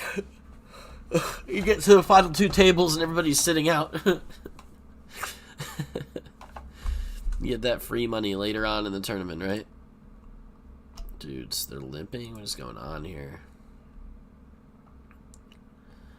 I mean, I have a damn king. This is the original limper, 857.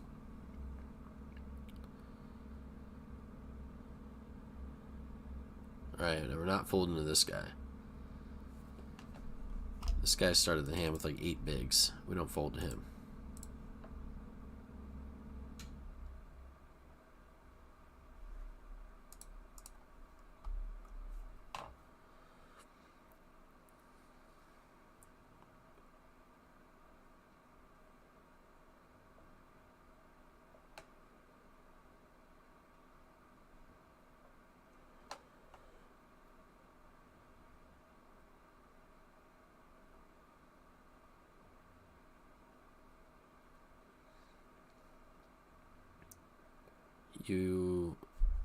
What are you doing?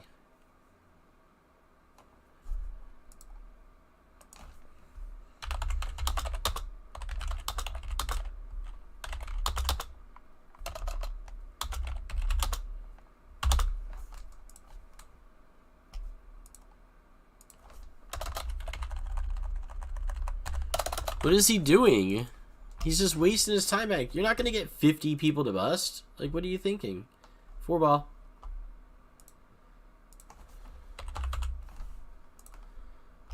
That was a weird hand. Just out-kinged there. Still chip lead. The stacks are getting closer together.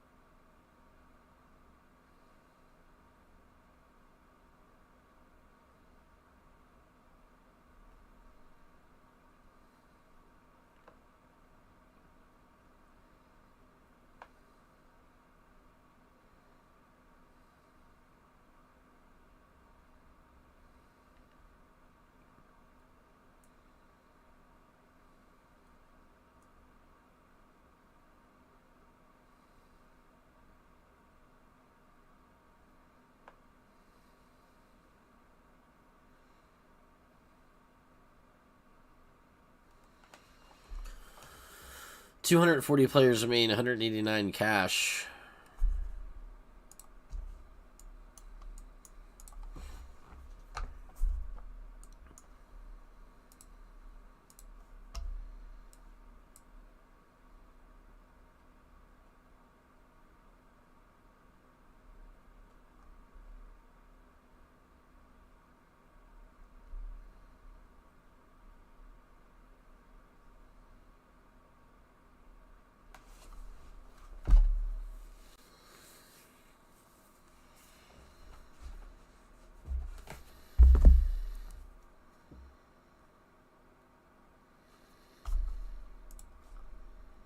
That's really nice of you, Eric. Thanks, man. I'm just so tired right now, Eric, and we have one tournament game up, and I don't want to blunder the tournament when we're fucking 5.5 hours in the tournament because I'm playing $10 cash game off to the side. You know what I'm saying, man? Like, that's what I'm not wanting to sound unappreciative of your donation, man. That's super freaking generous and nice of you, man. I accept. I think we should play maybe with it on stream tomorrow or something and see if we can run it up. Alright, Eric's a good bloke. Good to know. But Eric, I'm kind of not wanting to play it tonight because I didn't go to sleep last night. I've been up for like 25 hours, and we got one table here, and that's about all I can handle, man, with how tired I am. And all I want to handle when we're this far into it with $667 up top. Yeah, well, is it okay if we try maybe tomorrow to spin into something, or is that alright with you, Eric? You want it again? Yo.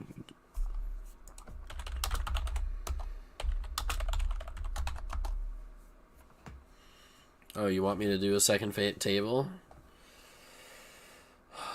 See, that's the thing, man. It's like, I don't really want to distract myself from this tournament.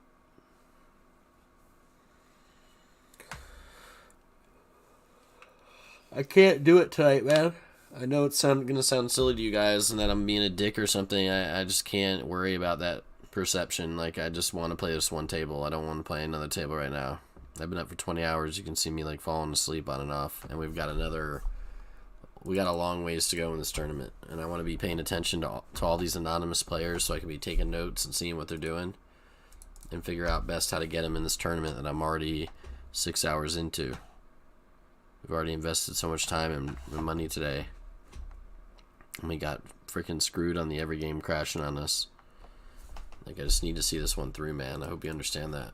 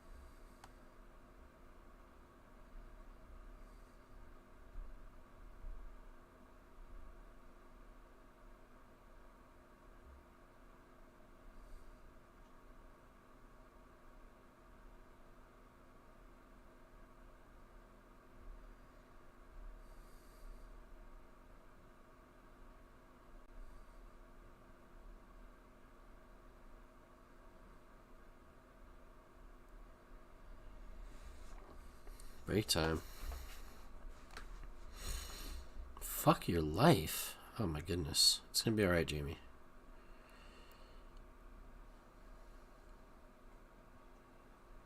Boski picked you off. What? Boski doesn't pick off bluffs. Does he? He does now, huh?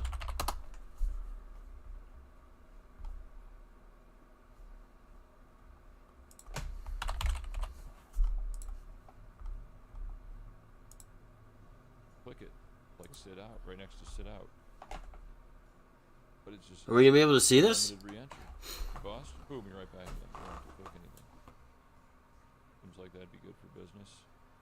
And convenient option for players.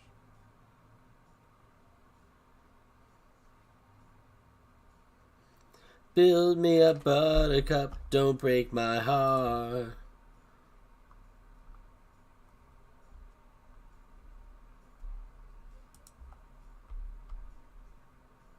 Ba-da-da.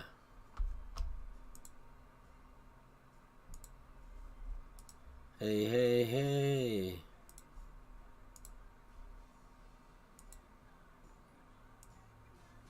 I'll be home. Waiting for you. Is this where you're about to... Are we going to see this on the Boski stream? Jamie going down in flames? Is this you? 5.5... He doesn't show their names. He blocks them. Why? I said top. Why is he blocking their names?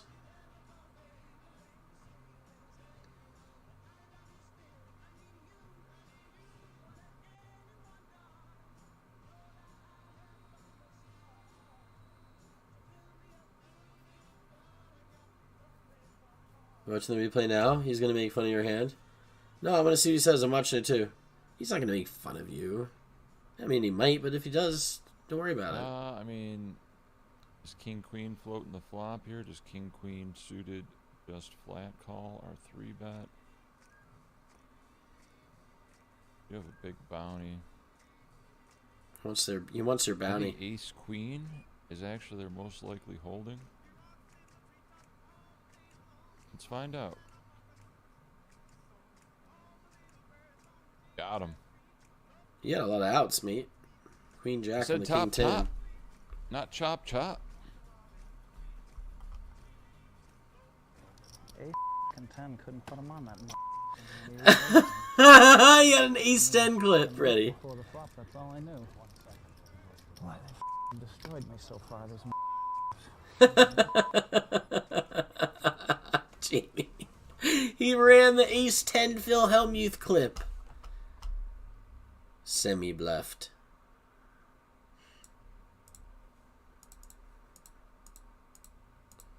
Yeah, I mean, you almost got him to fold, and he didn't fold, and you had fucking 13 outs.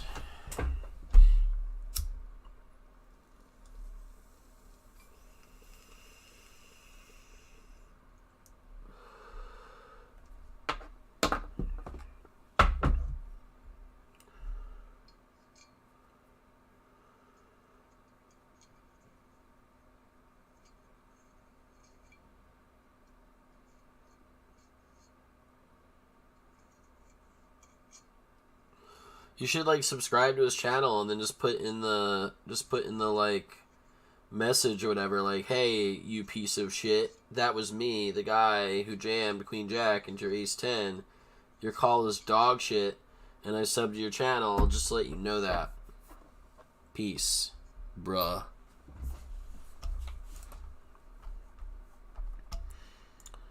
Oh, Rockin' Robin, yeah, we're really gonna rock tonight. Tweedly-deet, tweedly-deedly-deet, tweedly-deedly-deet, tweedly-deedly-deet.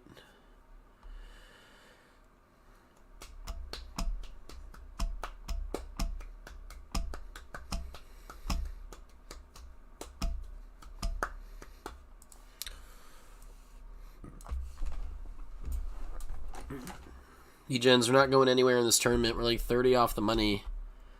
We're actually going to be able to start ICM jamming it up these guys' assholes soon, so it'd be interesting to see if we run the stack up even higher or if we run into some trouble. Time will tell. We're trying to turn a $5 bill into fucking 600. You guys saw me trying to unlock the bonus with blackjack earlier this week, and we failed to do so. And then we had some tickets, and then I min-cashed one of the tickets. I had like a $5 ticket and played in a $5 tournament, and I cashed it, and then we got some cash. Now I bought into this tournament on cash. And now we have a chance at $600, $700 here. Just like that. Poof. There it is. 700. He's got his hoodie on. It's a cool hoodie. I like it. Thank you. Yeah, it's nice. It really is. Goes well with our colors and Chris Sims unbuttoned. That was fun last night. And we had the what? That did kind of happen last night. Would they have called a 3rd and 18 flea? Yeah, they played better because they didn't have anything to play for, which is ass backwards. I'm not going to be able to listen to this. So tilting. that was fun. I know you didn't listen to me. The Lions actually Right? And a lot of people did. I was played surprised well America because took they didn't have control. anything to play for, so they weren't 55%. worried. Way to go, America. Way to go, America. They know what's going on. That was awesome. That was our Super Bowl. Detroit Lions. I'm proudly wearing my Detroit Lions. I've never done this on the pod. What's up, Robert Clark? Hope so. Eric McClellan, sounds good, man. A host journalist. Yeah, no, that's really nice of you to donate, man. I'm just wanting to. I know I'm still getting distracted from this tournament table sometime, but having another table up right now is not something I ever want to be doing, and usually it would be. I'm just so tired, dude. You're sending me money on there right now? Yo, thank you. That hurt. It was like, okay, I it's felt over. for you guys then too. Dude, that's so nice of you, man. Holy crap. Who were you on Twitch? Do I know your name from Twitch? Oh, I, wouldn't mind seeing them lose just so our game. Eric McClellan, what a guy. But man, my guy, Eric McClellan. That's gotta feel like good for you going into 20. Dude, thanks so much, man. 100%. We're like right around the corner from being legit. So I was like with the Detroit Lions. I was like there. Dude, I swear, if I had some energy or something right now, I'd be like stoked and I'd be popping up a table. And I think it's going to be. We'll do it tomorrow or something. Maybe there's a good one tomorrow. I hear you. Give ourselves a sweat. So close. Right. You lose in the championship game, you're like, that sucks. It's a heartbreaker. It's a heartbreaker. Right. Detroit Lions, they won their last game. They sent Aaron Rodgers to retirement. Well, we'll see. He might have. But Yeah. Damn. I mean, yes. I talked a little bit on like our Peacock post-game show last night to just go, all right, offensively, you need nothing. Like you're. Yo, good, I right? see it. Maybe The they Thin got Man like sent a me a big dub. quarterback Dude, or thank you. something, or take a flyer on a guy that, Holy shit. Hey, he's got something that's special, and we can groom him behind golf for a few years. He says It's maybe all some about the spaceship defense now. 10 Let's just NL, get another 10 pass NL for rusher, fun. Another linebacker, another corner. No need to play now, just in case you want to stay away, play another table. So nice. Thank you, dude. Dude, 99% of the time I'd be firing up another table right now. You know how I am. But I've literally been playing poker for like the last 24 or 30 hours. And I'm just at the brink of the brink. I don't know how I'm going to make it in this one tournament with my keeping my eyes open. One of these shitty games from this week. Even the two, yeah. There's something to talk about in all of them, even the ones that didn't matter, which turned out to matter for the #1 overall pick in the draft. So we'll talk about that, everything. Damn okay. Give me the headlines, wild card preview. So we got a jam-packed pod. And for the first time, we will begin the pod with Give Me the Headlines, presented by Hyundai. Have I said how much we enjoy Hyundai? Having them be part of the pod? You have. Well, you drive one, so I know that you're... Hyundai Santa Fe. Yeah, okay. So you're all in. Reliable. You're giving them money. Yeah, we did. Yeah, no, we did. no longer. You've already right? done. You're done. You paid. You paid your debt there. But it's been such a good car. Right. I was getting another one. Okay. So Yeah, but he wasn't being mean. positive vibes out your way. Boosie was alright. I mean, he didn't know that it was... He probably doesn't know that you're run at 2x, you know? We still print. Right. We're still in maybe digital copies. Right. Why are you explaining this like nobody's ever heard this before? I don't know. So we'll go with our Sunday night football game. The Lions defeat the Packers, 20-16. You give me the headline, Mr. Lions This fan. is mine. It is. Don't give me some bullcrap. Restore the roar. I can't believe this Lions Packers bullshit. It's already been used. The game was this year, fixed. I like restore the roar. Okay, what do you We've got done there, that. Johnny Creativity? Could be something with Campbell, Dan Campbell. But I'm gonna just go with gone smoking. Not gone fishing, because we sent the Packers. They're gone smoking. We smoked them, and now Aaron Rodgers can go smoking into the pasture, whatever he wants to do. We'll get into Aaron Rodgers gone smoking. Is that good enough for you? That's good. I mean, you've had better. I know. I have a feeling that are you going to lay them to rest later too? They probably we'll see. So we're going to celebrate them at the start, and then celebrate their death later on in the show. Exactly. Yes. They have been eliminated. So that stung, as we just mentioned. But I'll tell you what, I have so much to say about the Lions because I don't know that I've had a team that I felt this good about for all the reasons you mentioned, how close they are and what they need on defense, and the offense is already there. But can I just, this is like in the Yeah, Boski punted on the call, and then he played like some fucking clip to fucking roast roast Jamie after he held with his 10 he wasn't supposed to call with. No, I don't know. A lot of people wouldn't be able to call there. Yeah, no, I don't know. That's actually a pretty interesting hand. I feel like from both of your perspectives. Like I don't know what the answer is. Maybe not the X's and O's. like GTO answer, and then what the best thing to do against population is with the queen jack on that king turn in your spot, and then also his ace 10 in that spot. Seems like you both had a difficult spot there, doesn't it? Like if we were to run it through the post swap sim, I think that you know, both your hands would be probably in there, but also cuspy or something. Last year, I think he's very much, you know, as far as the influence of this offense, involved in that. So there is positives to that, and I mean, yes, and I think the biggest thing is like what you said. He's turned around their frame of thinking there to winning frame of mind, and then, you know, within that, he is a guy that, as we've said many times this year, we would go play for right now and be like, okay, let's do it. Let's do it for Dan Campbell. And there is something to be said about that, and there's great value in that. And to keep that team motivated, after just, you know, minutes earlier they had seen Seattle win that game, and then I tweeted out, because I had to regroup myself. Ooh. And so I tweeted out this picture. I've been using some AI software to generate some pictures now. That's pretty cool. Look at that. I just typed in Aaron Rodgers made of cheese. Aaron Rodgers made of cheese. And it gave me that picture. Wow, and so I go, regroup. Oh, well, I mean, I'm sorry that happened to you, but, you know, from the streamer's perspective, sometimes we're not, like, we're playing poker for 15 hours, we're on the edge of our emotions, and then we see people fighting in chat, and it pisses us off, and then you might not even realize that that was that person's message or not, or how they meant it, and then sometimes, yeah, maybe we go too strong on that, but y'all gotta fucking understand it from our point of view, man. We're like in charge of like keeping the peace while we're doing crazy stuff and having fun, and then we don't really know who any of you are, and then yeah, you can make a mistake, like look at somebody's message and think it's yours. You don't gotta unsub from them forever, do you? Okay, we're not going to the playoffs. You could be a little bit more free. There's something to that, definitely. And you know, again, I think there's a lot. Then you add in, the motivation just to kick the Packers out of the playoffs, but then I think the motivation of like some of the things we heard out of the Lions locker room this week from Deshaun Elliott and things like that. And I felt like there was like a true disrespect with the way Aaron Rodgers talked about them after the year. Yeah, he said after their loss. What the fuck is this guy doing, jamming 70 bigs? To a team like that. Right. Yeah. Right. That's, you know, those are some harsh words. Guys are gonna remember that. And of course, they turned it around, you know, right there and then. And, it just is. It's cool to see a team, you know, come out of nowhere. Not that we want to pass the torch to them, but I think we look at them and go, wait, we're going to pass the torch to them to go. It looks like they're going to be a major player in the NFC. And then the Packers, of course, are in limbo a little bit. And I think that's what's interesting about that game last night, too. You know, first off, like the pressure of the situation, whatever. There's a few things we could talk about with Green Bay where I just go, you know, mistakes were made. I did not, you know me, going for it on fourth down early in the game. You know, your defense has been playing good lately, right? Like, you're just going to give them the ball right there in field goal position. You're you know, not the greatest offense in the world to just say, oh yeah, fourth and I mean, I just criticized that guy for jamming, but I think I'm getting ready to jam now. I mean, we got limpers, and I have an ace, and there's ICM pressure on these guys to fold 20 off the money, and this guy's got 40 bigs, which is chunky, but we shouldn't worry too much about him. And this guy's been limping every single hand, so he could be doing anything over here. All the guy does is fold and limp. You know, Detroit was letting it fly a little bit more. We don't. This is the thing. It's like we don't know. Like, okay, see, like exactly. So this guy punts and calls squeeze, right? See, this is the thing. This is the thing. This is the thing. We don't know who these people are. We don't know what they're going to do. Our ace-3 jam becomes a bad jam if they're going to be calling me with a bunch of shit they're not supposed to be calling me with, and my ace-3 off jam might end up becoming a bad jam at some point.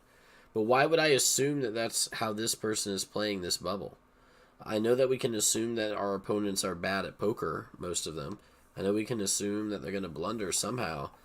But some of them are going to be blundering by being too tight, and some of them are going to be blundering by being too loose. And I don't really think it's my job to figure out who's who. I mean, it's like, it's just a guessing game. I'm not playing that guessing game. To me, I have an ace, you limped, and the ICM pressure's on you, I'm all in. That's it.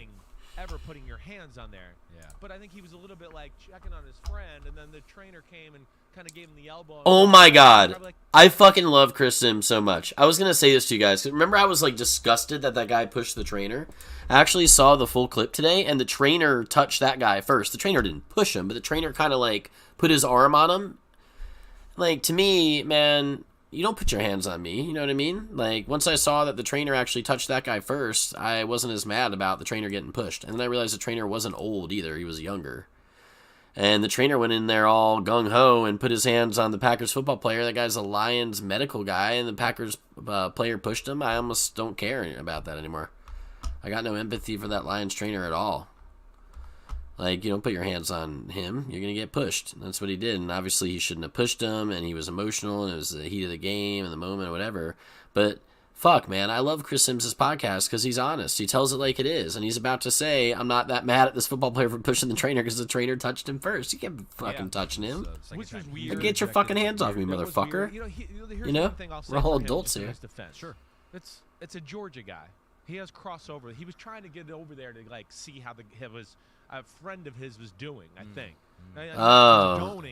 The Packers player wanted to know how the guy was doing because they were friends. And then the trainer came. The trainer pushed him out of the way, and that was his friend. And he was probably like, "Hey, get your hands off me." Yeah, that's exactly how I would say. Get your fucking hands off me. He put his hands on him first. Yeah, he did. Once I saw the trainer put his hands on the football player first, then I was like, whatever. And I'm not, I mean, that's childish to say, oh, well, they put their hands on me first. But I wasn't as mad about, he shouldn't have pushed him still. It was still dumb to push him, but I would have been doing something. I would have been like, get your fucking hands off me or something. I would have definitely said something to him. At the very least.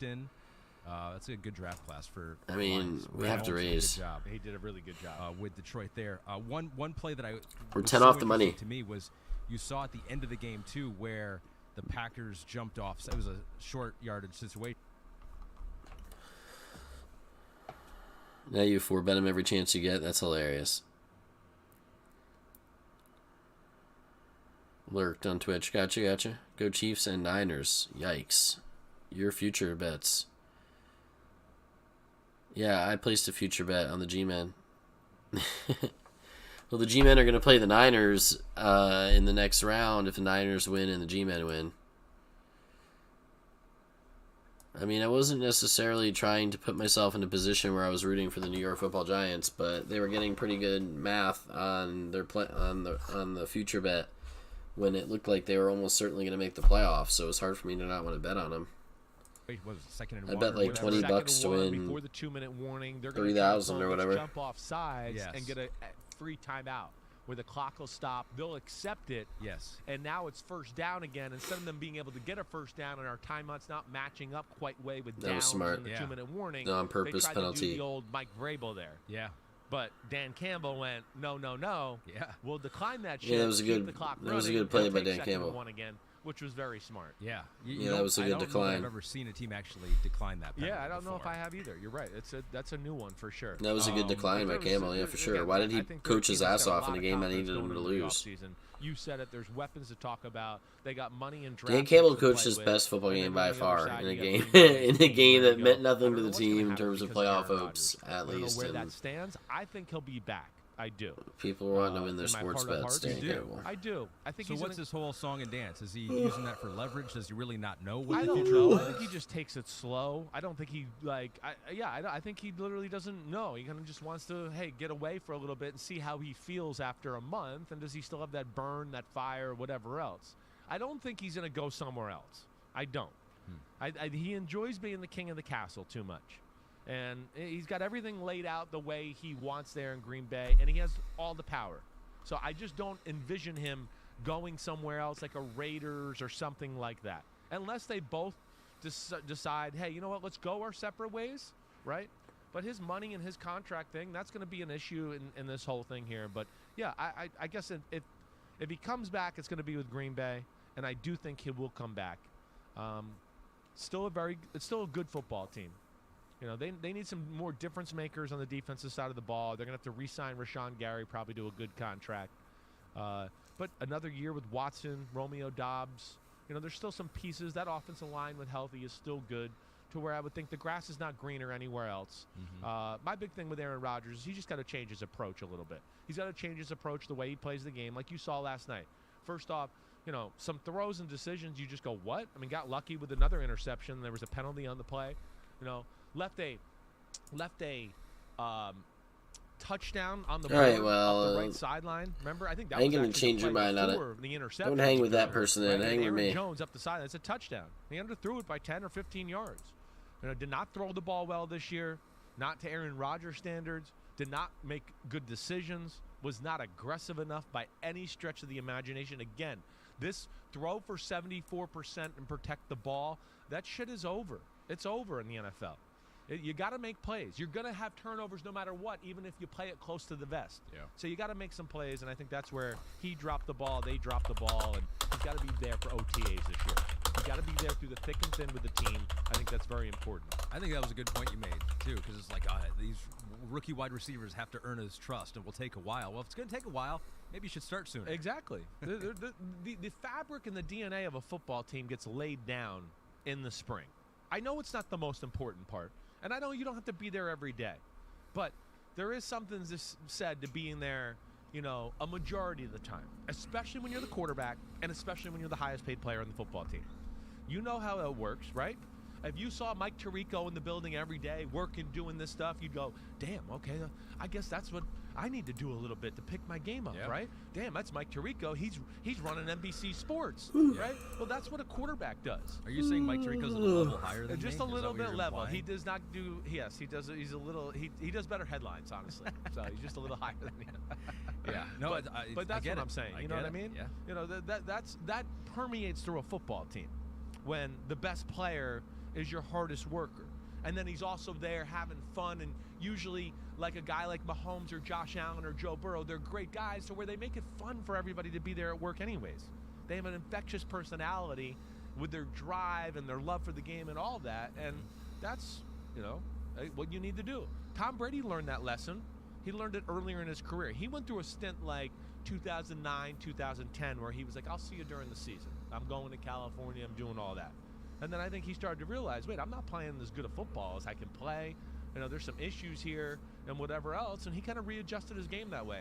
I would like to see Rodgers back in the building during the spring. And maybe he doesn't want to do that. And maybe that's why maybe he's going to ride off into the sunset. Well, then you're going to get money. criticized, and you're going to give us underwhelming performances in Week 18 if you don't want to do that. I could talk about this game forever. But Pete tells me that we have to move on because other games did happen in the NFL, and one game happened out west that impacted the Lions' chances at the playoffs. Congratulations to the Seahawks. You are in the postseason. No one saw this coming in the beginning of the year.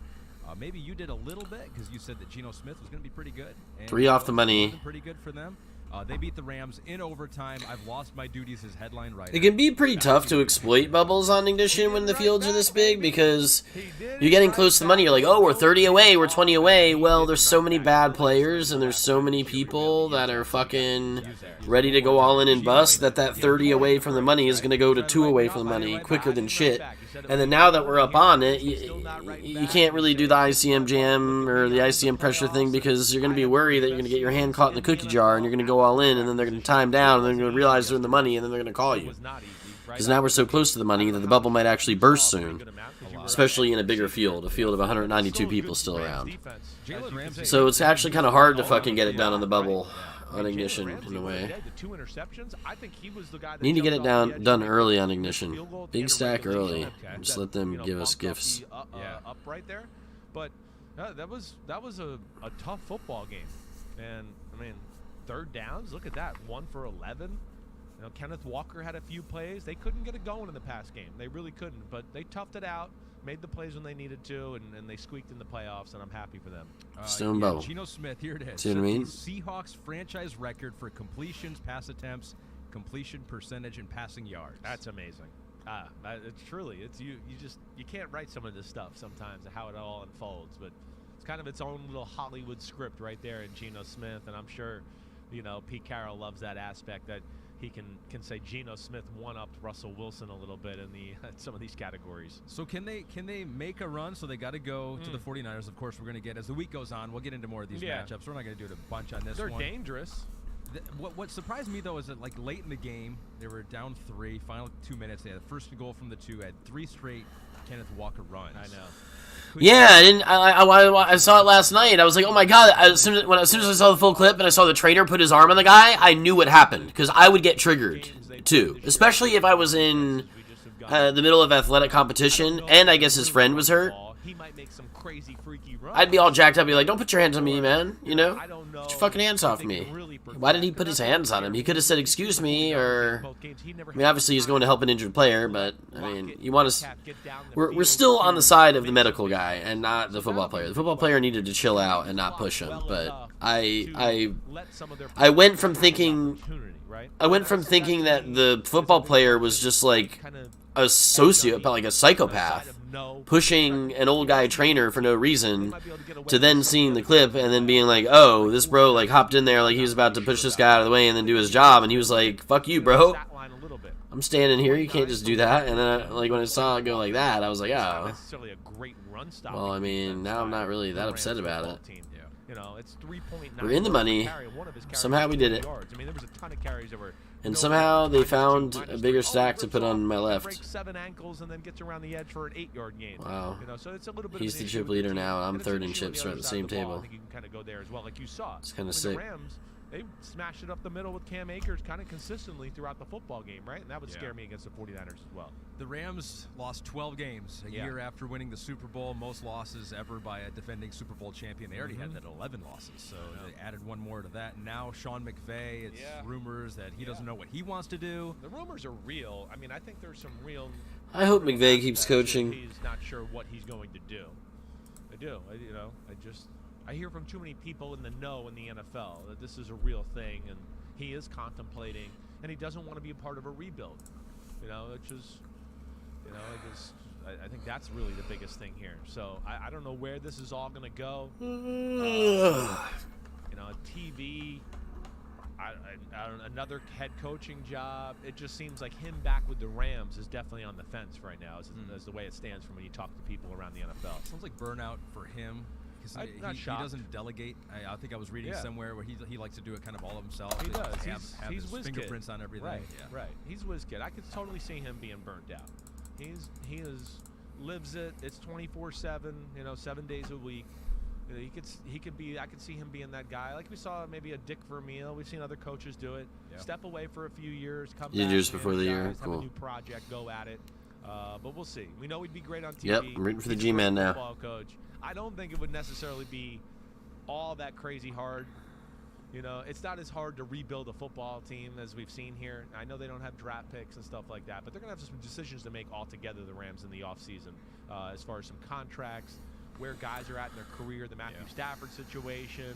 You know, there's a lot of different things that are very interesting about the Rams when you dig in, so we'll see. But I'm happy for the Seattle Seahawks to get back to that. That's the most important thing here, and they're going to have a special football game to beat the 49ers on Saturday. And that was Give Me the Headlines, presented by Hyundai. Have I mentioned how much I appreciate my Hyundai Santa Fe? You definitely have. I trust it to protect my children in the back seat there, too. Right. I just want to make sure I made that clear. Yeah, dude, man's all jacked up, and then some guy goes out on the field and just puts his hand out, just like, and I'm gonna walk past you, just like kind of like big dicks him. And I'm coming this way. You need to step out of my way, sir. Be like, what? I'm entitled to this space, brah. Yeah, that's what it is. He apologized. He seemed he was fucking crying about it. And now that I saw the guy put his hands on him first, I don't feel nearly as basically, and disgusted by his actions. To see from the beginning, if you were on social media, I thought it was just like him losing his mind. You could tell when you're watching the clip.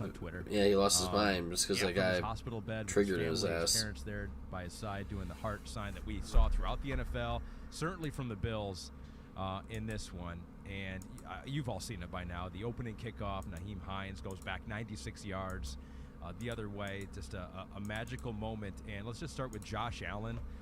Maybe you've seen this, maybe you have not. His words on how that impacted him in the entire team. Here's Josh Allen after the game. Guys 3X in the limper. The guys who 3X's the limper's been pretty tight. A play that touched me like that, I don't think, in my life. So it's probably number one.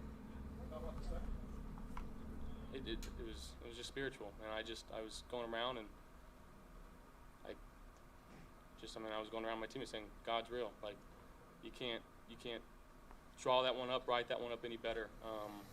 And I was just told by Kevin Curran, it's been 3 years and 3 months.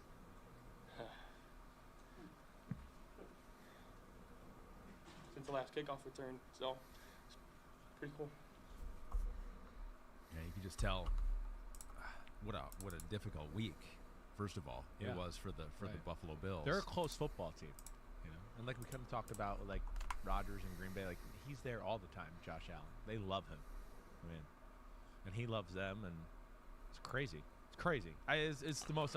I mean, I can almost get emotional talking about it. It's Almost. It's crazy but that not quite. it was such a special I almost moment, can. that first kick return, Almost that can. I was like, I got on the phone and called my family. It's weird. I don't even know why I'm getting emotional about it right now, but it just was special. And like Josh I know Allen why said you right are. there, I think what's cool is higher power, karma, angels, football gods, whatever you want to say, God, whoever. It just was like one of those where you just, man, like that was powerful. It really was. I raised it a little bit here. Love each other. Yeah, And believe in exactly each other. right. And have I want been 739 to through go away, but I'm worried that he's not going to go away. Puts it instantly in perspective what we're all doing, and then to be able to come together as a team. You know, he's watching from afar, and you mentioned it, like the closeness of this team. I don't think all teams have that necessary camaraderie between offense and defense. No, right? exactly It seemed like right. a lot of the offensive players Exactly know right. who DeMar. I mean, they're tight. Right. You can, Right. It was clear they're tight. Yeah, and it's helped. It has helped. You feel it when I was up there in training camp. I felt it there even when I was there a few years ago. It comes from Sean McDermott too, his ability to blend it all together. It's a little bit of the Oh my God, he folded. small town 9 ball. too. Nobody lives that far from each other. It's not like New York, All right. the New York Giants, where you got one guy that lives in New Jersey and the other guy lives in Manhattan. There's And no they're like, telling like what 40 miles these apart guys are in doing, traffic. so We're like, it's gonna take me forever to get there. And it's not like we're gonna meet you around the corner at some restaurant. We're in Buffalo. That's a real thing. That adds to the closeness of the football team.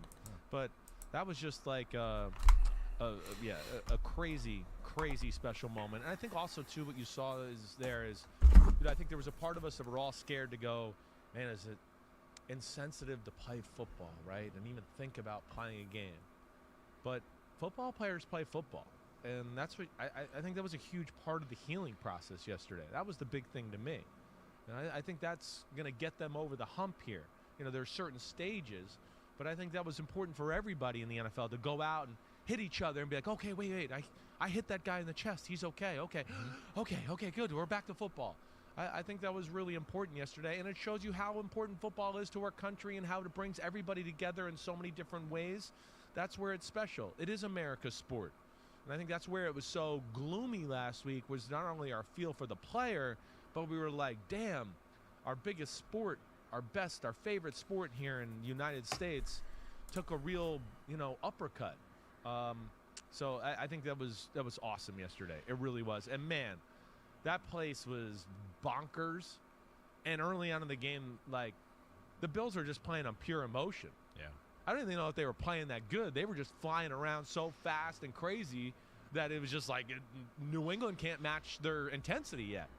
And then the game settled in, and it became a pretty good game to watch. And good for Buffalo, just pulling out more magical, big-time plays, and that's where they're crazy. I do want to give some credit to the New England Patriots. We got to. Because, Mac Jones made some plays, 3 touchdowns, also made some plays for the Buffalo Bills, 3 interceptions in this game. And when you think about their season, I mean, they are a playoff team, if not for the lateral against Vegas. Yeah, or sure. the late fumble from Stevenson against Cincinnati. Right. Where it seemed like it was just a formality where they just needed to. They had some heartbreakers this year. They really did. Yeah. And which is Belichick-like. Right. So they made those mistakes, and so those still count. Still a top 5 stack somehow, man. We've been chip leading like for hours, right? Like top 5, top 10 stack for hours. We're still doing it, man. We're still doing it. Our friend over at Nesson. Yeah. Will Mac Jones be the Patriots starting? The last 100 players went pretty quickly. Yeah, I mean, this is because everyone's buying in really short. Bubble came quick. It could start to get a little slower at some point, but I don't know. People kind of drop like flies. It's going to be funny when a couple hours go by, though, if we're still in it. I hope we're still in it. And then, yeah, some people are going to be like, fuck this. I didn't know this tournament was going to last 10 hours. There's going to be some changes with New England. I don't think Matt Patricia's back as the offensive coordinator. No way. I think it's going to be Billy O'Brien you've from said everything before. I've heard, right? You think it'll be Mac Jones? I do. I mean, Mac Jones is really good. Is he ever going to be a top 5 quarterback in football? No. Is Mac Jones, could he be, Kirk Cousins plus, right? His whole career? Definitely.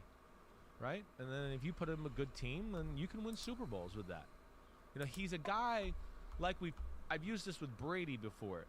He could take advantage of more. right? That's the thing. So he's not a guy you want to go, well, we'll just play simple, and he'll make big throws, and he'll make plays, right? Like a Burrow or Allen or Mahomes, where they can do that. Like we've got on the Bengals before. We go, it's so simple. Yeah. But, you know, they got Jamar Chase, and they got a freaky quarterback, and they can just do that. He's not that. But if you give him a million checks and, hey, remember this and read this, and, hey, when they do this defense, audible to that, and you give him all that stuff, he can really use it and process it. And that's the beauty of him. And I think that's what McDaniels loved about him. It's what Shanahan loved about him. And it's why I think it was a detriment for how it was set up this year because, like Vance Joseph said, the Cardinals defensive coordinator when they played it seems like a defensive coordinator's calling it conservative, run the ball, basic pass concepts, right? And those are things that, yeah, he can do it, but it's not in his wheelhouse, you know, and you're not taking advantage of all that's there to be had with Mac Jones if you play that style of football. But, yeah, they could still, you know, I think you saw plenty of good. We saw plenty of explosive plays there, and it was not a great offense. So, yes, Mac Jones will be the starter there. It's crazy when you think about Belichick, third losing season, 2 of the last 3. You know, one of them's the COVID year where things were going real good until, you know, Cam Newton got COVID. We can't forget about that. There's a little context to that situation. Sure. Yes, we get it through again. They're like folding to my C-bets and stuff. It's amazing. They're letting me take down the pots. The up of situational football He's we've king never now. seen before. In games where you go, Thanksgiving night, right? They dominated Minnesota. What is? They let up a kick return. They're, you know, turning the ball over, stupid penalties, running into the punter. There's just games like that this year that we're not used to seeing from the New England Patriots. Yeah, much to be discussed, Yeah. much content that will be given to us in the offseason about Yeah. what the New England Patriots do next year after missing the playoffs again. The Bengals are back in the playoffs, as are the Baltimore Ravens. This was a matter of who's going to be hosting whom and who's winning the division. Bengals get the win over the Ravens, who are now on their 17th quarterback, I think, of the season so far, 27-16. The Bengals finished the season on an 8-game winning streak, tying a franchise record. And then, afterwards in the locker room, Joe Burrow doing what he does after a victory. We saw it after his LSU days. There he is, smoking a cigar. Is that him in the front? There That's is. it. Yeah, that out is. of focus. You don't know what Joe Burrow looks like? Well, is is that this- him in the front, the well, cool white guy well, that has a big cigar in his mouth? He's out of focus. It was like they were trying to just get a shot of the people behind him, and I then Joe's know. like, "No, this is my time to shine."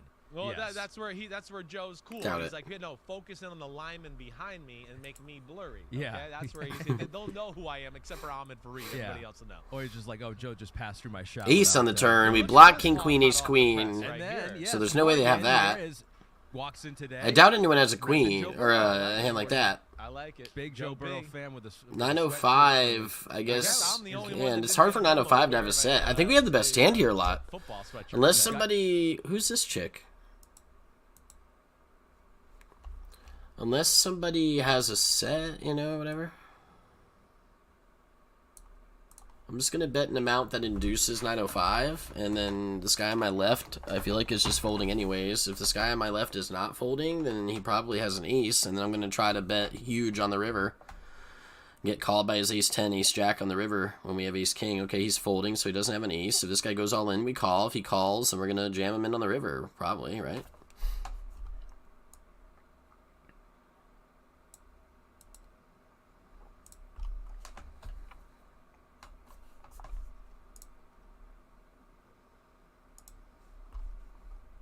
Calls me. I mean, it's kind of interesting.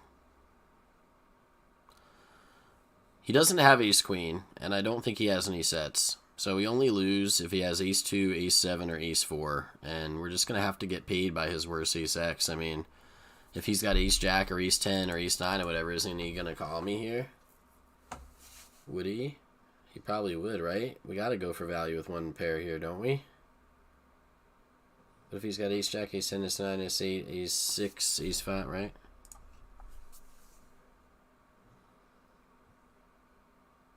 Ace-3?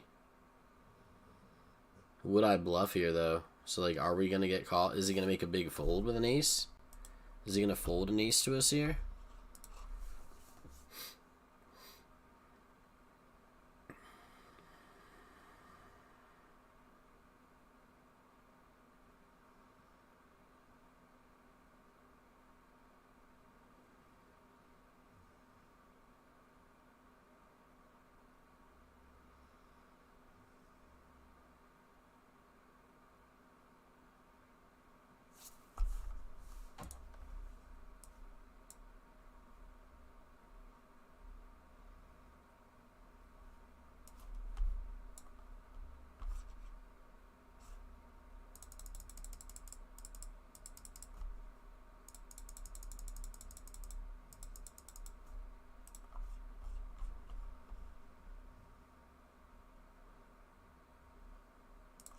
Another hand to play here.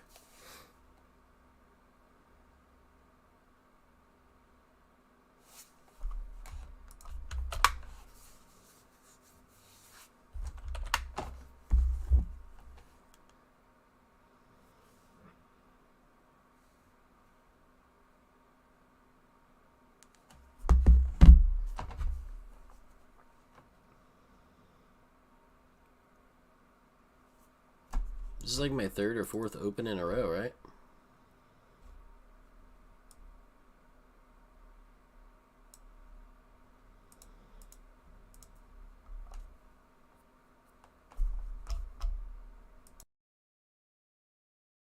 Joe Burrow doing what he does after a victory. We saw it after his LSU days.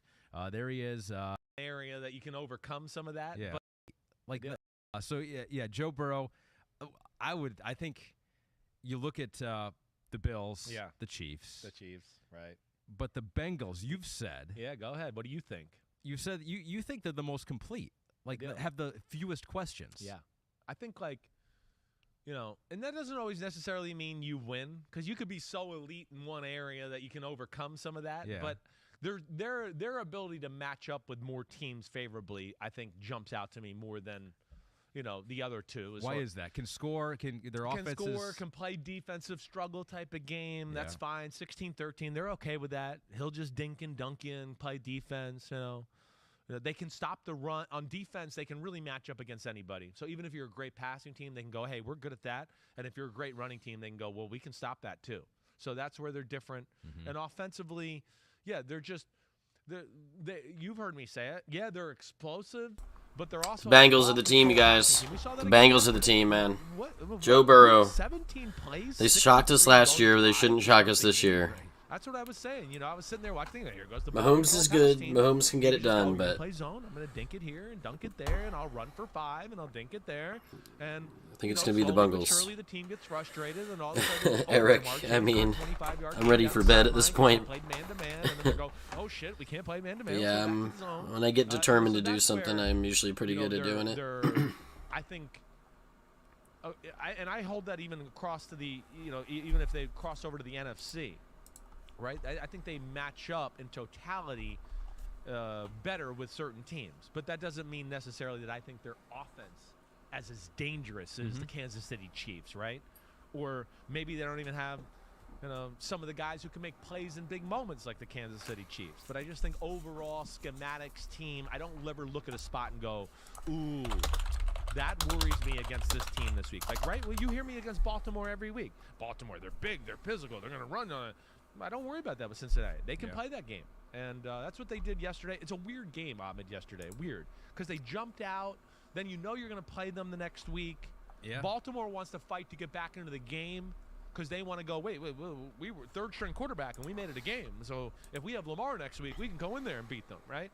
And then Cincinnati's also like, we took the lead and we want to save ourselves for next week. So there's a lot of things there. It's hard to gauge the game emotionally a little bit. But I do give Baltimore credit for hanging in there and continuing to fight. I mean, that's what they do.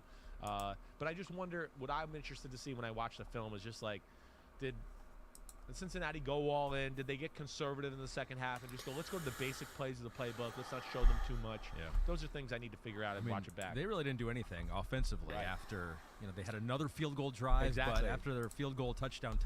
That's what I want to see. Right. I know. Was it take the foot off the gas pedal, or was it Baltimore doing some things and going, oh, no, we've caught on here and we can slow you down? Yeah, Baltimore did beat Cincinnati earlier this year when they had Lamar. Yep. That was week 5. That was a long time ago. So they're going to play on NBC coming up this weekend in the playoffs. Now, Daniel Kunimoto says, do you think Lamar Jackson will be back, and how much of a chance do the Ravens have without him against the Bengals? So Anthony Brown played in this game. Yeah. The undrafted 24-year-old rookie out of Oregon. Had a couple interceptions, a fumble. I mean, you just don't expect. I mean, if he has to play again. No, I think we'll see Tyler Huntley. You do think we'll Lamar see Tyler can't come play? So what do you think? I mean, like Lamar, we don't know. We don't know. It's like we haven't heard. He's close. He's this. He's that. It almost. I don't know. It's something weird seems to be going on there. Yeah. And we all know the contract stuff. Well, I think that plays into it, right? If you're not paid and whatever else, and you're 85%, are you really going to go all in and go, yeah, I'll go out, guys. I'll go play. And I think there's part of that. You know, and I don't necessarily want to blame the Ravens in that discussion too. I think that goes both ways there. You know, from everything I know around the NFL, those conversations have been hard. It's been hard to figure out some of the details to get the contract thing going the right way. And then, yes, what I've been told, I told you off air a little bit, you know, last week, the knee wasn't good. It was still very swollen. So I don't know what to expect. And I get the sense that the Ravens don't really know what to expect because, yeah, he is injured. Yeah, he is Superman. And, yeah, there is the contract situation. The Cincinnati Bengals, yeah, they can. I think it's going to be one of those things, Ahmed, where they're going to have to force something to happen. Like, if the game's clean on both sides, they're not going to win the game. But if Marlon Humphrey can get a pick six or, you know, they can get a strip sack down on the 5-yard line and recover the ball and stuff like that, then, oh, okay, we could be in the, like, woo, this could be an upset type of football game. Right. They're going to know how to play them, right? That's what's scary about these wild card division matchups. You know, some of the bread and butter things, some of the things you like to do as curveballs, the team knows that. They're like, it's not a curve to us. We play you twice a year. So we're ready for it. And that's where it can be scary. Reg regret. But, like, as far as the rest of that question, can they make a serious run in the AFC playoffs without Lamar Jackson? I don't regret Reg in this one. I'm ready to win it. They need something else. One bullet. To help that offense. It can't just be overpowering run game. Seventh biggest stack. It's not like with they have 130 that remaining. defense that can keep No, them into it's games. 900 it's entrant a good field. defense, and they play it the right way. And like you saw yesterday, I mean, they can stop the run. We know that. You know, they're good in pass coverage. But yeah, they're not the Ravens of the past where you can go, oh, well, if the game's 13-all, those kind of the Ravens are going to win it. They're going to run, and their defense is going to be unstoppable. It's not quite that dominant, to your point. It's very similar to the discussion around the Miami Dolphins, who Yeah. are also a playoff team, but also have questions at quarterback. They were able to defeat the Jets 11-6 final score of that one. Game-winning field goal late by Sanders. What was it, 50 yards, I think, out. Ugly offensive game, but Skylar Thompson got the start because no Tua, no Teddy Bridgewater, and their status is uncertain for the playoff game this Sunday at Buffalo. Right. Same question with them. Like, from what we've seen, without Tua or Yeah. Teddy, even with them. Yeah. I mean, what are the chances like going to Buffalo? Well, I think they match up pretty well. with slim Buffalo. to We saw it, none. right? Right? We With- saw it a few weeks in ago. cold weather. I mean, I think you and me came away from that game going, I don't know if Miami wasn't better. It just Josh Allen made some crazy plays that day, that night. You know, the last drive of the game, some of the throws and plays he made there. Yeah, I don't think they're not going to do it with Skylar Thompson. They're not. That's not going to get it done. You know, obviously they need Tua or Teddy. Tua would be the best option. The thing that's crazy to me about Miami is just that, you know, and I don't know, maybe we haven't got to see Teddy play enough yet to even know if this is real, but like where the RPO game, it's like the other quarterbacks can't do it. And that's where I'm just like, where is that element of the offense, you know, with Skylar Thompson and company? Because that's the thing that I feel like misses more than anything when Tua is not in the football game. And, you know, Teddy, every time he kind of gets going in the game, he gets hurt, so I haven't been able to really see that aspect. But encouraging thing for the Dolphins are we've seen the run game be pretty consistent. That's something we talked about on the Wednesday podcast, right, looking at this matchup a little bit. Yep. I said that. I was like, Miami could have ran the ball more in the first matchup. Yep. Their athleticism on the O-line actually can kind of handle the fast athleticism of the Jets offensive line. They did a good job there. But they're not a team that's going to win games with smash-mouth football. They need the Tyreek Hill, Waddle, make some explosive plays. Now we're in front of you. We're putting pressure, and now our defense can be crazy, right? That's the way they want to play. They're not like, oh, let's play a 9-6 slugfest type of football team. So, yes, they need Teddy or Tua. In my heart of hearts, I don't think we're going to see Tua. I just doesn't feel like it because I feel like if Tua I mean, you don't have a heart for even suggesting he might play. There's going to be real Scumbag. should he play football ever He's been again, concussed and multiple that's where I times this think year. Don't you care about your fellow man? see Teddy, I guess. I mean, credit to the Dolphins, their first playoff appearance since 2016, but They gotta in play 9 and him. 8, this is kind of what they've been the last couple of years. Right. They give him a lot gotta of play. credit to They gotta Mike play McDaniel. Tua. It seemed like he's unlocked some things in that offense, but also made. I mean, all those reps in training camp, all those reps during the season, and then he's not gonna play style because of of play a few too. So freaking measly yes, concussions. they are an exciting team, explosive team. I don't know Just how for much a better they few really are measly, weasly concussions, he's not gonna play now after they've been freaking working at this all year. I don't know if it is either. God, we have another playable hand here. What is with this run of hands? Yeah, it's been a We hair have Ace too Queen aggressive. now. at times, like you say. How could they not miss Brian Flores and some of his ideas on the defensive side of the ball? Offensively, they are more dangerous. They are, but yeah, they need Tua, and it is more. They're a team that's more reliant on those two receivers than we've seen in the years past. The years past, they played a little bit more of, hey, we'll run the ball, we'll play this balanced style of offense, and our defense will make a few plays to give us short fields, and we'll do that. Now they're kind of like, hey, we want to get out in front of you and put the pressure on you that way, to now where you have to drop back, and we could play these crazy coverages and blitzes and do that and then sway the game in our favor. It's a different style. I don't know if it's necessarily that much better. I think it's more dangerous, and it is better with Tua. What? I got to say that for sure. But no fucking way.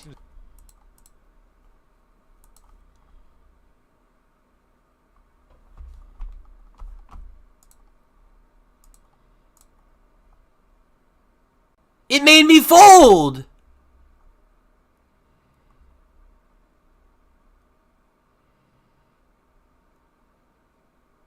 What the fuck?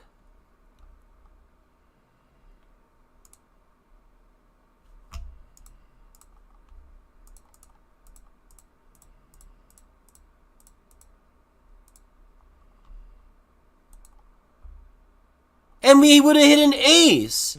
What is going on around here? Sounds like it's going to be a cold game again, too. So we'll see how the Dolphins react to that. And the Jets end their season on a 6-game losing streak. What was the bigger press conference lie from the Jets this year? Looks like we would have won a small pot. Yeah, I mean, we would have taken the blinds down probably. Those are my blinds. Why did we get disconnected? Yeah, seriously.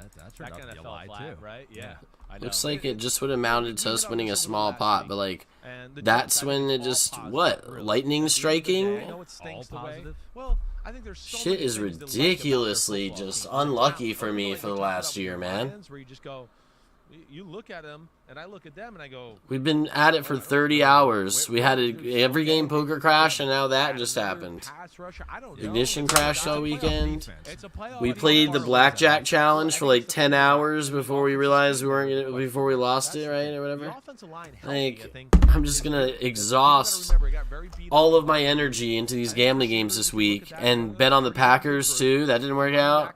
We gotta wait on the fantasy football money. It's like, holy shit, man. I'm just like at my wit's end here. And so the quarterback situation's got to get figured out. I don't know. I don't know where it goes with Zach Wilson. They're being steadfast, and they're going to bring him back and try to make it work. I do believe them in that. But do I also think that means they're, he's just going to have the... All right, have a good night, Jamie. No way. I think they're going to bring in some sort of veteran type of presence there to compete with them or make it earn Dude. Make them earn it, or at least have the insurance policy. What are we gonna say about this disconnect now? It falls apart. Yeah. But I don't. It just happens, You just right when it's your turn can miss out on an ace queen if the timing's just right. Is that like just the deal?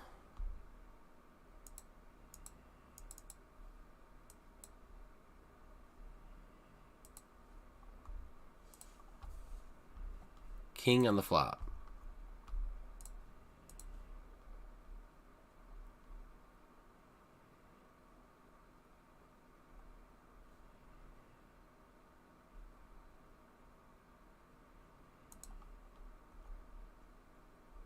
It's like all these things are going your way. Okay, wow. Aces was trapping me. Well, that could have got a lot uglier. So we feel lucky to dodge those bullets. Holy shit. The guy had aces when I had queens right after we got disconnected off our ace queen.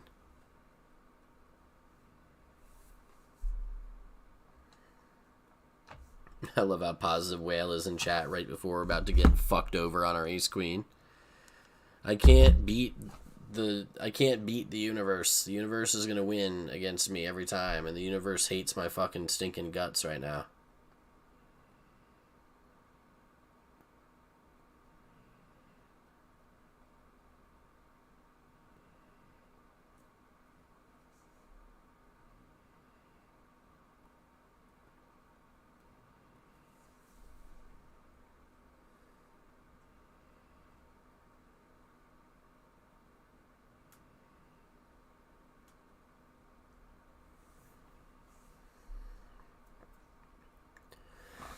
Ace, king, and fives. Fives win.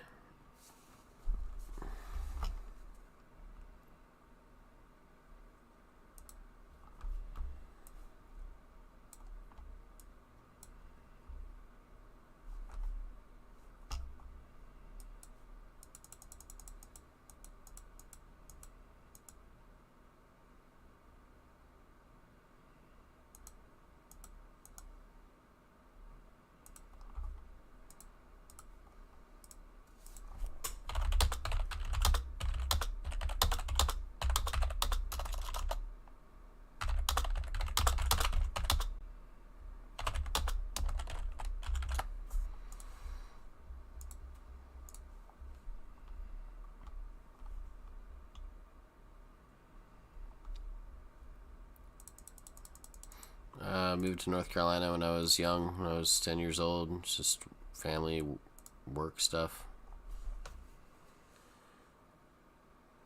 Back in the day, and I've been here ever since. Yeehaw! I mean,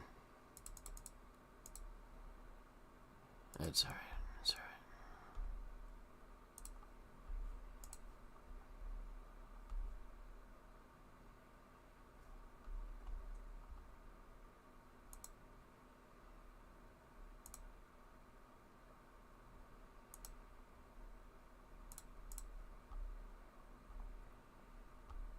Yes. Give me that shit.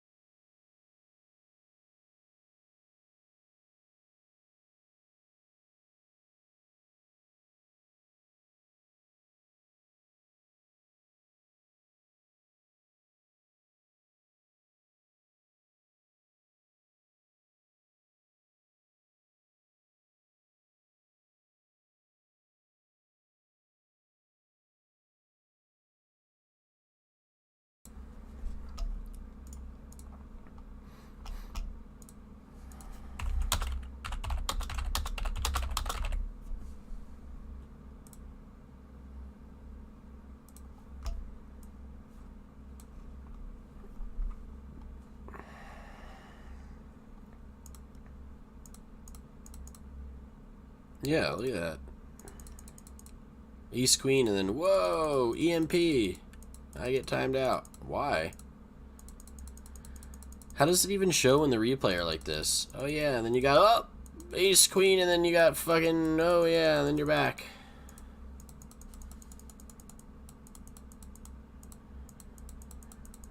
Now you've got queens against aces. Good luck. Ship don't die. No, it really is like somebody's just like tinkering with the wires. They're like, oh, he's live on YouTube. Let's interrupt his game as best we can.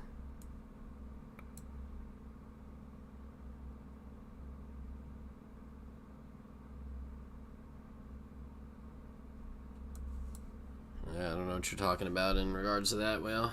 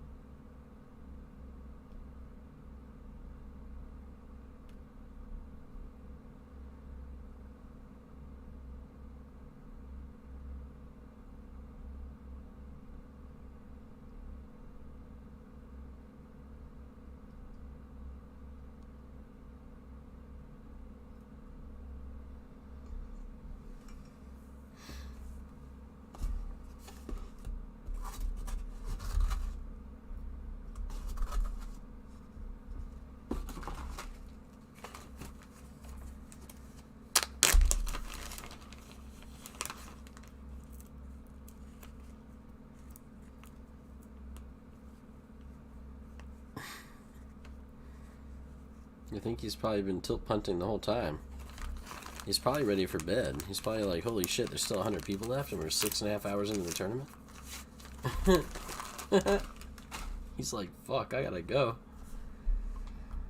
Oh my god, he snap 5x'd over the limp, man. I'm just gonna keep folding. I think folding is mainly the play. God, we played the queens and we almost lost to aces. We got timed out of our ace queen. We could have lost with that hand. Like, folding is OP. Let's just keep folding, right? This has got to be a good plan. Just keep folding.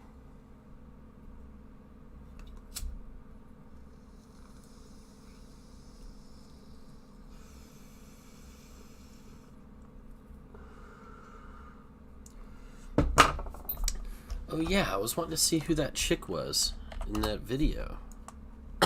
In that podcast. Dude, people are just jamming 40 bigs.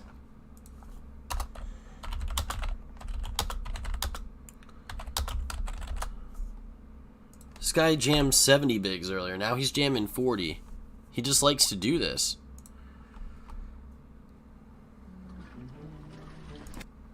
He's going to get called. We're going to see his cards. King Jack offsuit.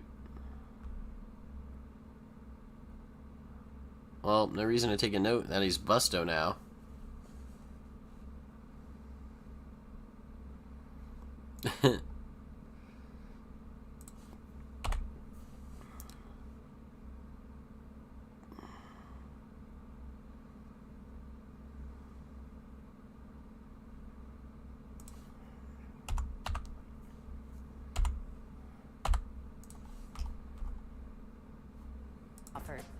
But I don't like, still to that point, a lot of injuries like about their football team and the talent. A little bit like we talked about with your Lions, where you just go, you look at them, and I look at them, and I go, well, I don't know where there's, okay, maybe we could add another pass rusher. I don't know. It's a playoff defense. It's a playoff but defense. How far away is that offense? Well, I think it's the quarterback and the offensive scheme that are the question there. That's the thing. The offensive line healthy, I think, is good. That's people got to remember. He got very beat up and a lot of injuries.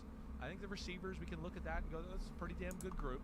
The running backs with Breece Hall is pretty damn good as well. Who I still think finished the season as their leading rusher. Yeah, well, that's crazy. Yeah, that's crazy. And so the quarterback situation's got to get figured out. I don't know. I don't know where it goes with Zach Wilson. They're being steadfast, and they're going to bring him back and try to make it work. I do believe them in that. Turkey is fun. I also think that means they're, he's just going to have the I am going to sleep for a while. No way. I think they're going to bring in some sort of veteran type of presence there to compete with them, or make them earn it, or at least have the insurance policy of having that guy if Zach Wilson does start and then he falls apart. Yeah. But I don't like, still to that point, we made it all about one guy, and there was more than one guy issue with this football team, and that's where I think they made a huge mistake. I'm originally from New Jersey, but I moved to North Carolina when I was like 10 years old. Fell apart ever since then. I was born in New Jersey. My family is all from New Jersey originally. It was funny. I was like, it's kind of related. Before the migrants. Maybe being a possible coach, and I was like, one of the things that he Before the does well migrants. is, man, he has a lot of gravity, and a lot of the praise will go towards Jim Harbaugh, but a lot of the criticism too. It's just like the spot. He really takes that spotlight. He does. You're right. And takes it off Doesn't the make players. it about one guy. Final 100 Does not players. Make it about one guy, and I think there are a lot of coaches out there that maybe would have taken the spotlight a little bit more. Not that Robert Saleh didn't try or whatever, but it does seem like, yes, they allowed it to become about a second-year quarterback. Yeah, that's right. And you can't do that. I don't know if I said it here or not, but I mean, man, if we just gave up on quarterbacks in a year or two, man, there'd be some first ballot Hall of Famers we'd never get to see. Yeah. You do take your lumps, and I can go through a number of great quarterbacks that go, year two was not that great, but they just managed it and got better, and then they got in the playoffs, and then year three, that guy had the confidence to go, hey, wait, it's been 2 years in football. Last year we went to the playoffs, and yeah, you can put more on my plate, and then they grow, and all of a sudden they become Ben Roethlisberger, right? Who they got in the Super Bowl in year two, and they were like, we can't even throw with this guy. It's the worst performance ever in the history of the Super Bowl by a quarterback. Don't worry, we'll win another way. And not saying that everybody's that, but again, they're just Terry Bradshaw, Troy Aikman, Ben Roethlisberger, Eli Manning. You go through the What's up, Arrows? We're chilling. We're trying to win this $5 micro roller NFL tune-up event. One other team that will give us plenty of things to talk about. Yeah, you will. In the offseason. We are And now it's 9 time for the of final 96 regular season to fire up Dan. in the money. Damn. I'm okay. Damn. I'm okay. Yeah, no, I mean, yes, I'm okay. The legal gambleizing. Oh, baby. I am Chris Sims. I'm okay. Damn. Okay. And we'll start our damn okay with who will most likely be the MVP of the NFL when it's all said and done this season. Patrick Mahomes. The Chiefs beat the Raiders. Just basically, it seemed like a couple teams that were just going through the motions, right? And the Chiefs going through the motions are a whole lot better than the Raiders going through the motions. 31-13 was the final score. Mahomes needed 430 yards to break the all-time passing yardage record. He didn't need that. He got 202. Ends with 5,250, though. 45 touchdowns, 12 interceptions. Is he the MVP? Yes. 100%. I don't think it's even debatable. I think, again, it's he played the best football out of any quarterback in football this year. Him and Josh Allen made the most magical plays of the year, right? And then I think when you add on that, I mean, he's really not good without Tyreek Hill. He's not good. He's just not a very good quarterback without Tyreek Hill. Yeah, okay. All right, damn okay, MVP Patrick Mahomes. And the Chiefs were able to win that game. So that means if they do play the Buffalo Bills in the AFC Championship game, it'll be like a mini Super Bowl. What do you Neutral feel site. about that? You like that? No, I don't it love would have it been either. great to have the streaming fans, but it could be also so unique that it's a once in a cool lifetime thing. experience as well, depending on where they play and Right. how the fans show up. And if you got half the stadium that's Chiefs and half that's Bills, I mean, Yeah, I can see a could be scenario cool. where it's I like hear ya. super memorable. I know. But no, it would have been fun to see it in Buffalo. Yeah. With those fans, they deserve it. Yeah, I hear you. Anywhere, I do love that home field aspect of a championship football game that we could miss here in the AFC. We'll see how it all unfolds, but I think either way, Kansas City, that was about as good a game as they've played on both sides of the ball. Yes, right. They pressured the quarterback on 45% of dropbacks, the highest rate in a game for the Chiefs in the past 3 seasons. So. It was all over Stidham. Offense was a machine. Kind of did whatever it wanted. And I think it's very interesting. Again, like I said, you saw it Saturday night. There's Mahomes underneath center. They're playing smash mouth football. They're going to be more dangerous. I think it makes them, like we talked about the Bengals, 10-7 and to match up with 4-8. different teams and play a little different style. And even if it's an injury, okay, we can go this way, whatever. So I love that aspect. But I thought, that was a pretty dominant effort. And I did not expect that. I did not. The way the Raiders offense has been playing, Yeah. you know, Josh Jacobs, the way he's run, those three being healthy at receiver, you know, as far as Renfro, Adams, and Waller, I just didn't know if Kansas City could slow that group down. But one thing you can say about Kansas City, I love this run game. Mahomes magical. Yeah, they went through some games where it seems like they took their foot off the gas pedal or got bored, but I don't know. That's Kansas City. When you're on the top of the mountain for 5 years in a row, you're going to get bored. I mean, as it stands right now, I'm still picking Kansas City to go to the Super Bowl. Even though I said Cincinnati's got less issues. That guy at quarterback, and then the one thing that just jumps out about it to me with them, and you tell me it, they love big moments. I just think they love it. Oh, we got to win this game?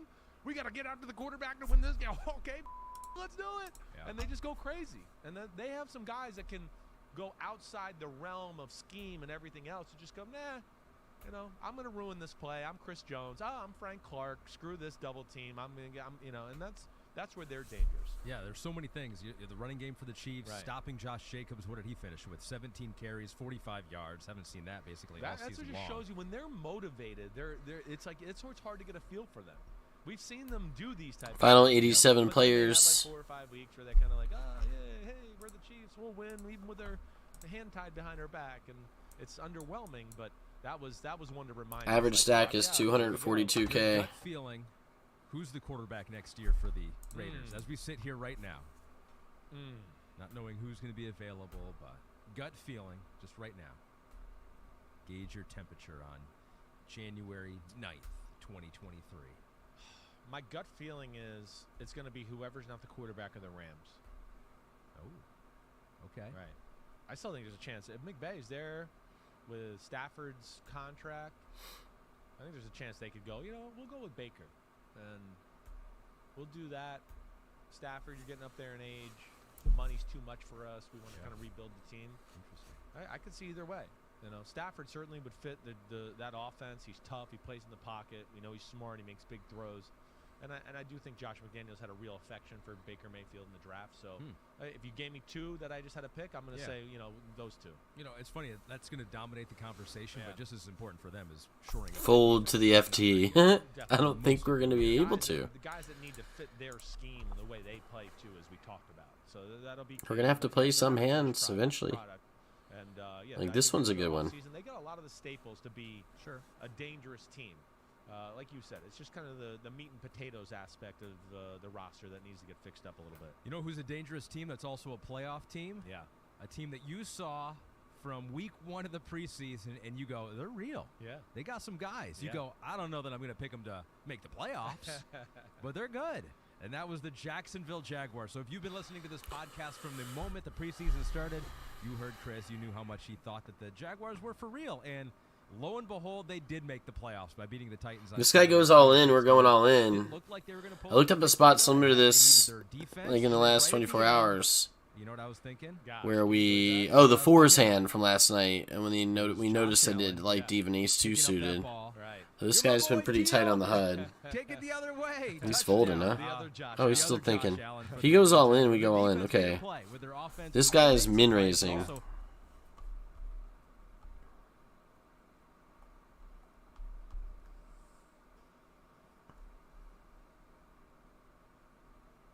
This guy who's been playing like a nutball is min raising. I'm just gonna call.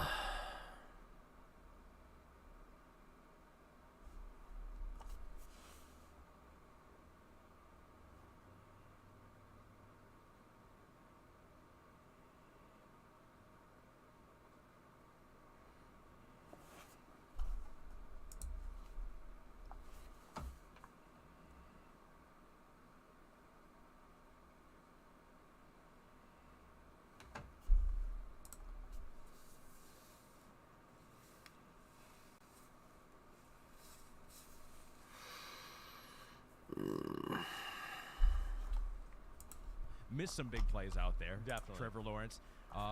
That's kind of a sign of a good team, right? Figure it out. Finding a way to win, right? It is. And you know, I think really the first thing I want to do is give Tennessee credit, right? I mean, come on. I mean, a guy wasn't on the quarterback on their team 4 weeks ago. Yeah. Here they are fighting for a game and really outplayed Jacksonville. I was a little disappointed to see the strip sack fumble because I was like, I want to see Trevor Lawrence and them have to drive down on this defense who's played well and try to tie the game. But nonetheless, I think in totality, the Jaguars have more playmakers. They're believing right now. But man, that was a great game plan. That's where I thought the game would be close. Vrabel has that Mike Tomlin Steelers thing where it's just like he's going to game plan it and make the game ugly, and they'll do some things on the defensive side of the ball that Jacksonville won't be ready for. And all of a sudden, we're going to be sitting there going, what? They're up 16-10 in the third? How is this going on? And it just was Micro baller. having to manage play it that way. Yeah. What's up, Fargo? I think, Final 83 players. Why not us? Lack of a quarterback to make a big play in a moment or a big throw. That's what came back to bite them in the butt. Yes, let's hear it. Bad beat story time. Kind of like we talked about with Kansas City, who I think are just like from one of our favorite Aussies. With the playbook and go, no, I can do this myself. And we saw that a little towards the end of the game. Yeah, Tennessee ends the season on a 7-game losing streak for Jacksonville. It's their second playoff berth in the last 15 seasons. In 2017, they did reach the AFC Championship game. 5-game winning streak rolling into the postseason. Meta World Crazy writes you and says you talked pretty glowingly of the Jaguars at the Hall of Fame game back in August, so he remembers. Now 5 months later, they're back on NBC for a home wild card game. Your thoughts on their overall season and long-term outlook? Oh my gosh, I team think, on the rise. Definitely. To me, it has all the feel of Jacksonville's going to be in the playoff conversation for the next 6 to 8 years, right? That's where I feel like it's going. It just has that feel. Again, I don't know, but they have a huge, overpowering offensive line. They got a studded running back. Their quarterback has officially hit the upper stratosphere of football. Receivers are good. Tight ends are good. It's a little bit like, defense, man, secondary, got some young players there. Linebackers are good. Edge rushers are good. It's like D-tackle, like spend big money on D-tackles this offseason, and then you go, watch out for Jacksonville. But, yeah, I think we're in it for the long haul here with Trevor Lawrence, Doug Peterson, the Jaguars, where they're going to be a force in the AFC. I'm willing to say this. Yeah. Next year, I think that they will be one of the more overwhelming divisional favorites. I don't doubt that. Because I don't think Tennessee is going to necessarily get a ton of love because they get questions on offense, quarterback, who's the guy. Even if it is sexy, they're not. Indianapolis, obviously, a long way to go. And Houston, obviously, a long way to go. I think Jacksonville is going to be one of the higher favorites. Good spot here. Yeah, I hope so. Hopefully we can stay connected to the table and the hands, and hopefully we can make some good decisions, and hopefully they pay I off. think you're right. Next year they're a team that but they're not going to sneak up on anybody next year. Not with that quarterback. And this will be an interesting matchup with them and the Chargers. I'm excited for that. I mean, to me, Trevor Lawrence and Justin Herbert are almost the same guy. So that's where I'm excited. It's our game Saturday night. It's arguably the best quarterback matchup of the wild card weekend. Maybe if Lamar plays, we have Burrow, Lamar.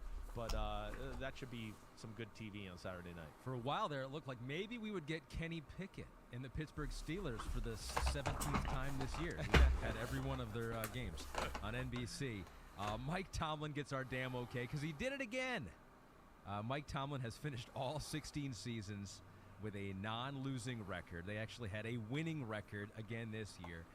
We almost did the kiss the feet bet again because it was so unlikely that they would make the playoffs, and they didn't make the playoffs, but they did everything but make the playoffs here. What a run to finish the season. Realist Truth 85 says, shout out to you and Ahmed, longtime listener. Can we get Coach Tomlin some love? The man had a roster with tons of holes, still damn near made the playoffs. Some fans aren't happy because we aren't winning playoffs, but I blame former GM Kevin Colbert. So if you're looking for a scapegoat, don't make it our man Mike Tomlin, make it Kevin Colbert. Yeah, what do you think of the Steelers? They're finished 9-8? 9-8. Are they talent-wise? Are they a 9-8 team? Close. Yeah, maybe probably a little worse than that. I think maybe. Probably worse. They're worse than that. I think that's where the coaching, playing the right way, having motivated troops on a weekly basis to go out and be a physical football team. That's the Mike Tomlin magic. Where I really think they're kind of like a 6-11 football team that went 9-8 because of Mike Tomlin. But I think there's some positives. How can you not be excited about Najee Harris, Pickett, and those receivers with Freiermuth? The offensive line, we know that's got to be adjusted. D-line, they need to do something there. It's they're trying to infuse some younger talent in there. But we're getting to the end with Cam Hayward, and we don't have a front seven in Pittsburgh that we've become accustomed to, that we've grown up with, where you just go, oh wait, I know everybody on the front seven. They're all good. It doesn't matter where we go. Nose tackle's good, D ends are good, outside linebackers are good, middle. I mean, that's how we grew up. Yep. They're not there right now. They're not. You know, I know they got T.J. Watt. Called by two players. Highsmith looks like he can be legit other guy off the edge, but yeah, they got to have a few more difference makers there. Secondary's not bad. They're going to need another corner. Led the NFL in interceptions this I year. know. They caused some problems, and they're better than people realize. You know, maybe another corner. They got the best one of the best safeties in football in Minka. No, they're not far off. They're not. I could certainly see them being a Get team through. that's, you know, right Yes. in the mix next year with a few free agent signings and a draft pick to go, oh, okay. Yes, You know, mates. Pittsburgh's 6-3 off. 4 or 5 best teams in the AFC. I don't think that'd be a crazy thought. Kenny Pickett only threw for 45%. All right, enough of the bad beat stories. Shh. Showed his mobility on We need Sunday. positivity in here. We have a hand to He play. and George Pickens can become like a dynamic duo, top 10 quarterback receiver duo in the NFL. I do. Pickens is special.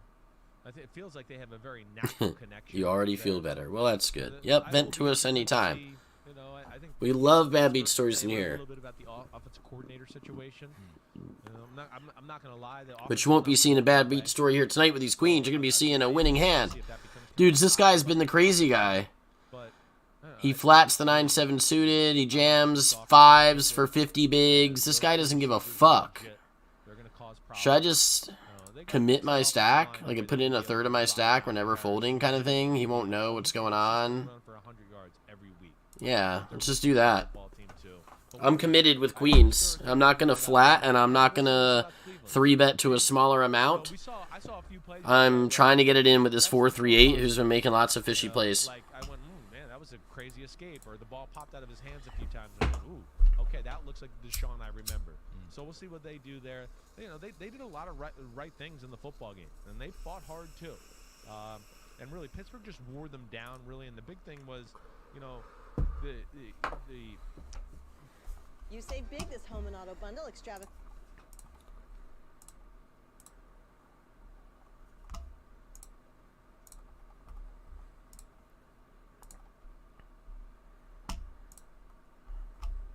Snap calls. Go up 10-7. They get a tough field goal drive to start I mean, the quarter to go 13-7.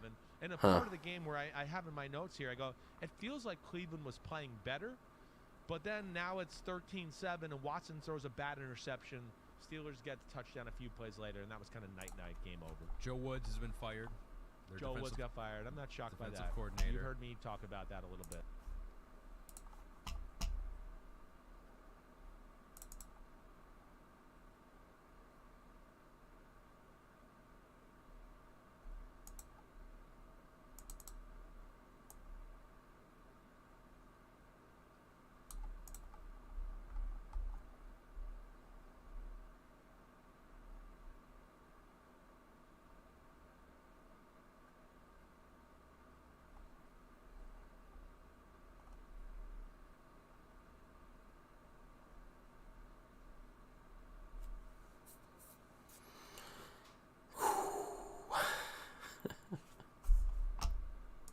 What should we do?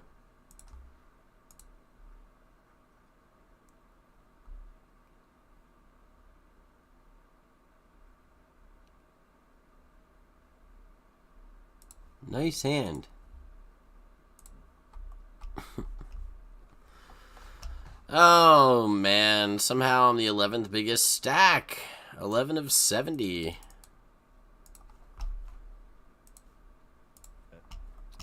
Yeah, it'll be interesting. It'll be next year's a big year for that whole team, the whole coaching staff. It seems like 7-10 this year. There were some reasons for that. Deshaun, assimilate him. Tough late situation. in the year, but, You can't blame Kevin Stefanski this one. There's a lot of things there, and dysfunction, issues, whatever you want to call it there in Cleveland, that I think would be unfair to put on the head coach all the way. The Broncos put a lot on their head coach. They fired him before the end of his first season, but they finished the year on a upswing against a Chargers team that had nothing to play for, although you would not have known that by how much their players played. We're going to give the damn okay to Jerry Jeudy in this one, because at the end of the year, it did look like he and Russell Wilson. It was kind of funny because, what was it, a week and a half ago, 2 weeks ago, A lot of the players, including Jerry Jeudy, I think he was almost a leader of it, went to social media to defend Russell Wilson and all the things that have been said about him. So who knows? That's an exciting, if you're looking for positives after a pretty bad year for the Denver Broncos, that might be a positive. What if Russell Wilson and Jerry Jeudy finally figured it out? It means independent chip model. And I think it's more towards the formula what fits Russell Wilson is what we saw here the last year. That's what I like. You know, this goes back a little bit Anyways, to Seattle. it's not important. What we saw yesterday. And again, I didn't like lock in on this game, but I saw enough.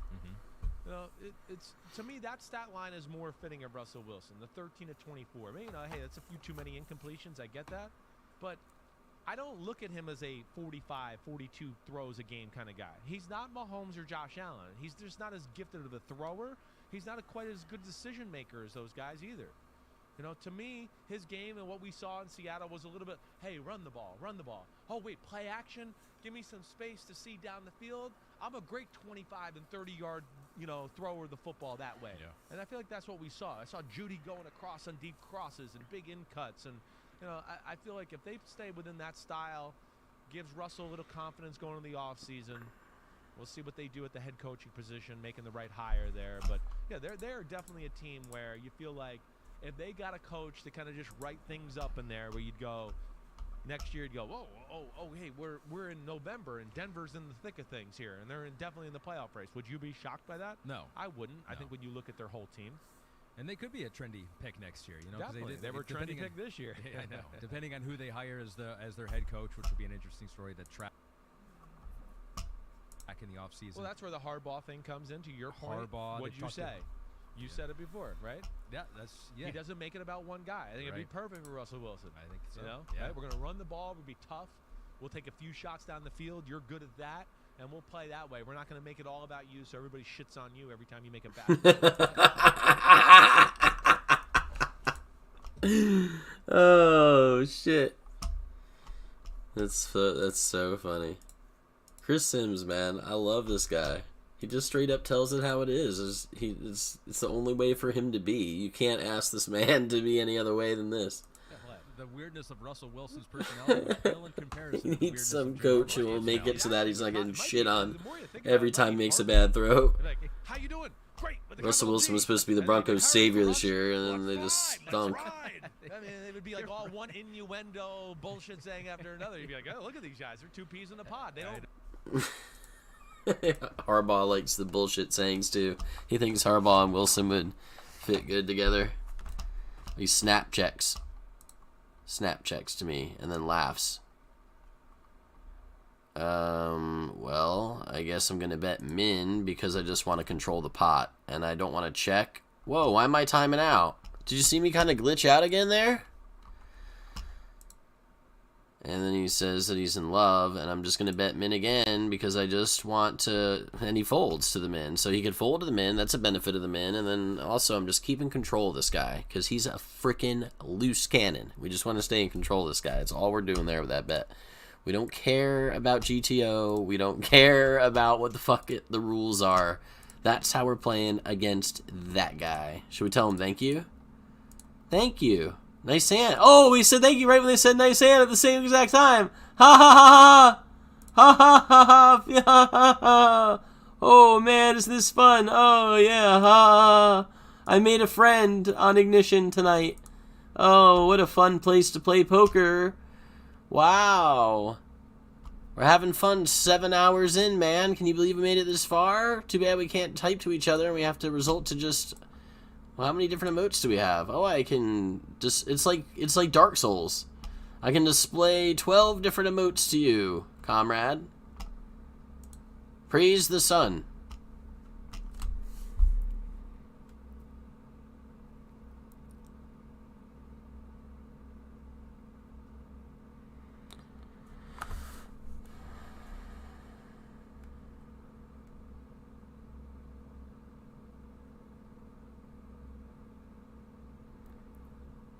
Yeah, Fargo, I feel like back in the day when we got those ladies, we would basically 3-bet, and then somebody would go all in, and we would call, and then we'd win the big all in, and we'd be like, yeah! And then we'd keep fucking, pounding the bottle of wine, and we'd go on to the next big pocket pair. But lately, it's like, we're playing a hand post-flop. What do we do? What do we do?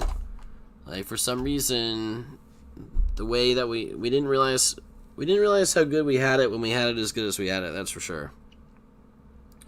I'm really getting my brain wrapped around how many combinations of scenarios can really play out in this poker game here, and wow, there are a vast amount of things that can take place here. So best to be prepared.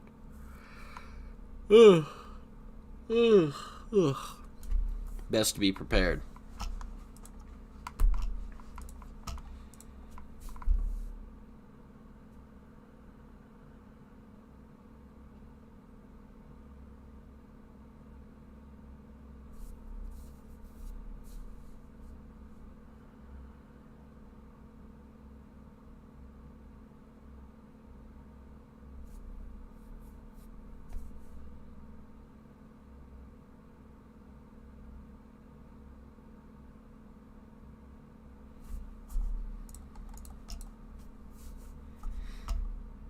Really talk, they just say phrases to each other. Yeah, it is 100% accurate. You know? I had never thought of Right? it that way before, but they are. Yes, they. We need to have that marriage now. It seems like Plug and Play 16 mentioned Jerry Jeudy saying 193 yards from scrimmage, 154 receiving, and 39 rushing for him. He has become Denver's Yeah, best good for him. Player on offense. Keep it up, fellas. He's saying that to us as well here. What'd you Thank make you. about Brandon Staley playing We gotta get into everyone that. for a long time? So they had the 5th seed locked in. Yeah. Nothing they could win or lose. They were the 5th seed in the playoffs. Mike Williams played, goes out with a back injury. We did see like Joey Bosa left the game early. I don't know what his status is, but it seems like Mike Williams for sure. There's some issues that could linger into the playoff. I know. I heard the post-game press conference where they thought he was going to be okay. It didn't look okay. It didn't look okay. You're right. Well, it's always scary when they get on the cart. Yeah. To go into the locker room. Well, Like, and then did you see the shot of him in the tunnel getting off the cart? he could Just, like, barely get up. barely walk. Yeah, right. It took a good shot on like a wide receiver screen right there in the lower back, and yeah, I hope it didn't go out on him. I hope it's just a bruise. You know, that'd be the kind of thing you go, okay, yeah, it's gonna be painful, but you'll be okay. Yeah. I hope it wasn't something where like it knocked a disc out or you know messed up alignment. Then that could be an issue. So what do you think of the strategy? Because there's the rust versus rest, right? Yeah, You don't I want know. your guys to come in Exactly. rusty. That'd be bad. Well, it's the $1 million thing. Why would they be rusty if they had a week off from football? They have week offs for bye weeks during the season. They have months off after the season. Do they come out there in the first game and throw the ball 20 yards over the guy's head? Like they forgot how to fucking play? But I think you're You rest saying it the them. right way. This is a team that's, You rest them. you know, they haven't dominated anybody. They should have rested him.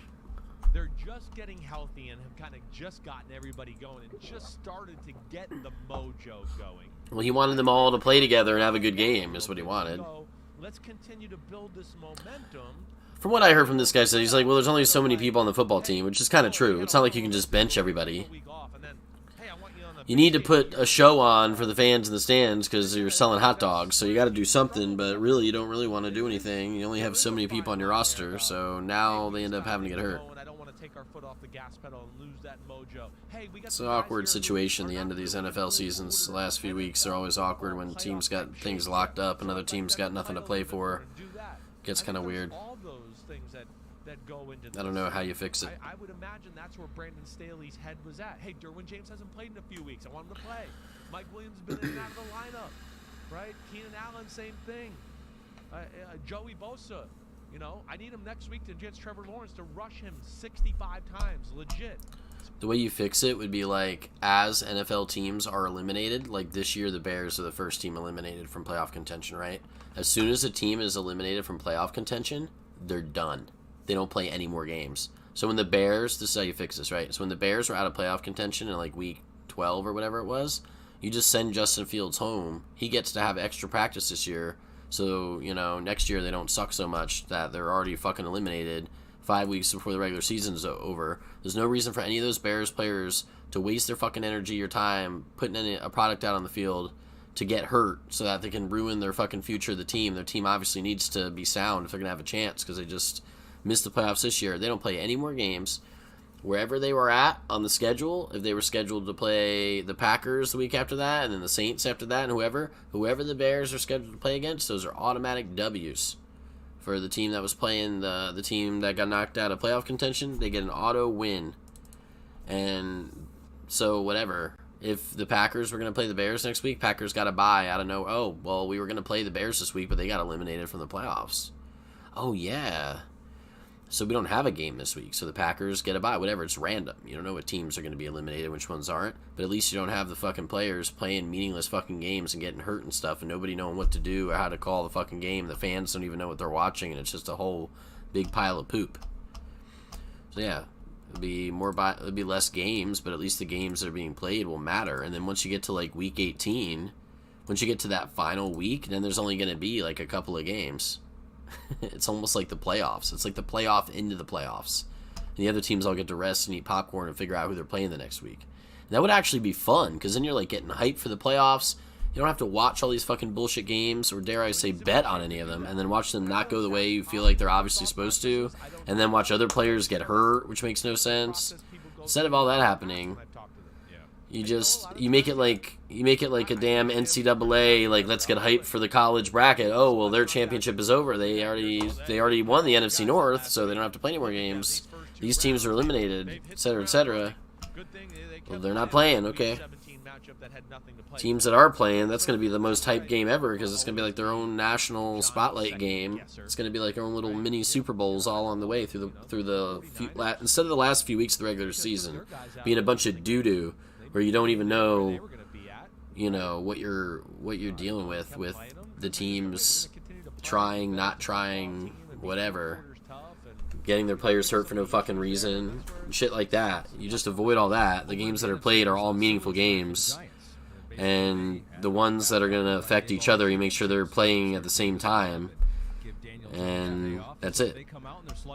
Boom. That should be a huge moneymaker. It's a different scenario. Less games, though, probably isn't a big moneymaker. You want as many games as possible. You just put the people in the stands, you sell the hot dogs, you sell the parking spaces, etc., etc., etc. That's the best thing for the football economy, is to have more games, not less games. But They know the way they're going to play, right? a lot of these games probably don't have many people in the stands. And I also think When there's nothing to play for, what's the point? With the Eagles involved in that too. I think I said this to you last week. I know I said it to Floria, but where I would have been. Oh, we get it through. Playing my What a friendly table. If I was the Giants was, wait, we play them, wait, we get dominated, even though we might not have been totally motivated. And now we got to play in the divisional round, and everybody's going to go, wait, we got dominated by them 2 weeks ago. I'm trying to lay the cheese. That's exactly what I'm doing. See? He's still paying attention to me. 438 is our fucking boy. He's going to pay. He's going to be the one who pays us. Where I think Dayball can do that as well and go, hey, look, our backups played pretty good, guys. He folded to it. Oh, no, he was big blind. He was under the gun last time, wasn't he? I was going to say he just gave it up. But who gave it up to us? Was this guy? 421? Yeah. Well, I mean, it's 421, let us take it. Their offense is going to struggle with Gardner Minshew in there at quarterback, and so that's oh no, Jalen Hurts will come back. There you go. I don't know if he was how he's feeling. I don't think he's 100%. Right. I didn't see a whole lot of this game. Careful, threw the ball 35 times though. Yeah. 229 yards, and so yeah, didn't run. Oh, he did run nine carries. He was 13 careful yards. running the ball though. Like when he got hit, you could tell he protected his shoulder. Yeah. There's a few times when people wrapped him up, and you can tell he was just like, I'm gonna go down. I'm not gonna let them like drive me into the ground and hurt my shoulder more. Well, you know, on this pod, and we had fun with it, right? Yeah. Over the last couple of weeks about Gardner and Jalen Hurts and the key piece to this offense, but really in this whole time, because Lane Johnson did not play again, right? The Giants didn't play starters this week, right? As significant, right? You're losing what The Giants didn't try to win, right? Tackle in football. He's the best right tackle. Yeah, D-Ball said he wasn't going to, but I think he was lying because he just likes to lie. Oh, they are resting many starters. They had to win to get that one seed. Right. Lock it up. They did. It's still They did also rest one them. of those things Okay. that's kinda like, So they barely lost to the Eagles and they rested their starters. Backups.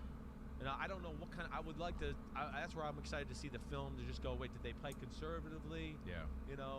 Was it a full-fledged just onslaught? Hey, we're going to throw everything at you, or do we just think we can use our, bland part of our offense to beat you? Those are things I need to look at a little bit there. But I think either way, it's a positive they got out there and played. Feels like we have like a lot of playable hands in this tournament. 211 hands and we're playing 30, 24. So he got that underneath his belt. He could feel better about himself, his health, all of that. And yeah, I think it's, again, don't read too much in the score, I guess is what I'm saying. It's hard to figure out these kind of games, the emotions and everything else that goes into it. So Jalen Hurts finishes the regular season 14. This guy's been tight. The starting quarterback, and as you See, mentioned, as we talked about before, when I see somebody this tight on the HUD, it gets weird for me because I'm like, I know that they're never gonna go all in with a weaker ace if I raise, but if I jam, they might feel like they need to call me with an ace. That's how I feel about it. Like we talked about with the Chargers and all. I know that's gonna seem weird to a lot of you, but to me, like if this guy has ace deuce or ace 3 and I limp, or if I just 2x or 3x, he's gonna call. He's never gonna go all in, right? But if I go all in here for 27 big blinds, he's gonna be like, but I have an ace. I can't fold an ace. We trap him, you know? We like trap him by jamming. I know that this isn't GTO, but when you're playing, see how he used this whole time bank? I think he was like, fuck.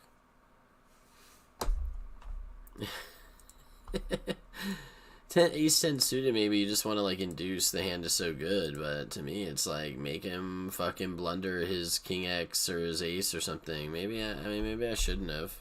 A little different spot, and they certainly. Maybe I should want to raise and let him call me with ace 2, and then we flop an ace and my kicker holds type shit, you know, as opposed to jamming. But to me, he's just gonna call. We go into the playoffs and what?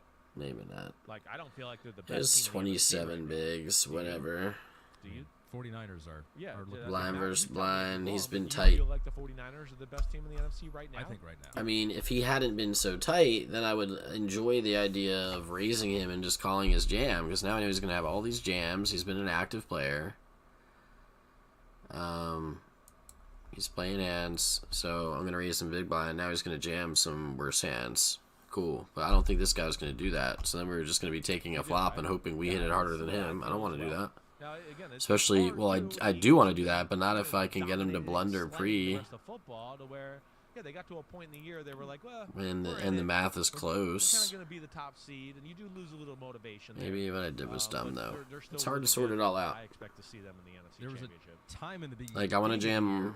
Well, I mean, where we said I wouldn't be surprised if by the end of the year we're like the Dallas Cowboys. I guess I don't know. We're missing out when we raise, and then he calls us with 2 clubs, and then we both flop flushes. We're missing out on those hands when we jam ace 10 suited pre. There's a lot we're missing out on by doing the jam. Dallas Cowboys, who were playing their guys. But I do think that what I said about the ace X is true.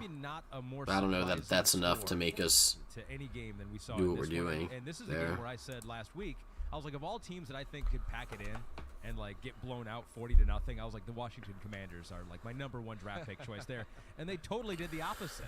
Right. What in the world? And then we're gonna 3x ace 10 suited, and then he's gonna jam, and I'm gonna want to vomit because I'm gonna feel like he's never gonna have a worse hand. And then it's a vomit spot. We're avoiding the vomit spot by jamming. I guess we could have limp jammed. You know, limp he raises and we jam. And that's how you get more money out of his weaker hands, as opposed to just blowing off all of his weaker hands. Yeah, I know, more games, more money, but would it be if all the games are dog shit as opposed to there being like 3 or 4 games that are like, it'd almost be like the playoffs are starting a week earlier too, you know? Why do we need, I mean, honestly, it makes sense. I mean, I understand you need more games, but like the games are pathetic. The games are something that the fans don't care about, that the announcers and the analysts don't even know how to talk about. I mean, who cares? It's 2 teams that are, it's the Panthers-Saints game, week 18. Both of them are eliminated from playoff contention. They got eliminated the week before. They almost made it in, but they didn't make it in. Why are we asking these guys to travel cross country to go hit the freaking crap out of each other, risking them getting put in an ambulance, risking them being hurt for the next year's season when these teams desperately need to, they didn't make it to the playoffs this year. They need to it's time to rebuild. To me, that's the fun. Like, that's kind of, I like my idea. They're never going to do it. I mean, they already extended the season from 14 games to 16 games and 16 games to 17 games. How many games do they need? Obviously, the more games, the better, but not, is that really true if no one's going to watch because the game's dog shit? Dudes, this guy, I want to play against him, but is there any way to do it? I mean, I guess I can 3-bet it. I can 3-bet Jack 10 suited here, right? Against this guy who we've been emojiing with and stuff, and like, yeah. Oh my god, I got through. They respect me. They respect me, man. Let's do the woo-hoo. He's not... They said few. Woo-hoo. He doesn't even mind. He doesn't mind that I 3-bet eject unsuited. And he's like, eject unsuited is a good hand. I know, but my idea is awesome because those teams will get the rest they need, and the teams that get eliminated. Well, I don't know. Nah, my idea kind of sucks, but yeah, these unnecessary games are just unnecessary. What's the point of the Saints Panther? What are the coaches trying to tell the players? What are the players trying to tell the players? Like, they should just not play. I mean, these guys are freaking freaks of nature athletes at the highest level. They're lifting 500 pounds bench press, and they're running 440s, and they're hitting each other. Like, I think that there's more risk in, like, people getting injured and stuff when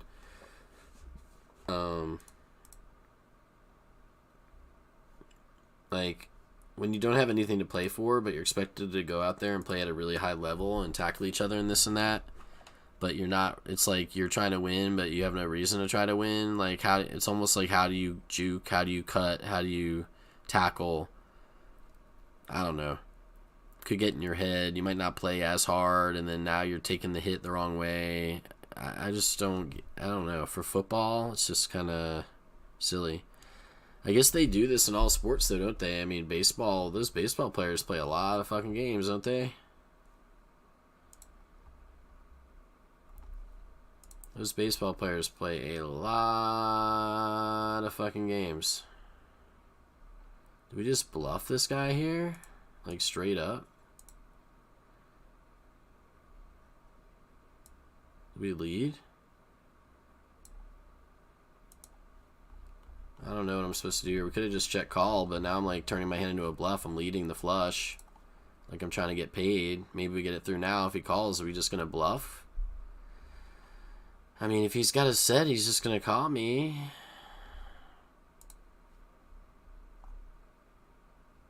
It's for his tournament life, though.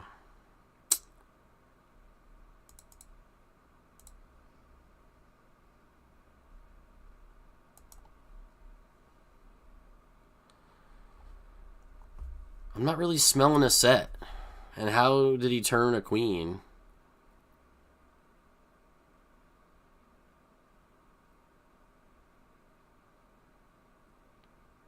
He turned a queen. He bet with nothing and he turned a queen.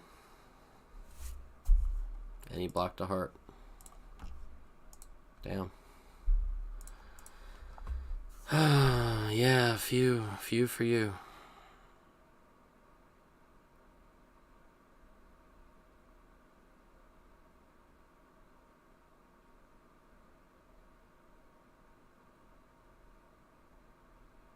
If I bet the flop, we would have just bet the whole way 3 streets. And instead of check called, then I led. I mean, it is what it is, I guess. I mean, we didn't hit our we didn't hit our hand, and we couldn't get him to fold his.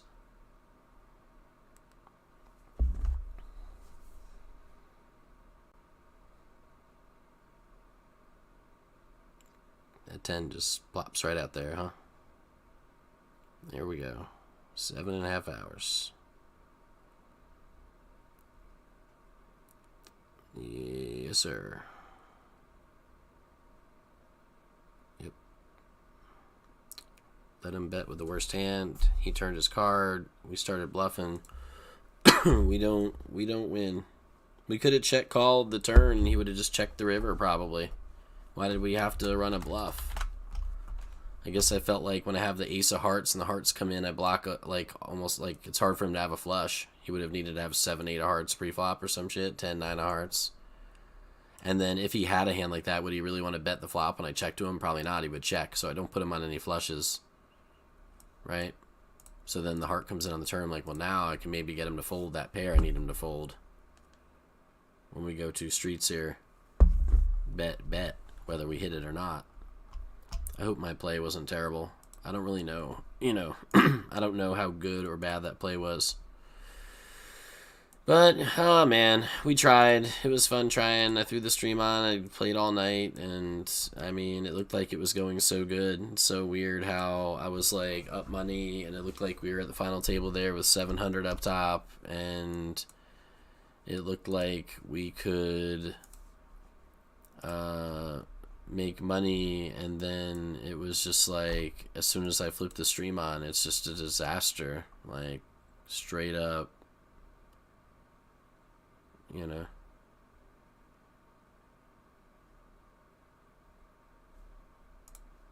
I think we're like even, to be honest, here over the last 2 days. I don't know. We're close to even. So like, what does it mean? Like, we got 6th in the 10K, 4th in the 1K, 4th in the 1.5K, and 6th in the 1K. If those are the ones we get first in, then we would be up to $3,000 or something, you know, in the last 24 hours. But instead, we're even because we binked all the tiny guarantees we played overnight, and we fifth placed all the bigger ones. Anyway, it was fun grinding. I feel like I'm getting better, but it's like crazy how we inevitably always find ourselves in some spot that we want to run with the HRC later. Or like in that instance, in that hand, it was a post-flop hand. We have no idea how these guys are playing and what hands they're playing. They could literally have anything. But on that board, we were pretty confident that that dude didn't have a set. I didn't smell the set. I don't know how to really put it to you. Could he have had a set? Yeah. But the way that he clicked the buttons, how quickly he was deciding on what to do on the flop and the turn, made me feel like he didn't have a set, right? And then he wouldn't have bet the flop if he had 2 hearts, I don't think, as much as he would have wanted to check it. So I can't put him on a flush, and we blocked the flush. You're watching the hand now. And we blocked the flush, so like I said out loud, unless he hit the queen on the turn somehow, and somebody might have to fold a pair. He made the call with the pair of queens. Like, a lot of people are probably folding that. We tried. Yo, Eric, thanks for the dono tonight. Maybe we'll spin an ACR game tomorrow on here or something. That's really nice of you, man. Appreciate that. Appreciate all the support, D-Gens. Good luck in your games, and we'll see you next time. Peace out, you guys.